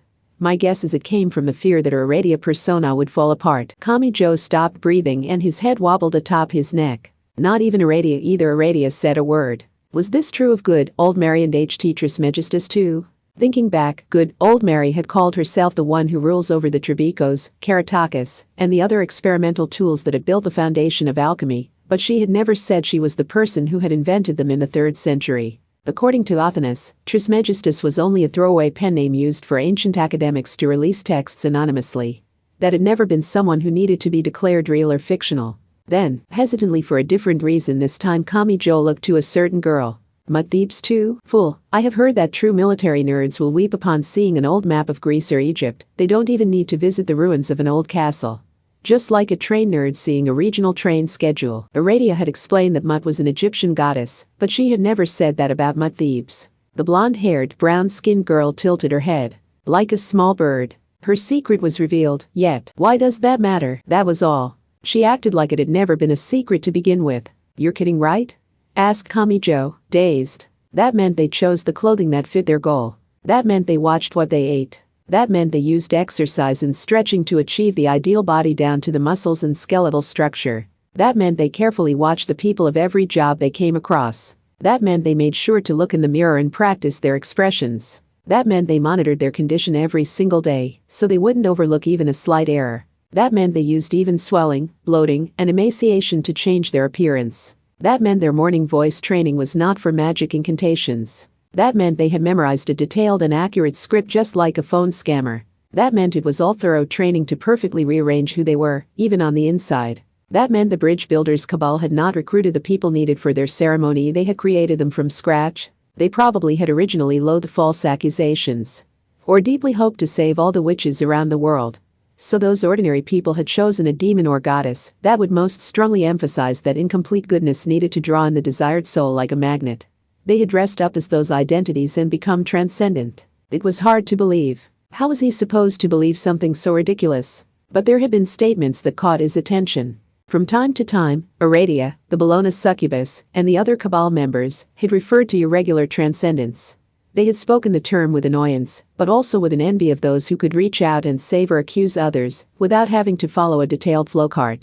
One of those was the pure Alice Anatherbable. The other was the wicked Anna Sprengel. They were the only two who couldn't be reproduced. No third party could replace them. They existed outside the usual rules for transcendence. Or to put it another way, the rest were regular transcendents. Did that mean all of them could be mass-produced and managed and were willing to follow the original calculations? Their irregularity that they didn't fit the usual definition may have been what allowed Alice and Anna to criticize the ordinary transcendence from an outside perspective. Come to think of it, Kamijo had no way of knowing if there was any basis to it, but he had sensed something on an instinctual level removed from logic. I thought something was weird. I thought they were different from normal magicians. Aradia, the Bologna succubus, and the other transcendents all wear those costumes. And it's almost like they tell each other apart using those flashy costumes instead of by their faces. That wasn't how it usually worked. Magicians were extreme individualists. They carved their way of life into their hearts. So no matter what might happen, they would never place the core of their being in something they could simply remove. The old Aradia is no longer necessary, plainly stated Mud Thebes. Even though this meant rejecting her own purpose. Something was terribly different between the transcendents and the magicians Kamijo had encountered before. Anna Sprengel was not originally part of the cabal. She was a last-second addition of dubious origin. A guest performer may have brought the performance to new heights, but she has gone beyond some unasked-for ad-libbing. So we have decided to return the plan to its original form. By preparing the sterile container as the irreplaceable target of our performance, and by promoting Alice Anatherbable as our lead, we will complete our parade with only the original cast. Old Aradia, you have been too affected by Anna Sprengel's influence. And as internal distortions cannot be seen, we can never know for sure if we have removed them all. Since you are easily replaced, we can reduce our odds of failure by placing a fresh Aradia on the stage. To the audience, the big star of the parade at the center of everyone's attention was a unique and irreplaceable performer. They were the world of the performance to the point that you couldn't imagine anyone else there. But to those managing the parade, the star was just one more person who could be fired and replaced if they weren't providing the desired performance or effect. No matter how many dreams an event or festival performer inspired in people, they were little different from the person inside a masked costume. But how could she do it like it was nothing? You would throw out your fellow cabal member that easily? Did I confuse you with my use of old and new? That Aradia by you was only chosen to be Aradia by proving her skill and outdoing the other candidates. I do the same. I only stand here now as Mud Thebes because I took my own audition and won the position I wanted. What do you want enough to do that? To bring unbiased salvation to the world? Her answer was quick and certain. These people had big dreams because, unlike saints or magic gods, they had only managed to create an imperfect righteousness. They were permeated by the temporary worldview they shared as performers on the stage where they would perfect their magic. We want someone who can really and physically, not philosophically or hypothetically, bring about a salvation that aligns with all of our hopes. We want the holy bearer of the cross.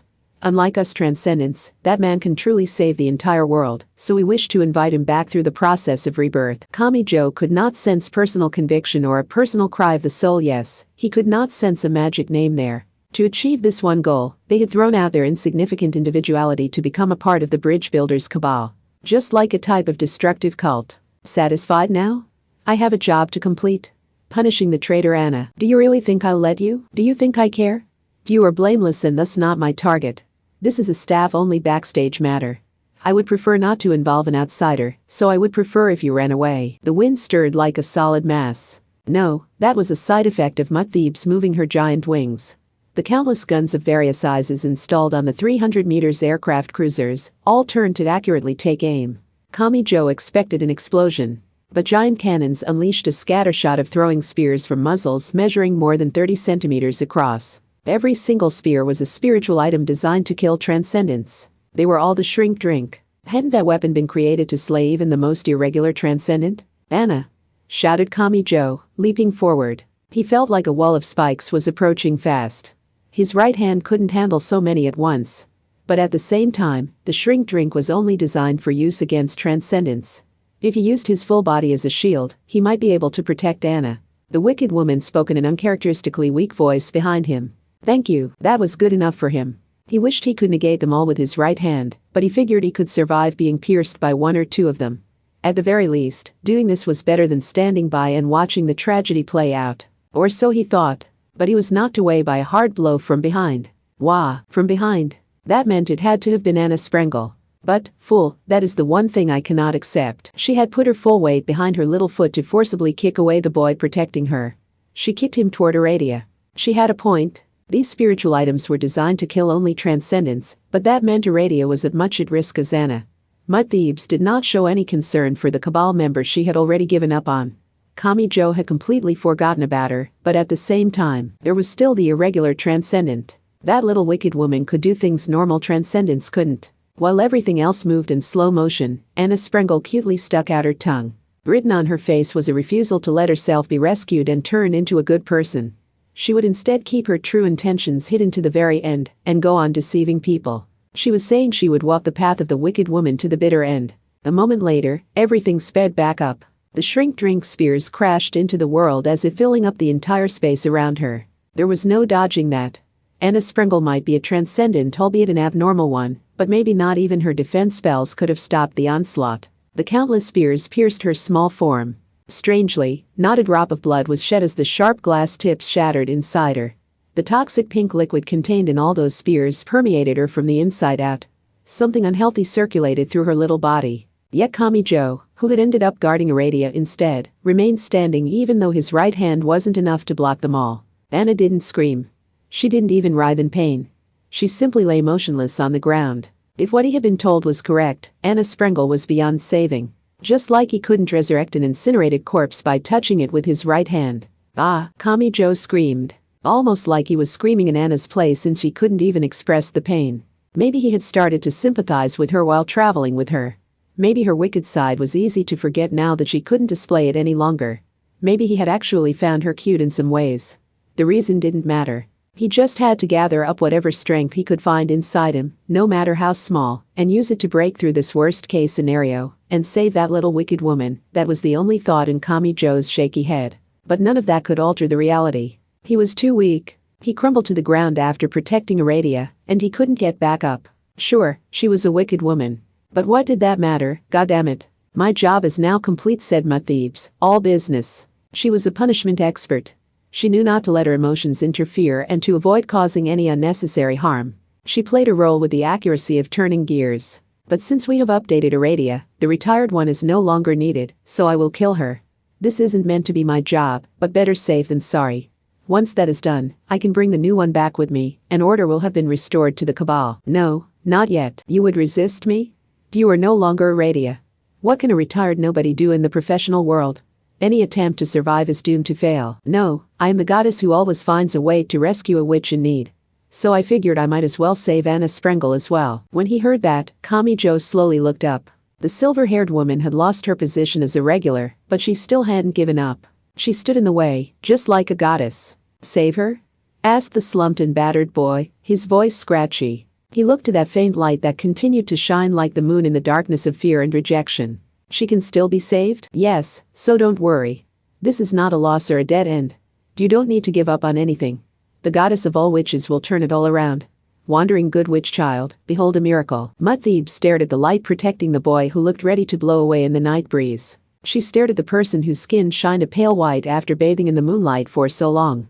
The punishment expert expressionlessly tilted her head. That is not possible. The shrink drink borrows a portion of Alice's power, so not even good old Mary's resurrection can heal Anna Sprengel. It would violate the Cabal's order. Deep, dark resignation threatened to blot out Kamijo's vision again. But the goddess would not allow it. Aradia, goddess of witches, the night, and the moon, spoke clearly. Silly girl. You just gave the answer right there. The brown girl clearly didn't know what Aradia meant. Goddess Aradia gave the answer to raise the light of hope in the darkness. The shadow of magic was not a depthless darkness. The night was meant to be a kinder and gentler thing. We just have to get Alice's help. If good old Mary can do it, you can't tell me Alice can't. And if Alice does it, the quality is bound to be better. So as long as we get Alice on our side, we can avoid the shrink drink's death sentence. It might be cheating, but there is still room to save Anna Sprengel. This didn't even feel like the logic of magic anymore. It was entirely based on the transcendent belief that Alice Anatherbable was the most frightening thing imaginable. But Thebes' response was immediate. I will not let you, which meant it would work. Her confidence was gone. Something about her voice was different from before. She forgot all about the air of stability she always carried with her. She remained expressionless, but she showed some panic that said this really would work if she didn't do whatever it took to stop it. Alice is the biggest irregularity there is, but she is one of the main performers and has the charisma to match. Traitor Anna and retired Aradia, you have been purged from the stage and are no longer permitted back in.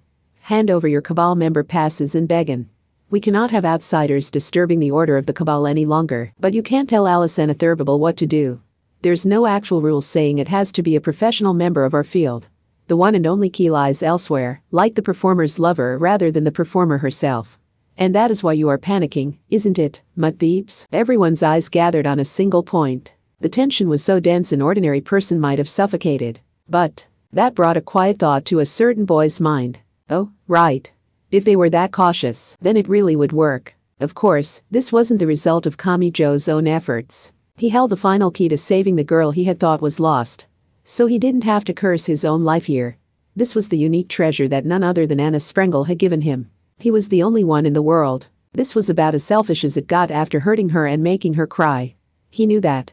But what if he still had some slight connection left with that girl? Then a miracle was still possible. Kamijo Toma could change Alice's mind and have her save Anna Sprengel. That knowledge was all it took. The perfectly ordinary high school boy stood back up on his own 2 feet. He clenched his right fist as hard as a rock and rejudged the size of his foe.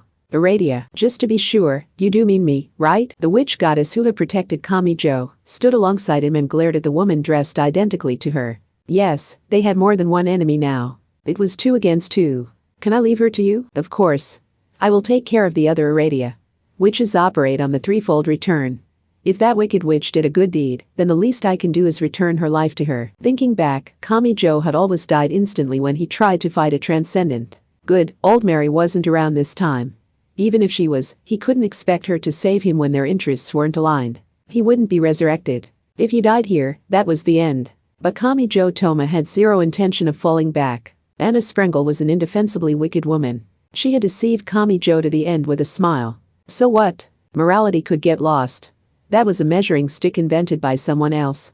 This was his life. It was up to him to decide who in this world he would save and whether or not he would risk his own life to do it. Thebes quietly tilted her head while surrounded by weapons weighing hundreds of thousands of tons. She looked to Kamijo Toma and asked him a question. Are you saying you will fight me? I am, but yield I? Probably. She wasn't being ironic. The blonde-haired, brown-skinned transcendent really was worried for the reckless boy. Oh, dear. But I have no real reason to fight an innocent boy. How the hell am I innocent after everything I've done? It was 2 against 2. Kamijo Toma versus Thebes. Aradia versus Aradia. Power through it. No matter how impossible it seemed, if they didn't win here, there was no saving Anna Sprengel, who had refused salvation and been pierced with a smile on her face. This was the best result? She had done well for the ultimate wicked woman? If that girl would sneer and say she couldn't escape her wicked ways, if Anna truly thought that while lying all alone on the ground, I'll destroy it. Kamijo Toma clenched his teeth and chose to challenge certain death once more. He wouldn't be bound by the morality invented by someone he'd never met. If he felt any doubt at all, he only had to hold a hand to his heart and ask himself what he should do. That would tell him what was really and truly important. Yes. So the perfectly ordinary high school boy raised his head. I'll smash that illusion until not even the tiniest piece is left. If the right person were to hear this, they surely would have been reminded of a certain theory. The theory that a certain human had advocated until the moment he vanished from the known world, even as he was rejected by all and called a demon. Do what thou wilt. They had parted ways, but that power did still reside within this boy. Between the lines for Anna Sprengel was a bad person. There was no wiggle room on that point. She had admitted to it herself. She had of course done what she could as a wicked woman to survive. She had detected a plan she couldn't allow to continue, and put together a concrete plan to stop it. But, deep down, she had known all of her efforts would never bear fruit. Or you could say she had resigned herself to her fate. She hadn't known when exactly it would happen. But she had known her hopes and prayers would be smashed to pieces at some point. They would be destroyed at the worst possible point. She had spread her arms and done so much in this attempt, so she had known the retaliation would be coming sooner or later. In a way, that despair may have been the core of who Anna Sprengel was. So she had frozen up when Anna Kingsford, something capable of threatening her very existence, had shown up. She had forgotten all about enjoying the situation as a wicked woman and had grown aware of how much she disliked loss. It wasn't an issue of skill with spells or the amount of magic power they could refine at once. She had been shaken at a more fundamental level. That had to be it. In the end, she couldn't live free without being disrespectful. So the more that little wicked woman struggled, the worse things got for her. It had been all too obvious. Simply put, the bad guy is meant to make a memorable exit when it was time for their defeat. Well, she felt cold. Ice cold. This wasn't the biting chill of the January air or of the floor she was lying on. It was a more intense cold coming from her spine. It was the invisible hand of death spreading through her from the inside out. Anna Sprengel slowly narrowed her eyes. I already told them about the Bridge Builders Cabal's grand plan. The line between Alice Anatherbable and Kamijo Toma has only been bent, not broken. Really, I'm not strictly necessary anymore, so maybe this was good enough. She had advanced the game pieces far enough for the next move, so maybe she was the most expendable one in the group. If Kamijo Toma received Witch Goddess Aradia's help and smashed the Bridge Builders Cabal's ambitions, wouldn't that qualify as a happy ending? And in a way, maybe she could call herself lucky this had ended before Anna Kingsford could reveal everything. But, even so, are you saying you will fight me? I am. She heard that voice. It reached her. But, you'll die? Probably. She heard the voice of someone who refused to accept that ordinary ending. She heard the voice of the boy who would stand back up as many times as it took while he clenched his teeth and fought back against this unfair world. Oh, dear. But I have no real reason to fight an innocent boy. How the hell am I innocent after everything I've done? It was not a voice of anger. It was the cry of a boy who was fighting to suppress the tears and struggling with all his might to keep from trembling. So the wicked woman found herself biting her lip while collapsed on the ground. Damn. And I was all ready to accept this. I had eliminated my fear by wrapping it all up with me smiling and dying, wicked to the end. The shrink drink was a special product made with the help of extraordinary Alice Anatherbable. That spiritual item had been created for the sole purpose of killing a traitor, and its lethal effect was already at work within her. There was no saving her. She knew that. But how can I die when he says that? Chapter 4. Decide for yourself which girl to save. Battle of HSBADCVA-01. Part 1. With the siren stopped, the battlefield was silent. Aradia's bare feet traced sharply across the floor of the broken walkway. Collapsed and unmoving, Anna Sprengel glowed with a pale light. Mud Thebes, having become a massive bird, tilted her head. A barrier? No, a witch ointment. That can help you fly or transform you by rearranging the structure of your body. It's nothing that fancy. Only a mild protection. I can't remove the shrink drink itself, but I can slow its spread. But this anti-explosive suntan lotion disappears if you die, doesn't it? Do I really have to answer that? Only one way to find out. An explosive boom rumbled out. Mud Thebes horizontally swung her massive right wing, which was actually a pair of 300 meters aircraft cruisers. The white torrent smashed up the entire top half of the giant cinema complex and scattered the pieces into the air. Kamijo Toma was tossed into the air as well. Aradia grabbed him by the back collar while straddling a mixed stand used when the director or cast made a public statement at an advanced screening or opening night. A witch did not necessarily need to use a broom to fly in the night sky. What mattered was the ointment rubbed onto the tool. Whoa, grab onto me, not the mic stand. I like to think we're safe as long as you don't touch the shadow, but if your right hand is affected, we fall. Also, Mud Thebes isn't the only threat. The witch goddess then took a more cautious tone. Why isn't she using the shrink drink? Oh, she might want to avoid friendly fire. Aradia turned a sharp glare elsewhere. Someone else was soaring through the night sky on a long mic stand of her own. It was the other Aradia. Even her choice of tool when short on time was the same. The identical silver-haired woman held her palm out with an alluring whisper on her lips. The Apostle Peter forbids Simon Magus's demonic flight. You can tell it's her first day. She needs more training. How do you call yourself a goddess of witches and then use that? Kamijo and Aradia plummeted. Flying was easy for magicians, but the counterspell was also easy, making it hard in practice. They were forced to land atop one of the aircraft cruisers Mud Thebes was swinging around. Where's Anna? How are you concerned about someone other than yourself right now? I covered her with a protective ointment, so she'll be fine. As long as you don't touch her with your right hand, she could be buried in a pile of concrete without so much as a scratch. Mud Thebes again swung the two ships of her right wing together like she was shooing away a fly. Aradia was tossed into the empty air. She knew her flight would be cancelled by the counterspell, so she guided Kamijo at a different footing, a lot like descending in a parachute. They were behind Mud Thebes this time. They were on the bow of the aircraft cruiser, also at least 300 meters long, that acted as the giant bird's body or tail feathers. The other Aradia landed her bare feet atop a trio of ship's guns towering overhead like a mountain. She laughed and looked down at them with the moon behind her. Even the cheap ventilation fan cover mesh was the same. Even though there was no need to match the emergency fixes if that was an official costume. Don't worry. I will protect your hope. I will ensure the good witch child need not wander in the dark. Next to Kamijo, Aradia twirled the long mic stand like a baton and rested it on her shoulder as she looked up at her target. The two Aradia's gazes clashed head-on, and they both spoke at once. I will kill her. I will kill her. Aradia jumped up from the deck to the guns in a single bound, and the identical transcendents began their battle. However, Kamijo was in no position to simply watch on. He needed to settle things with Transcendent Mud Thebes. If this whole thing is a bird, then this is the body or tail. Mud Thebes is at the center, so I need to move from the bow to the stern of this ship. Mud Thebes of course responded. The nearest trio of guns slowly turned. Those giant ship's guns had a diameter of 35 centimeters. Yikes, multiple blasts erupted simultaneously. The deck kicked up below him so hard he thought he would flip over onto his back. He was shaken so hard his vision broke apart, and he didn't even have it in him to thrust his right hand out toward the source of the sound. But unexpectedly, it didn't hit him. Kamijo held the side of his head with a hand and wobbled on his feet while he moved to the narrow side deck. And he continued onward. Ow, I guess I should have expected that.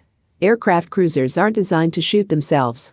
As long as I'm on the deck, this ship's guns can't hit me. But only this ship's. He heard something scraping along metal rails and looked up to see movement from the ships forming the great bird's left wing.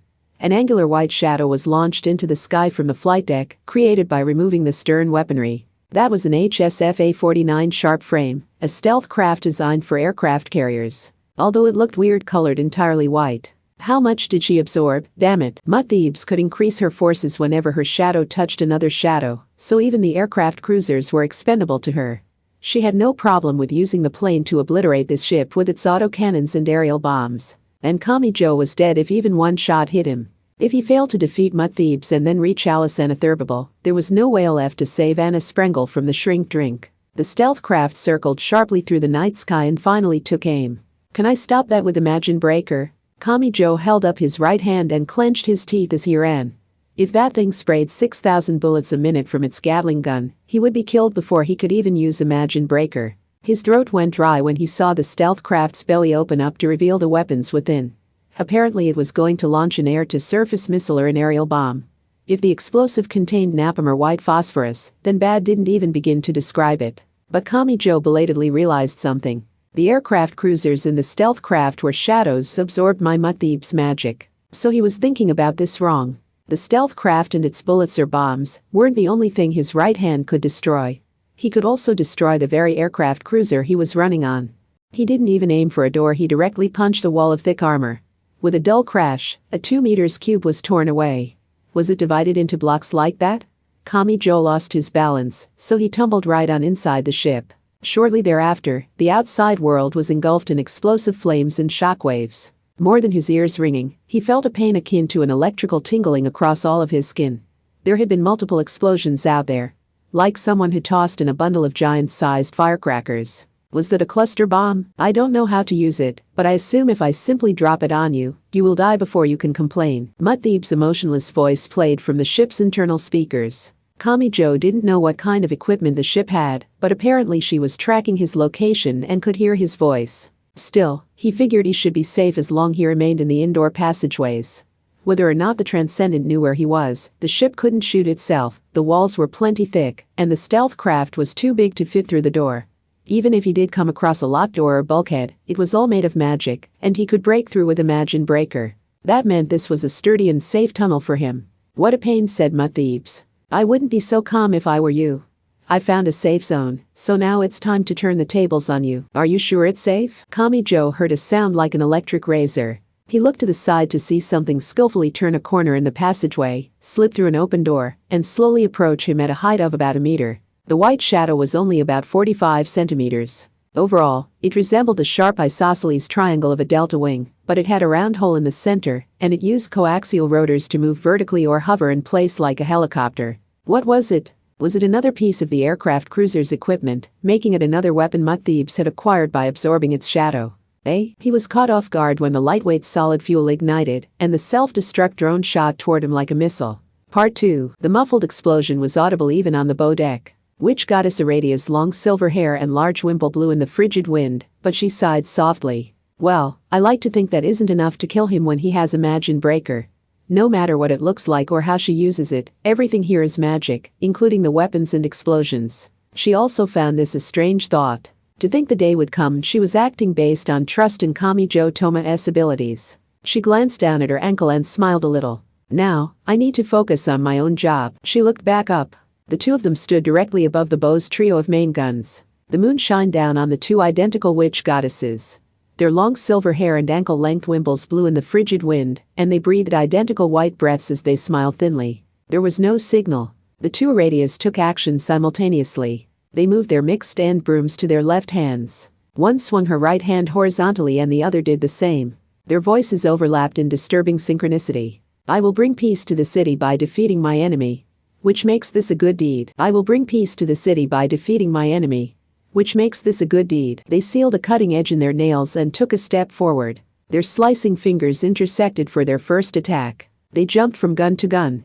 When one threw an open hand slap, the other struck that wrist descended off course. They both twisted around while aiming a palm at the other. Witch Goddess Aradia's magic was based on the triple reload. They didn't need to defeat their opponent in one strike. As long as they gave meaning to their attack, each consecutive one would grow more powerful in a snowball effect. It was an endless triple increase. There was no upper limit. As the chain continued, they would reach the point where they could fight the entire magic side and win.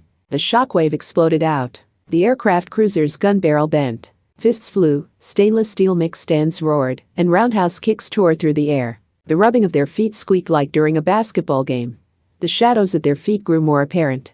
Both Aradias rubbed down the metal clasps of their decorations, sprinkling medicinal herbs at their feet, and used their bare feet to mix in sebum to create their witch ointment. Their witchcraft mostly relied on that ointment. Their shadows writhed in a disturbing fashion as the two witches shared a Sabbath dance. The giant guns exploded below them, so one witch goddess gently landed her bare feet on the side deck another level down.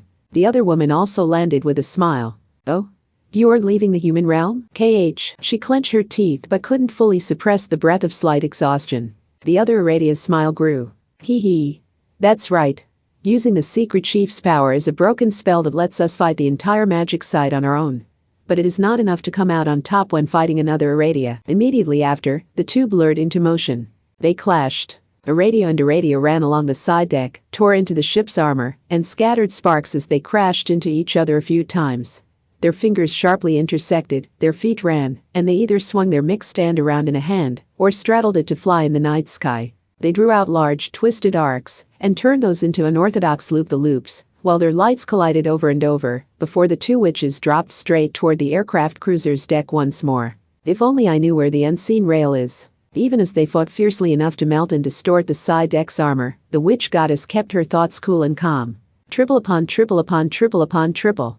My triple reload increases my power threefold with each new good deed, which is like creating a single rail. If I can predict hers, I can block her and keep her dominoes from continuing to fall. Even in a battle between Irradias, how they used their spells could create a difference in strength. If one continued to grow her power with triple reload and the other had that process stopped early, the resultant difference could be used to end the battle. Irradia knew she could predict that rail. After all, her opponent was another Irradia. She could easily tell what in this environment could be converted into a good deed. But if she tried to take advantage of her opponent's weakness that way, her opponent would do the same to her. Stopping the falling dominoes was meaningless if it was mutual. Then the shadows at their feet would lose everything they had built up, and both of them would have to start over from scratch. Whether she tried it or hesitated, it wasn't enough to end the battle. And, TCH, she clicked her tongue and they exchanged a few more attacks. The air vibrated and even the ship's thick armor creaked concerningly. Maybe it was for the best that they were on an aircraft cruiser cut off from the Academy City streets. Even without the giant gun barrels breaking and flying away, wielding this kind of power would have done untold damage to the city. Oh, no. Are we stuck in a permanent stalemate? Maybe so, if our power really is equal. They continued to clash like beams with a cutting edge, but that couldn't go on forever. One of them came to a stop and the other stopped on the deck in kind. The Irradia fighting for the boy in trouble tried to surreptitiously catch her breath. Her attempt failed. Huff, puff, what's wrong? Worn out already? I guess you are the old Irradia. Feel free to say you only lost because you were still worn out from your previous battles. Do you really expect that to happen? No, I doubt it will be that easy. But if this continues, we really will be pushing ourselves to the limits of our identical specs. And that gives me a small opportunity.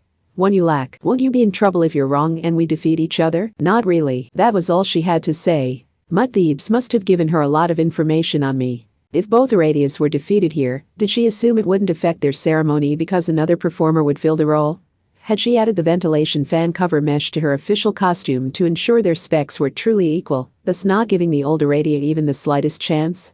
And as long as their savior arrived, the witches she wanted to protect would be saved. That wasn't good enough for this Irradia. She smiled a little upon discovering that feeling inside her. If their specs were completely identical, they were stuck in a permanent stalemate. That meant she needed something other than her Irradia identity. With that something extra on the scales, she could achieve victory. I already gave him hope as a goddess, so I can't let myself be defeated now. Would that feeling give her something that let her overcome her physical exhaustion? It would. A heavy breath appeared white in the winter chill. Irradia's shoulders heaved on the side deck as she glanced to the side. Hoping to ask him for support, the other noticed and smiled thinly. The other magician taking the Irradia name shrugged with her mixed stand broom still in hand. Seems to me that would only complicate matters. We look and act the same and we use the same spells. Can he look at the two Irradias here and tell which one is on his side? Oh? Do you really think he can't? Then, a certain woman focused on one point of the Irradia standing in front of her. She noticed the difference between them. The other one had a single loop of duct tape around her right ankle. Ah, our appearance and specs might be identical, but the things we've experienced and the memories we've made make a difference. Kamijo Toma rushed in from the side, his fist crashing into the enemy Irradia's cheek. Not even the triple goddess beyond human territory mattered. No secret move was enough to block that boy's right fist. I only wrapped this duct tape around my ankle at the gas station. Mud Thebes must not have seen me between then and our arrival at the cinema complex. Also, the witch goddess wagged her finger down at the other Irradia, who had been knocked out by the blow to the head.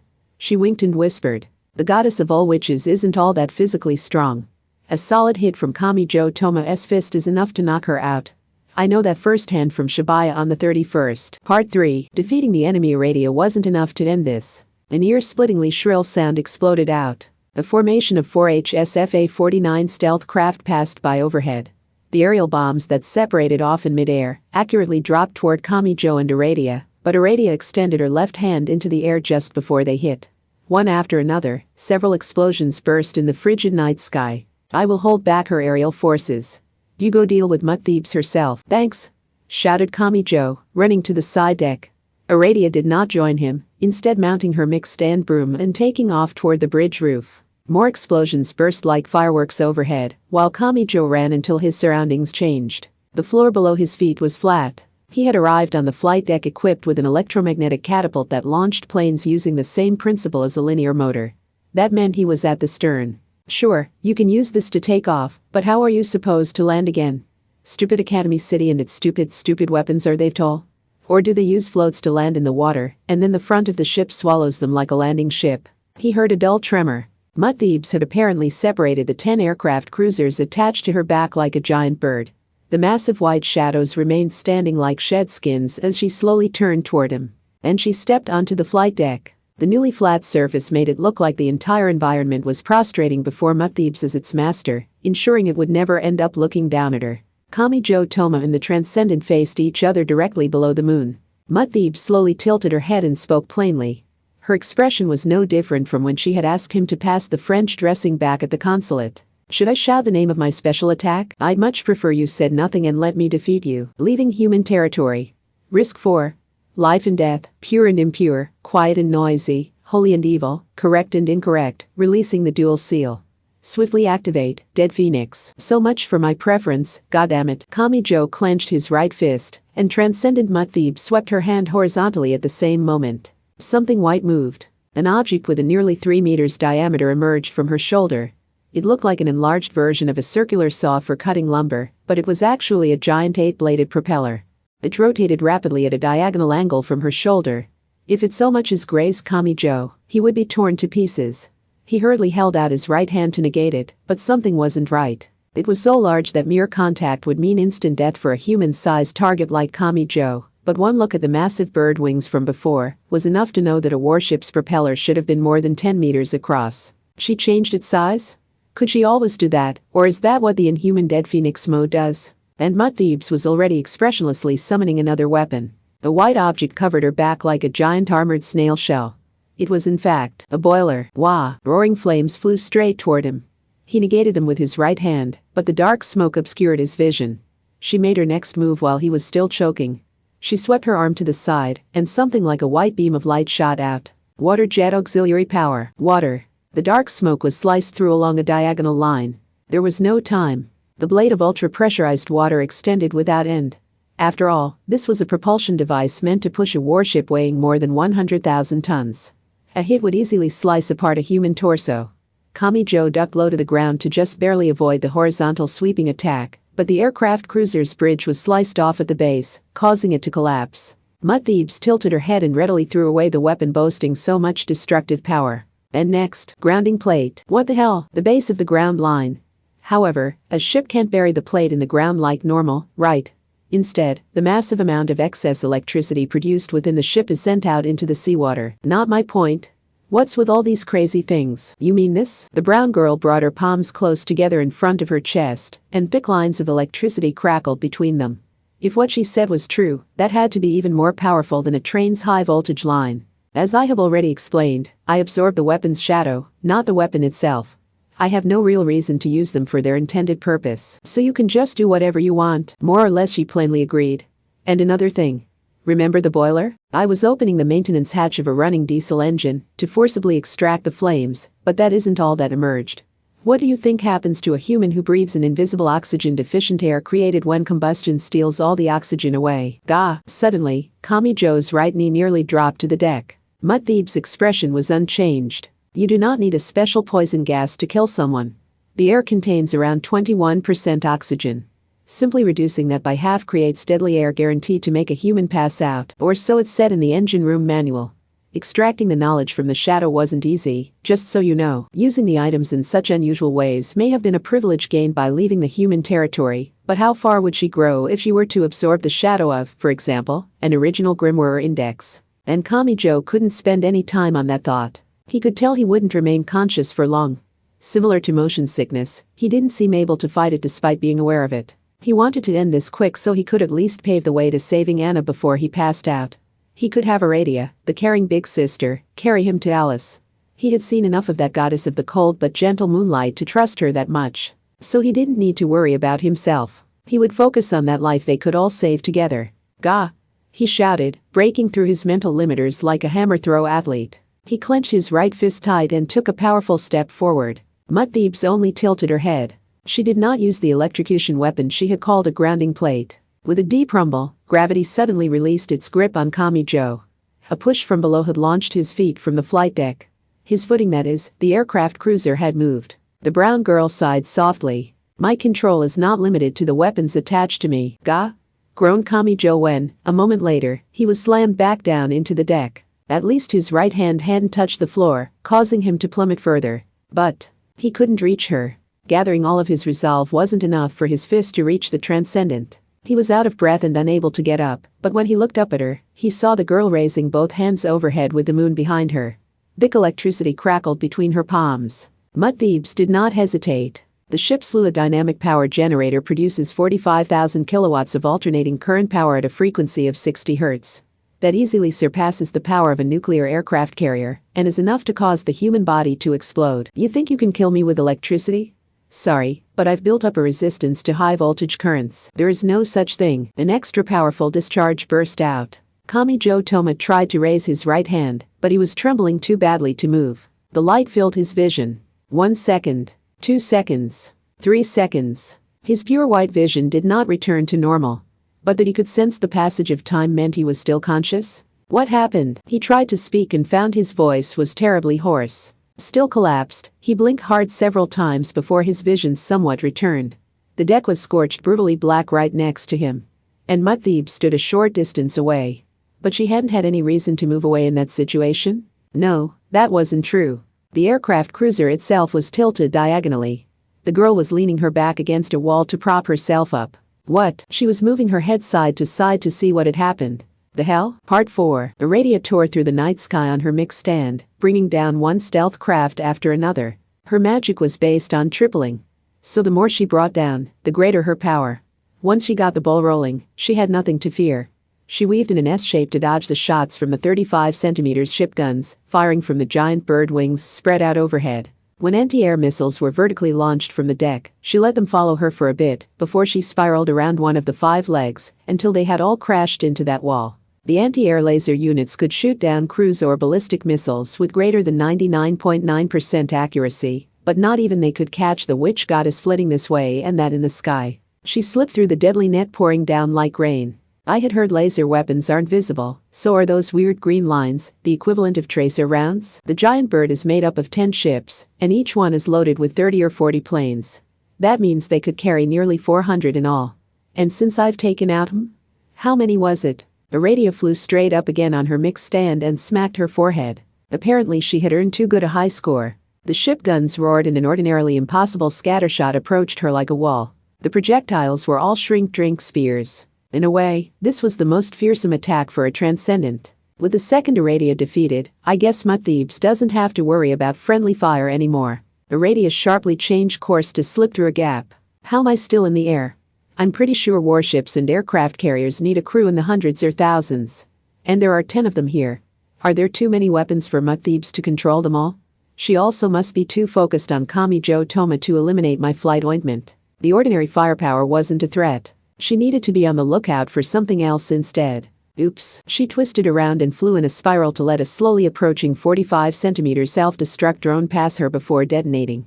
Fortunately, their rotors were too loud for them to sneak up on her, but she still had to be careful because they moved differently from artillery or a missile. Iradia's top priority was drawing the fire of the aircraft cruiser and its aircraft, since Kamijo Toma couldn't dodge or defend against them on his own. That way he could focus on his own fight. So she could accomplish her goal just by flying around. But if possible, she also wanted to do damage to Mutt Thebes. This wasn't even about wanting to repay him for saving her before. That boy was already her target of salvation. The bridge builders' cabal may no longer recognize her legitimacy, but that goddess had to save him. The witch goddess flew her stainless steel mixed stand in a large circle around the giant bird like a drone getting video footage. She focused on one point of that massive bird comprised of several aircraft cruisers. It technically wasn't a weapon, she muttered quietly. She was said to be the goddess of the night, and the moon in her lips contained the bewitching shine to match. I bet I can use that anchor. She took aim and sharply descended. Her target was the metal latch holding a chain thicker than her arm. Part 5. An unnatural tremor ran through the ship. If Kamijo wasn't careful, he would have slid to the side even as he lay collapsed on the flight deck. In this case, it looked like Mutt Thebes had a harder time keeping her balance while standing up. Yes, the giant bird created from several aircraft cruisers was clearly shifting out of place. It tilted diagonally and didn't fix itself. One of the 5 legs extending down like a long skirt must have been squashed like an aluminum can. This was no coincidence. Good fortune had no love for Kamijo Toma. Iradia? Asked Mutt Thebes, looking somewhat confused. This couldn't possibly be good fortune, so the boy had to ask which goddess had chosen to protect him. She must have lowered the anchor. But how did that cause so much damage? The anchor is a standard piece of the ship's equipment, and it isn't even a weapon. It isn't enough to bend and break a military ship. Don't be so sure. I don't know what exactly Aradia did, but if that really was the anchor, it is possible for that to destroy the ship. There are standards concerning the water depth and the chain length, and there are apparently detailed rules about using 2 anchors at once and how to lower them.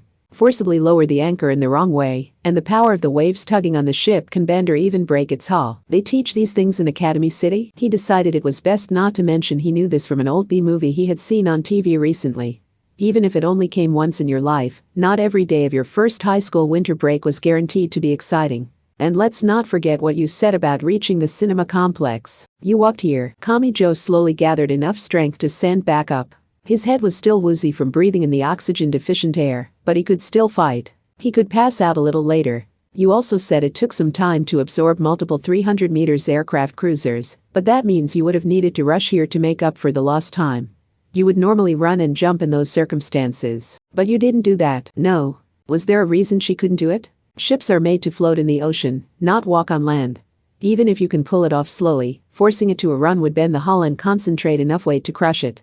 I'm betting you gave it 5 legs because you wanted to distribute the weight. And even then, you had to walk slowly and carefully. Aradia had done it on purpose.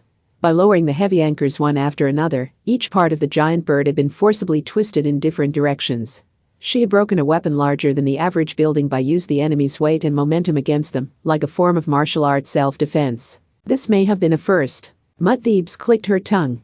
And her focus shifted from Kamijo to Aradia, who was flying around in the sky. She didn't even need to use the shrink drink designed to kill transcendence. Flying with magic was easy, but shooting her down with the counterspell was just as easy. Kamijo couldn't let that happen. Oh, in the precise moment her focus shifted, Kamijo Toma shot to his feet and used all his strength to push himself forward while crouched low. He threw a full-power tackle toward Muttheeb's slender hips. He struck. Gravity briefly vanished, and then they both crashed down onto the flight deck. Afterwards, a powerful vertical tremor hit them. Had Aradia dropped another anchor to the ground, tugging unnaturally at the great bird? The shaking and tilting sent Kamijo and Muttheebs rolling along the flight deck while tangled together. They picked up speed. They rolled on, and belatedly realized the tilting of the deck was getting worse. There was no stopping it now. They grabbed at each other while sliding down the steep downward slope of the flight deck. Kamijo couldn't stop their momentum, but by pressing the soles of his shoes against the deck and creating resistance, he could guide their slide to the sides. They would be badly injured if they hit a wall at this speed, so he desperately directed them toward the starboard side deck, slammed Muttheebs against the base of the destroy deck to dislodge her grip on him, and slid another few hundred meters down. They both slid all the way down to the asphalt far below. They had reached the ground. A short distance away, the girl silently rose to her feet. The massive bird seemed to cover the sky overhead. A dull, heavy scraping and groaning of metal came from above. The bird could no longer keep its balance, so its upper body pressed against the remaining bottom half of the cinema complex, and it stopped as if leaning against the building for support. Most likely, that massive bird was no longer usable. But the aircraft cruisers were not Transcendent Muttheeb's only weapons. She took a quick look around at the bottom of the skirt like 5 legs, and her eyes stopped on an armored vehicle flipped over on the road. No, it only looked like one. A high-pressure water weapon was crushed between the vehicle and the road. That meant the vehicle was an anti-NBC decontamination vehicle. Or was Muttheebs focused on the revolving grenade launcher fallen next to it? If it was meant to distribute gas, it likely contained tear gas or emetic gas. Artillery only fired upon a single point, but these invisible chemicals would spread to cover an entire area. Was she going to use that to take out Kamijo? It was true gas was a more effective anti-personnel weapon than bullets. And she had already had some success with the damage caused by the oxygen-deficient air. She licked her lips and held out her palm. The vulture devours the flames enveloping it and devours the dead flesh. All is reborn anew. In other words, the dead phoenix. There was a powerful flash of light, but it didn't come from Muttheebs. A nearby street light was blown away by a tank gun at close range. The gun was attached to an 8-wheel mobile combat vehicle, a Predator Octopus. Only one person could have used the smart glasses to control that military vehicle, which should have been abandoned in the underground parking garage. And the shadows stretching across the road were influenced by the number and position of light sources. So, blowing away the streetlight and spreading explosive flames in an unexpected direction, caused the vehicle's shadow to stretch in the opposite direction, as if fleeing from Muttheebs. Same for the grenade launcher next to it. Now she couldn't absorb the surrounding shadows and create her white versions. Now an ordinary fist could reach her. What? Groaned the brown girl. This wasn't over yet. Kamijo clenched his teeth in his right fist. And he thought of the person who had fought alongside him. Anna Sprengel. Part 6. The small girl was crawling on the floor. That position was impossible to imagine from her usual vicious pride. She was more than 50 meters from the ground. The half-destroyed cinema complex didn't have any real floors left. Only some slight remnants of the floor still existed around the thick pillars and by the walls. Anna was crawling along that narrow space, meaning she had nowhere to go and no way to go back.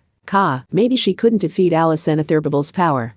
The amount of power alone was extraordinary. Maybe she couldn't escape the shrink drink. Maybe she was doomed to die, without ever finding the king she sought. But she refused to give up without at least trying first. Those two had done nothing wrong.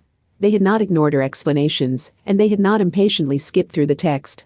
They hadn't made any of those mistakes. Anna was sick of watching people digging their own graves. She was frustrated with this world where no one would follow her instructions. But if someone who had followed her instructions and hadn't done anything wrong were to fall, something even deeper than the core of her being would break. She was not a praiseworthy person. She was a wicked woman through and through. If Kingsford did everything the right way, then Miss Sprengel did everything the underhanded way. This Anna had not lived a life she could be proud of. But even so, I wanted to teach people. I wanted to be someone's teacher. I thought as much. She heard a voice. Probably it was his. Finally decided to be honest with yourself? You did not want a king because you wanted someone to bind your wicked ways. You wanted to give this would-be king a proper education, didn't you? And this time, you would keep trying no matter how many times you failed. Because you believed doing that would make the present world a better place, at least a little bit. Anna did not reply. She wasn't in a position where she could explain every little thing anyway. The goal of the Rosicrucian magic cabal was to use mystical magical knowledge to eliminate the world's sickness and restore it to a healthy state, just like a person took medicine to heal their illness. She had simply been too powerful a medicine to take as is. The world's sickness had definitely existed. In that case, I can't die yet. Miss Sprengel caught something with her trembling hand's fingertip. Her smart glasses. I can't now that I know what I truly want. It took all her strength just to place them on her face coated with gray dust. She clenched her teeth and focused like never before. Those innocent ones sought out my teachings. It was fortunate the walls and floor had crumbled away, and she was stranded partway up the building. This gave her an excellent view of the world. She could see the city that she knew would soon be destroyed, but she still wanted to remain beautiful. She wasn't going to remain conscious for long. She could tell. Her vision was flickering in and out, but she managed to raise her voice just before it went dark for good. So keep your hands off of them. She could see two people far below, as well as an 8-wheel predator octopus. Part 7. Kamijo Toma walked on wobbling legs. He was at his limit thanks to the shockwaves pummeling his body and the oxygen-deficient air reaching his blood. But he still managed to clench his right fist tight. He thought about Aradia, goddess of witches, the moon, and the night. He thought about Miss Sprengel, who had played a role in founding the Golden Cabal.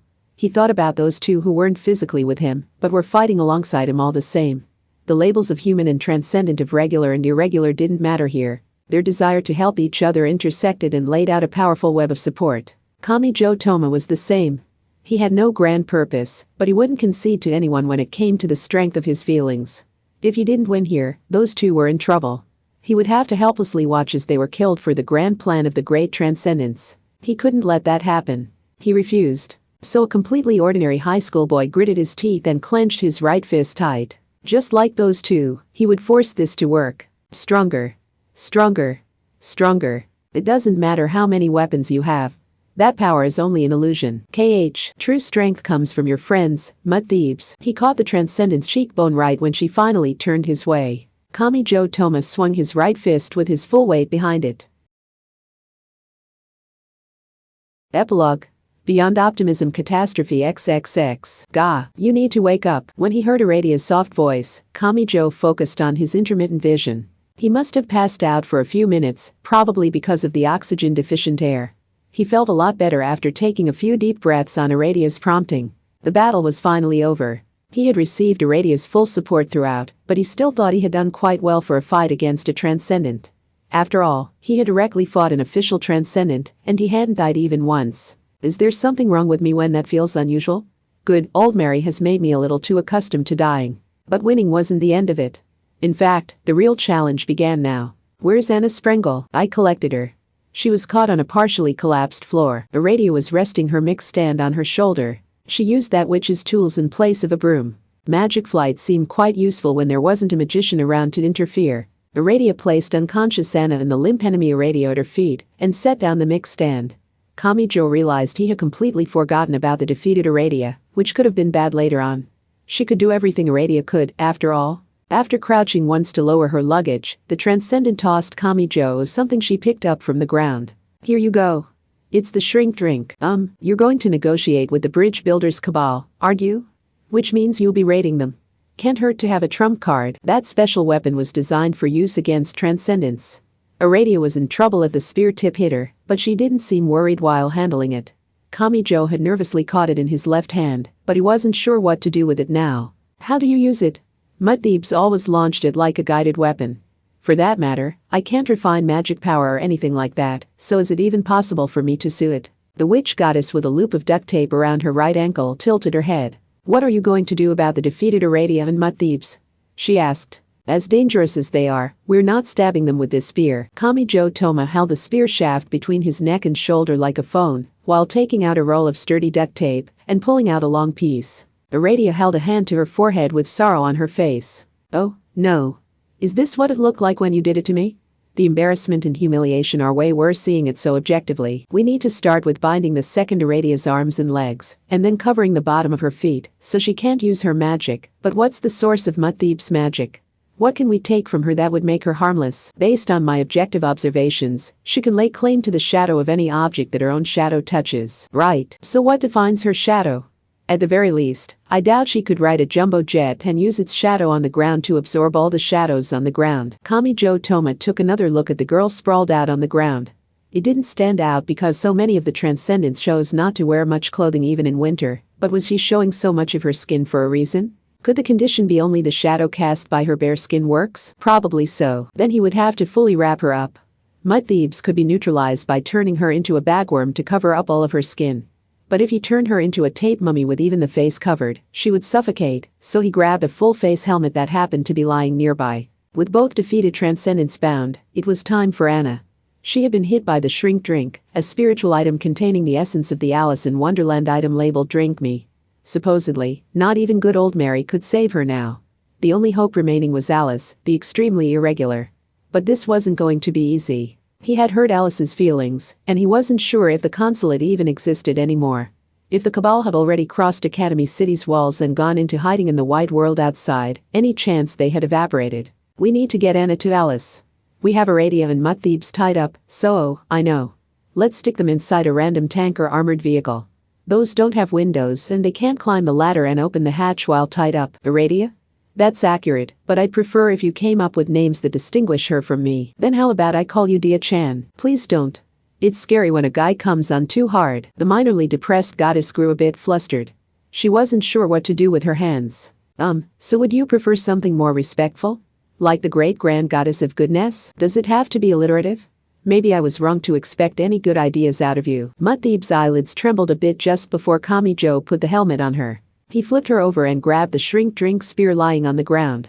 The long shaft was really hard to control with just his left hand. The fight is already over. We can subdue you before you can absorb any new shadows. My loss does not matter. Mud Thieves' voice remained calm even after being punched out and wrapped up like a bagworm. As a punishment expert, she may have had a detached view to winning and losing, and to life and death. Or so Kamijo thought, but he was wrong. The girl had more to say. The second Iradia and I had already completed our task. For a brief moment, Kamijo couldn't respond. Or rather, his mind had gone blank. Until Iradia tapped his shoulder, he forgot even to breathe. But when he thought about it, Mud Thieves had said it from the beginning. They already had a new Iradia. They would not have Anna join the ceremony as an irregular guest performer. In other words, you already did it? Asked an astonished Kamijo Toma. Then his voice grew louder. You Transcendents completed your important ceremony before going after us, is that what you mean, Mud Thieves? Anna Kingsford raised her arms and stretched her back. Her arms hit the wide brim of her witch-like hat, nearly knocking it off of her, so she had to quickly grab it. It was late at night on January 4th. 3 figures walked through the streets emptied by the martial law declaration. Alistair, Anna Kingsford, and Kahara Naukin the Golden Retriever. It took some time to search them out since the consulate was abandoned, but there are not many places they could carry out a ceremony on that scale. We may still arrive in time. What are you doing? asked Alistair, sounding extremely displeased. Nevertheless, the great goddess of knowledge held a hand to her mouth in an elegant fashion and laughed quietly. Several transcendents were reported crossing the wall from the outside. There is no doubt in my mind that they are all gathering in Academy City to perform their ceremony. I wonder what has them rushing it so much. Do they believe they cannot allow any further accidents, now that Alice has frozen? I ask what you are doing. That boy is risking his life in battle somewhere else right now. Alistair finally raised his voice to a shout. Kingsford did not stop walking. Mr. Dog. Yes, we are about to touch on the depths of magic. You could also call it an unsightly private matter. If you are not part of the occult, I recommend you leave now. Not happening. Then without further ado, the great goddess of knowledge clapped her hands together in front of her chest. I am working to find the enemy we must defeat. Alistair, that was your request. And you're way off? What does attacking that cabal now have to do with that boy? Do you know who it is the bridge builders cabal is attempting to create? Alistair started to yell again, but paused. Who they are attempting to create? Correct. You mean it is a person? They went out of their way to prepare an entire fetus for a ceremony designed to summon the soul of a superhuman beast or spirit. It could be Nuit, Hadit, Thoth, Hurparkrat, or Chironzan. If you are willing to bear the risk of violating the ethics of life in the preparation phase, surely you would choose to summon a god or demon for maximum efficiency. The efforts of all of the Cabal's transcendence influence the fertilized egg. Thus, we only need to speculate who they would all be willing to leave in charge of the world. This is not even about magic, it is a matter of the psychoanalysis begun by Freud. Focus on their actions, and it should become obvious who they are attempting to create to save the world. What they long for can be seen from the outside. Then who exactly was it? But then why the fancy ceremony? If they only need to resurrect an individual, isn't it a job for their good old Mary? My. Not even that transcendent can do a thing when there are not accurate records regarding the location of the person's body. Her magic appears to require physical contact. Anna Kingsford believed simple answers were the most beautiful, so she did not drag things out longer than necessary. Whenever she talked at length, it was to place herself on the listener's level. So she soon gave the answer. It was a legendary holy man symbolized by a cross. He was someone who journeyed through the desert and healed the people suffering from disease, curses, and sin. He was the wisest of wise men who would at times hold out his hand and at times provide a mystical potion to work extraordinary miracles, and then leave without asking for anything in return. He was a miracle worker who had fought the world's ignorance and gathered disciples who shared his goals. He had healed individual people and ultimately attempted to fight the sickness infecting the entire world, from its philosophies to its nations. He was a magician of such great skill that no one could ignore him. Not even Aleister Crowley or Anna Kingsford. In other words, CRC, the alluring movements of Kingsford's lips spelled out those initials. At the same time, something blared in the sky. Woo! That siren indicated a threat to the city. Anna Kingsford rephrased the answer as if pushed on by that din. Christian Rosenkreutz. That is who the bridge builders cabal is attempting to create by gathering their transcendents and performing a large Crowley-style magic ceremony. In the most secure cell of the District 10 prison, new board chairman Accelerator glared silently at the wall. No, he didn't even need to view the large screen there. His cell was sealed so tightly that not even an ant or even a gas could get in or out. Nevertheless, he could sense something when he switched on his choker's electrode. The vectors were straining, like they were gathering on a certain point in the world. The satellite footage showed nothing. But there had to be something there when he could sense such a great distortion and straining. The large screen embedded in the wall displayed a map with a red X at one point. Accelerator switched back off the electrode while seated on his luxurious bed. I know the location, but who should I send in? These aren't people anti-skill or judgment can handle. So should he rely on the more toxic darkness? For example, there were the brutal criminals locked up in this very prison. The sisters Hanatsuyu Kai and Yan, Rakuoka Hufu, Benizum Jellyfish, Tesut Suzuri, etc. Or should he recruit the help of Ladybird, Frilson Number G, or one of the other inhuman monsters still wandering the city's darkness? No, he said under his breath. This was nothing as simple as ethics or righteousness. A more grounded sense pleaded with him. They won't do. They aren't right for the job, like bringing a mahjong cheat tile to a poker game.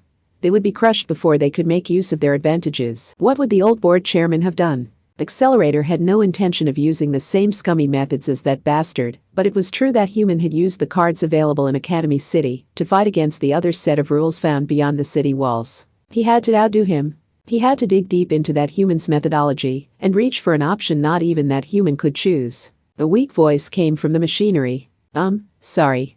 If only you hadn't had to waste time on me. He didn't need to consider the possibility that she had taken too long, recovering Cliffa Puzzle 545. If he had sent the scientific angel named Kazakiri to attack the enemy, she would only have died in vain. He would have lost another game piece without receiving a report.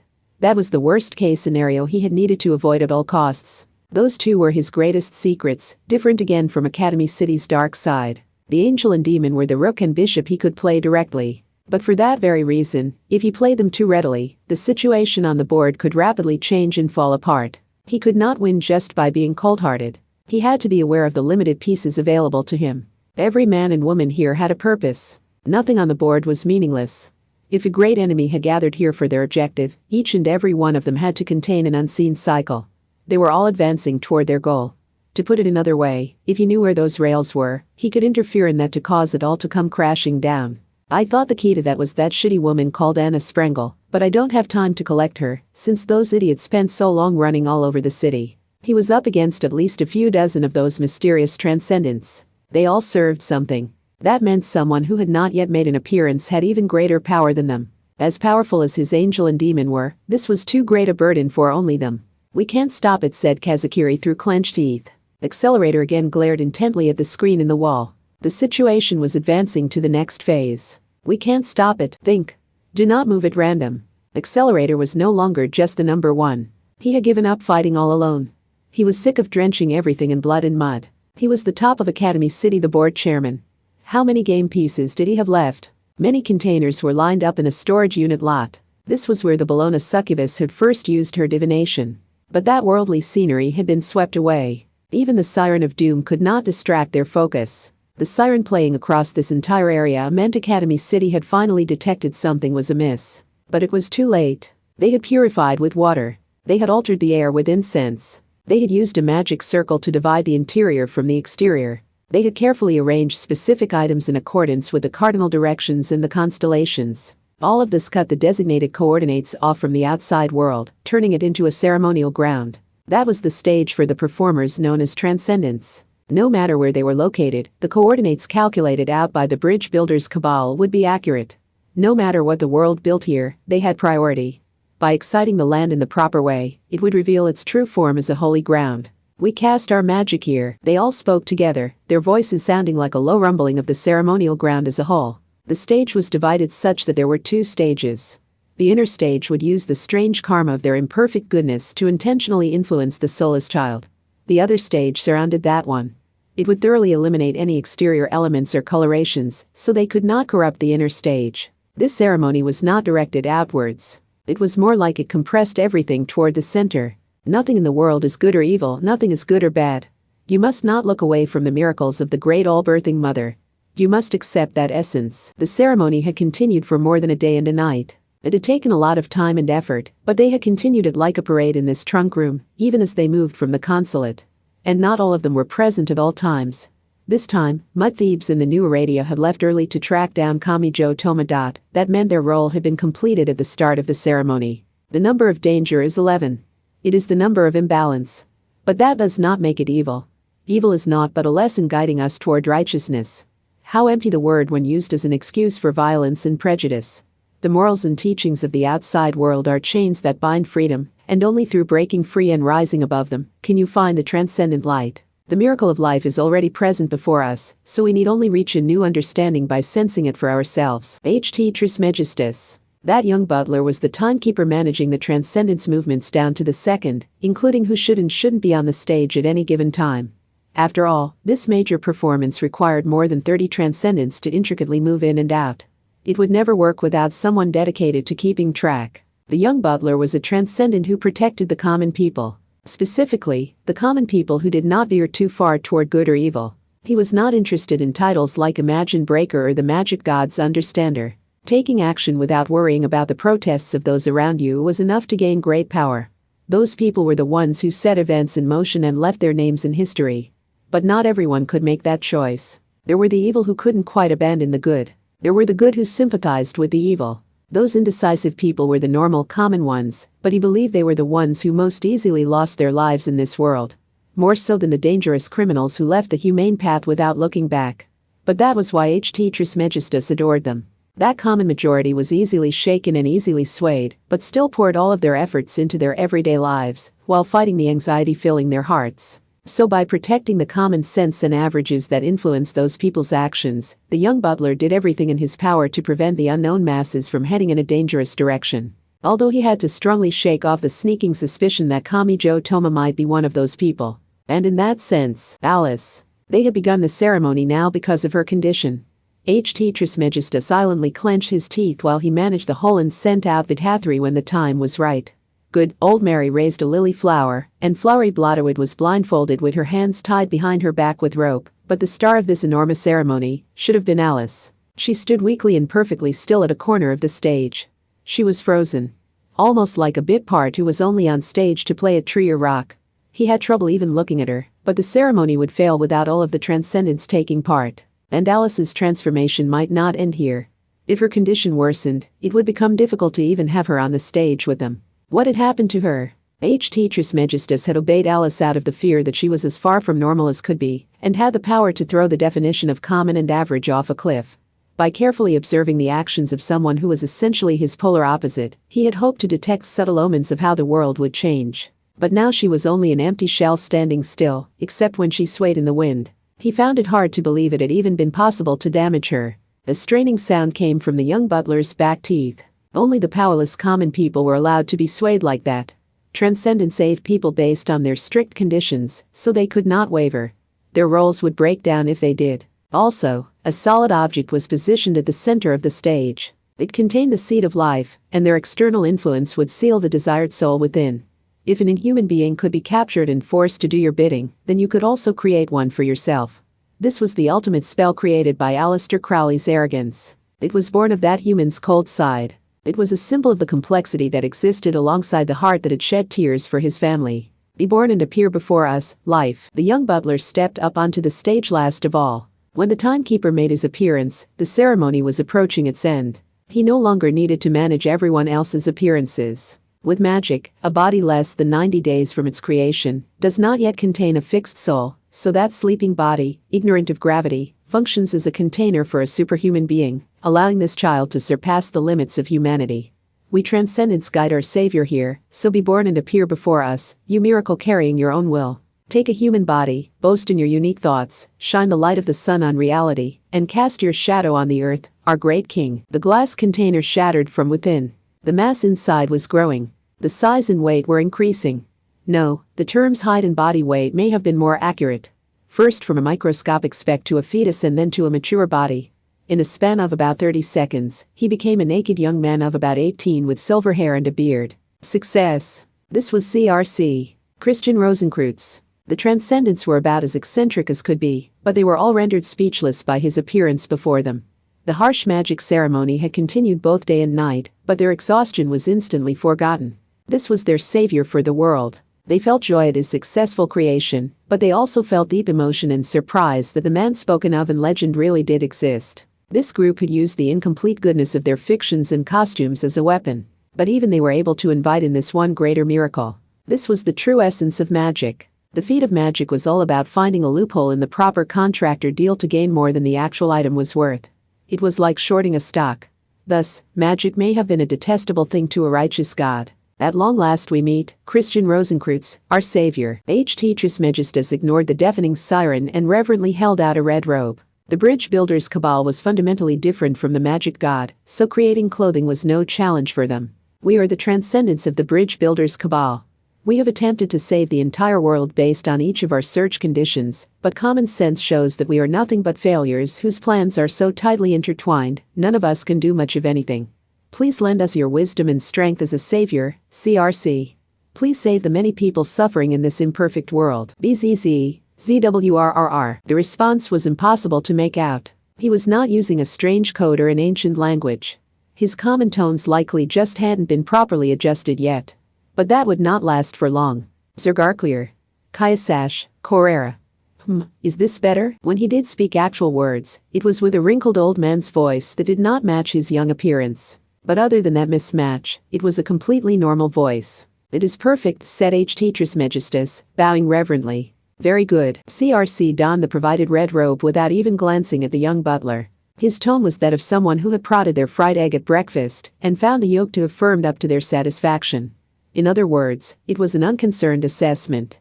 And immediately after that moment of peace, a flash of light exploded out. No one even remotely expected this. Every one of the gathered transcendents was toppled by this single attack. The only way for so many powerful transcendents to be knocked helplessly from their feet was for none of them to understand the meaning of this sudden impact. That meant this was fundamentally beyond their comprehension. The very idea of understanding it may have seemed disrespectful to them. This was a secret power. The thick wall radiating out from that man carried so much power and meaning. Ht Trismegistus had once torn his own body apart in extreme emotion. But even he was helpless. And there had to be transcendents with a greater specialization in defense than him. They did not understand what had happened to them. This was a matter of life or death for them, but it had happened so fast they could have entirely missed it if they weren't paying attention. After it was over, they stared in awe. It was that impressive to them. They could only say this had influenced the root of their being, which they had remade to become transcendents. This was more than just brute strength. It was unknown wisdom. Or to use more common terms, it was a cheat code or a vulnerability. To those who didn't understand, it looked like, well, magic. The being in a young man's body spoke with a sneer. Why should this old man save anyone? He spread his arms and spoke loud. Why shouldn't this old man ask for something in return? But no one remained to hear his operatic speech. Because they had all been knocked out. Who invented those rules? Did you really think this old man would be bound by them? You are no more than a flock of weaklings hoping to rely on someone stronger than yourselves, so why would you ever think you could restrict this old man's freedom? They had erred. The legend they had heard had been too good to be true. Christian Rosenkreutz may indeed possess enough power to save the entire world. But that did not mean he would supply that salvation free of charge. He was no savior. He was a small-minded person. He was an individual possessing such great power. Why had they never considered the possibility that he would ignore all rules and morality, wield his power as he saw fit, and rule the world as the greatest tyrant history had ever seen? CRC and Miss Sprengel were somehow different.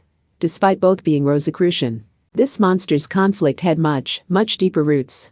And he found enjoyment in a different way from Anna Sprengel, who capriciously approached people or pushed them away. For Christian Rosenkreutz, it was found in thorough destruction. He had no interest in sweetly corrupting, he wanted to find relief through destroying everything.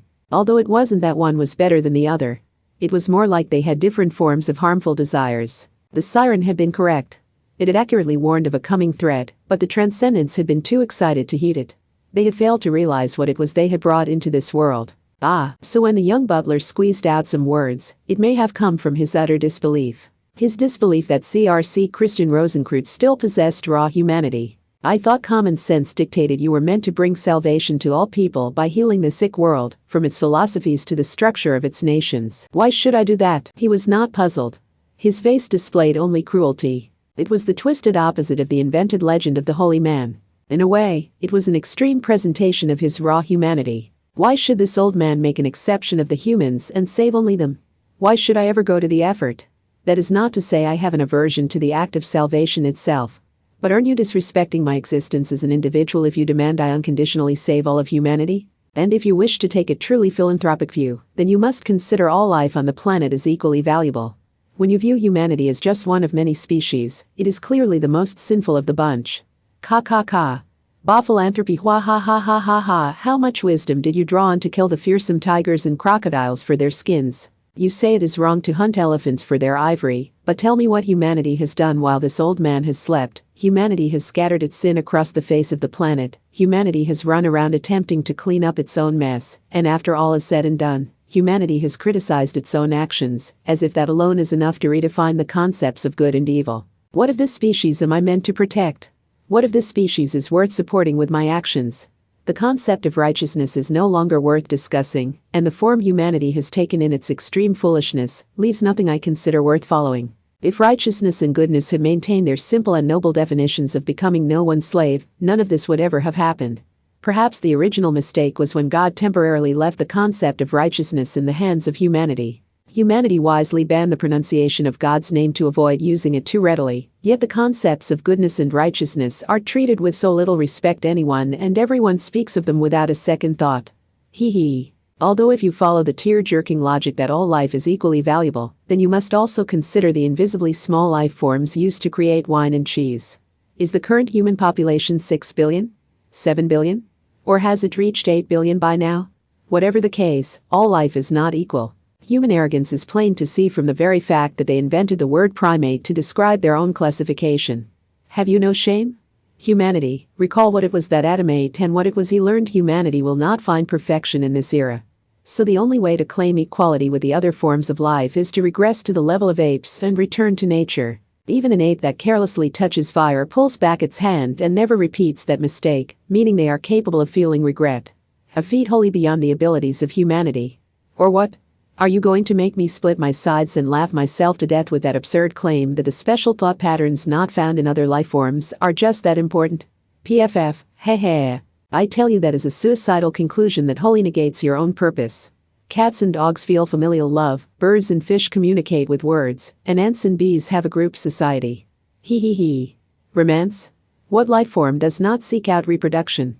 In fact, any life form that neglects to reproduce will be left behind by the currents of time. But if you tell me humanity has nothing that cannot be discarded with such shallow thinking, I have no choice but to believe you. Thus, the conclusion is far too simple. Humanity has no purpose. I have considered the issue from every direction, both physical and psychological, but this old man feels no value in working myself to the bone to save mere humans. He spoke on and on, but he likely wasn't all that serious about it. Anyone with a knowledge of higher magic would notice right away. Yes, wasn't it said that a true expert did not make long-winded speeches? This was a failure. There was only one conclusion. It had all been a complete lie. They had been fools to trust in such a bogus legend. Alice. After all this, the young butler was fixated not on his own life, but on Alice Anatherbable. Unlike the other transcendents, she alone could not be replaced. Or to be more accurate, the transcendents had analyzed the already existing Alice to determine how to override their own humanity. So she alone could not be lost here. His injuries were not the only reason he could not raise his voice to call out to her.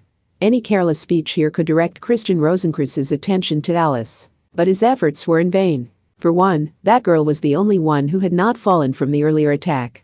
She wobbled as unsteadily as an ear of wheat blowing in the wind, but it was still a miracle that she remained standing here. And that inevitably led to the next misfortune and tragedy. She drew Rosenkreuz's attention. But frozen Alice did not react.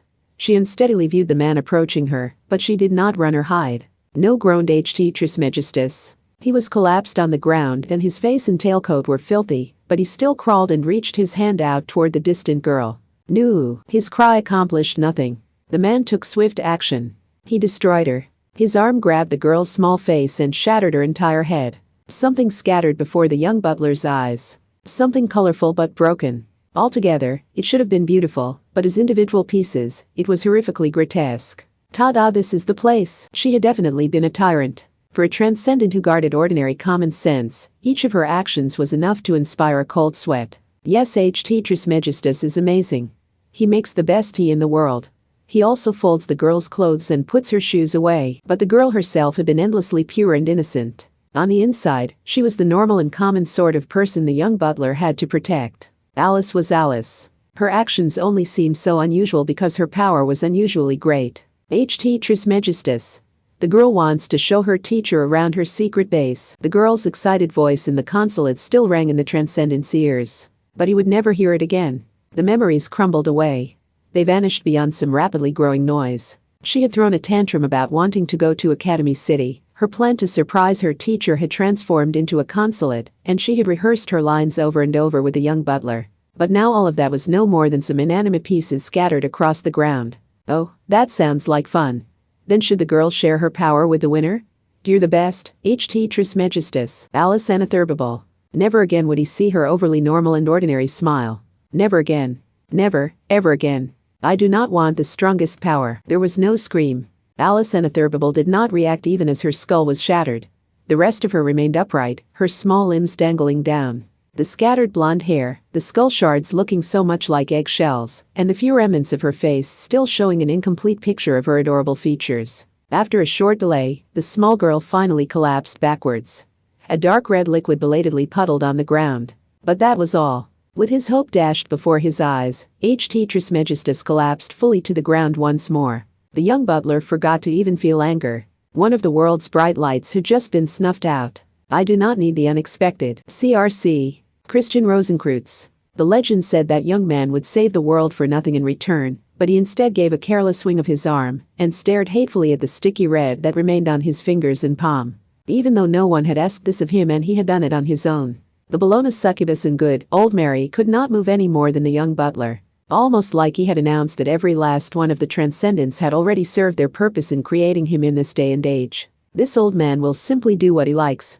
I will tolerate no interference, and I will actively hunt down anyone with even the slightest possibility of doing so. With that, he slowly turned around. The light shining in the frigid darkness was not silver, it was gold. Surrounded by the eerie siren, Aleister Crowley's hair blew in the night breeze. I see what you mean, he spat. He could tell. Because he too stood on the side of evil. Aleister and Kingsford had no idea if they could survive this fight. But if those two extraordinary magicians fell, how much ferocity would this man turn toward Academy City or that boy on a whim? So Aleister would crush him. He would thoroughly defeat him no matter what it took. Anna Kingsford.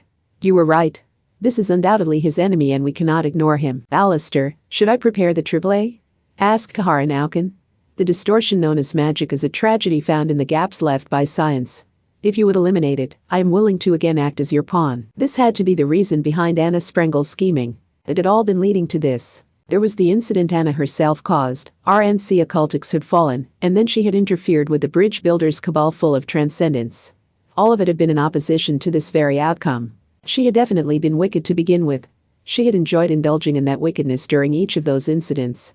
But this was still at the root of it all. Miss Sprengel was, after all, a high-ranking member of the Rosicrucian magic cabal. How could she stand idly by when she learned that a group was working to locate her cabal's founder's grave and then use him for their own purposes? And what if she were secretly aware of Christian Rosenkreuz's true nature, which contradicted the commonly known image of the holy man? He was just another human. He could not be allowed to go free. He was an archenemy who all living things should be deeply grateful does not live in the same age as them. To an outside observer, Anna might not seem much better. But there was no hesitation in CRC's actions.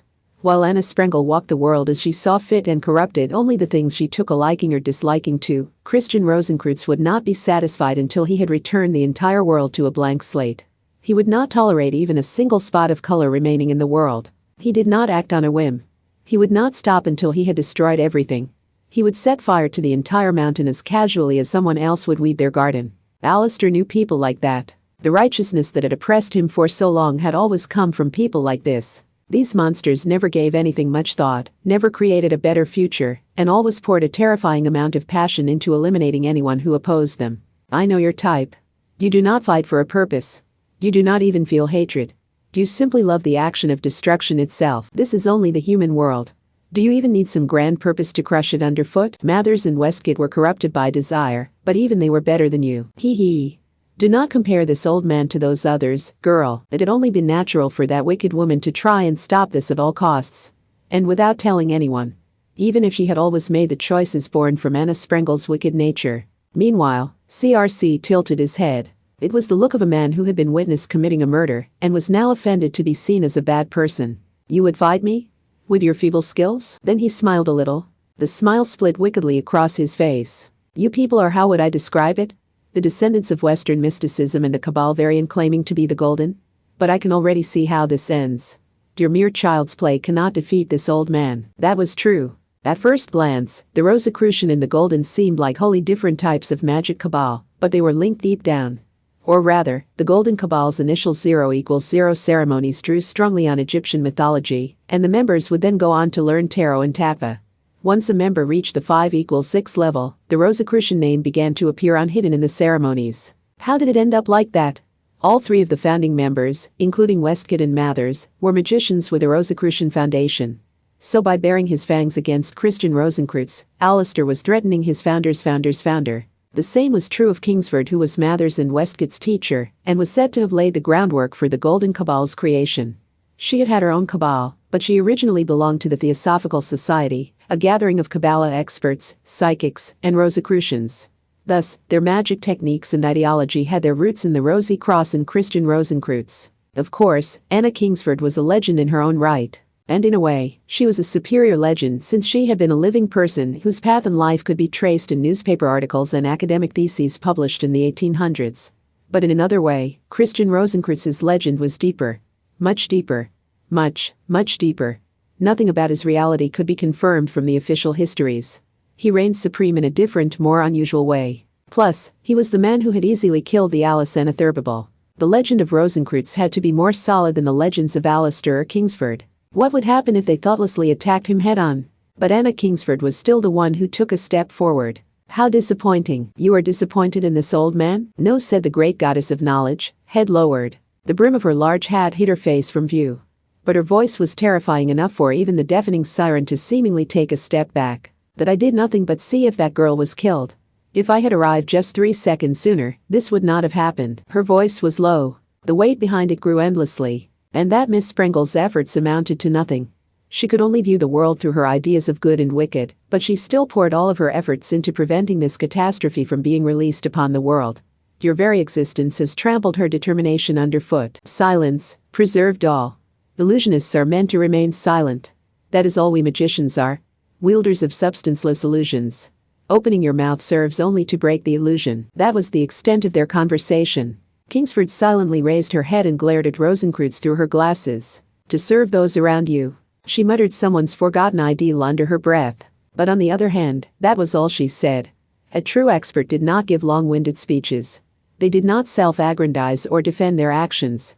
They could overwhelm others with their simple presence, so they failed to see the benefit of such performances. In that sense, they were the exact opposite of the transcendents, the performers who had swept across the world. The same was true of Anna Kingsford and Christian Rosencreutz. They existed on the same field. They both took another step forward. This was not a large action. But the frigid winter wind dropped further in temperature. This was a critical point for the current world. Something ignited between them. Even the roar of the siren was noticeably warped. The two legends wordlessly clashed.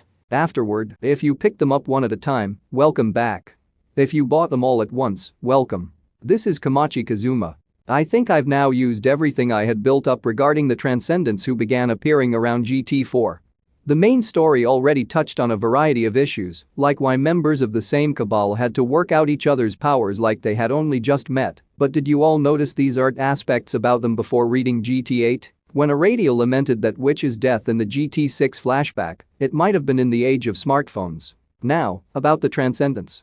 The orthodox method for a magician is to make all of their tools themselves, so they had to work with pattern paper, a sewing machine, a toolbox, and plywood to prepare for their big ceremony. When you imagine that, a magic cabal sounds kind of fun, like the preparations for a school festival. Maybe I could have created an amusing image for them if I had explored that further. And speaking of the Transcendents, you probably thought Aradia got a lot nicer after she lost, but then I threw the truth at you. How about that? But with that in mind, I like that she wrapped duct tape around her ankle as a sign that only Kami Joe would understand.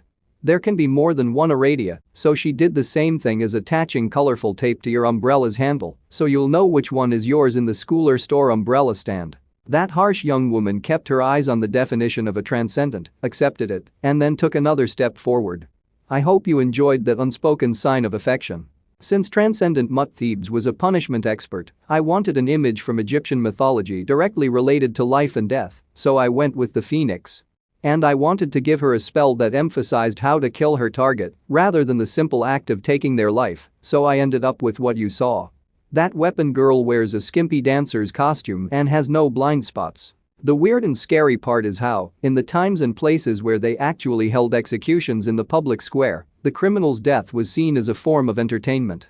But I like the fact that she will ignore the purpose of an item and attack you with a propeller or boiler, since she is a transcendent of the magic side and thus doesn't know or care much about weapons. The Egyptian goddess Mut is supposed to have the vulture as her symbol, so I can only hope I did a good job of fusing the vulture that lives off of dead flesh and the phoenix that burns itself away and is reborn in the flames.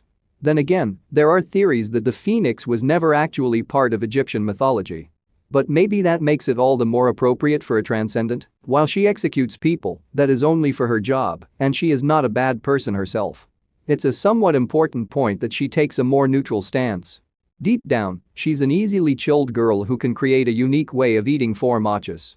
She only eliminates people based on the result of a majority vote, so her own opinion of the person doesn't come into it. That said, she shows no mercy to anyone who gets in the way of an action once she has decided to take it, so she is a dangerous person all the same. I also included martial law this time.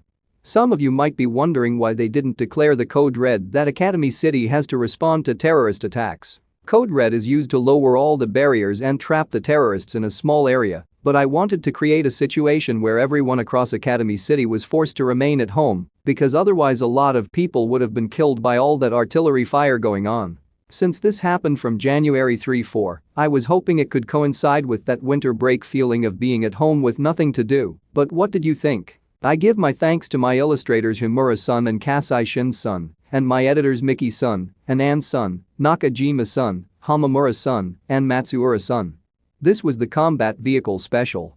Because a mobile combat vehicle is just cooler than a tank or an armored vehicle. I wrote this with that love in my heart, so that vehicle ended up playing a bigger role than I initially planned.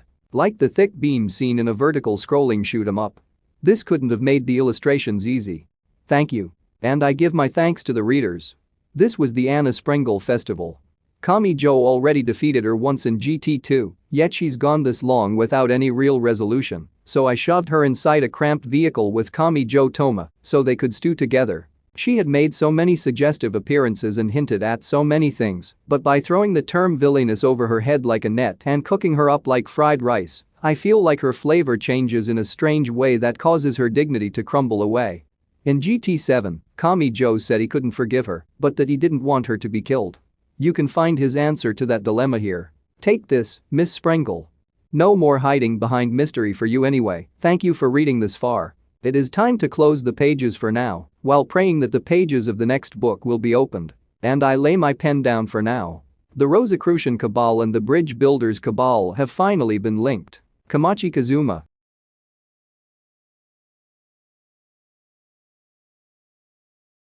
He had defeated Transcendent Mutt Thebes, but it didn't end there. For one, fighting and winning was not his goal. This was all meaningless if he couldn't save this life. He wanted to hold the little wicked woman in his arms, but he couldn't let his right hand negate Aradia's ointment, which was slowing the shrink drink's effects.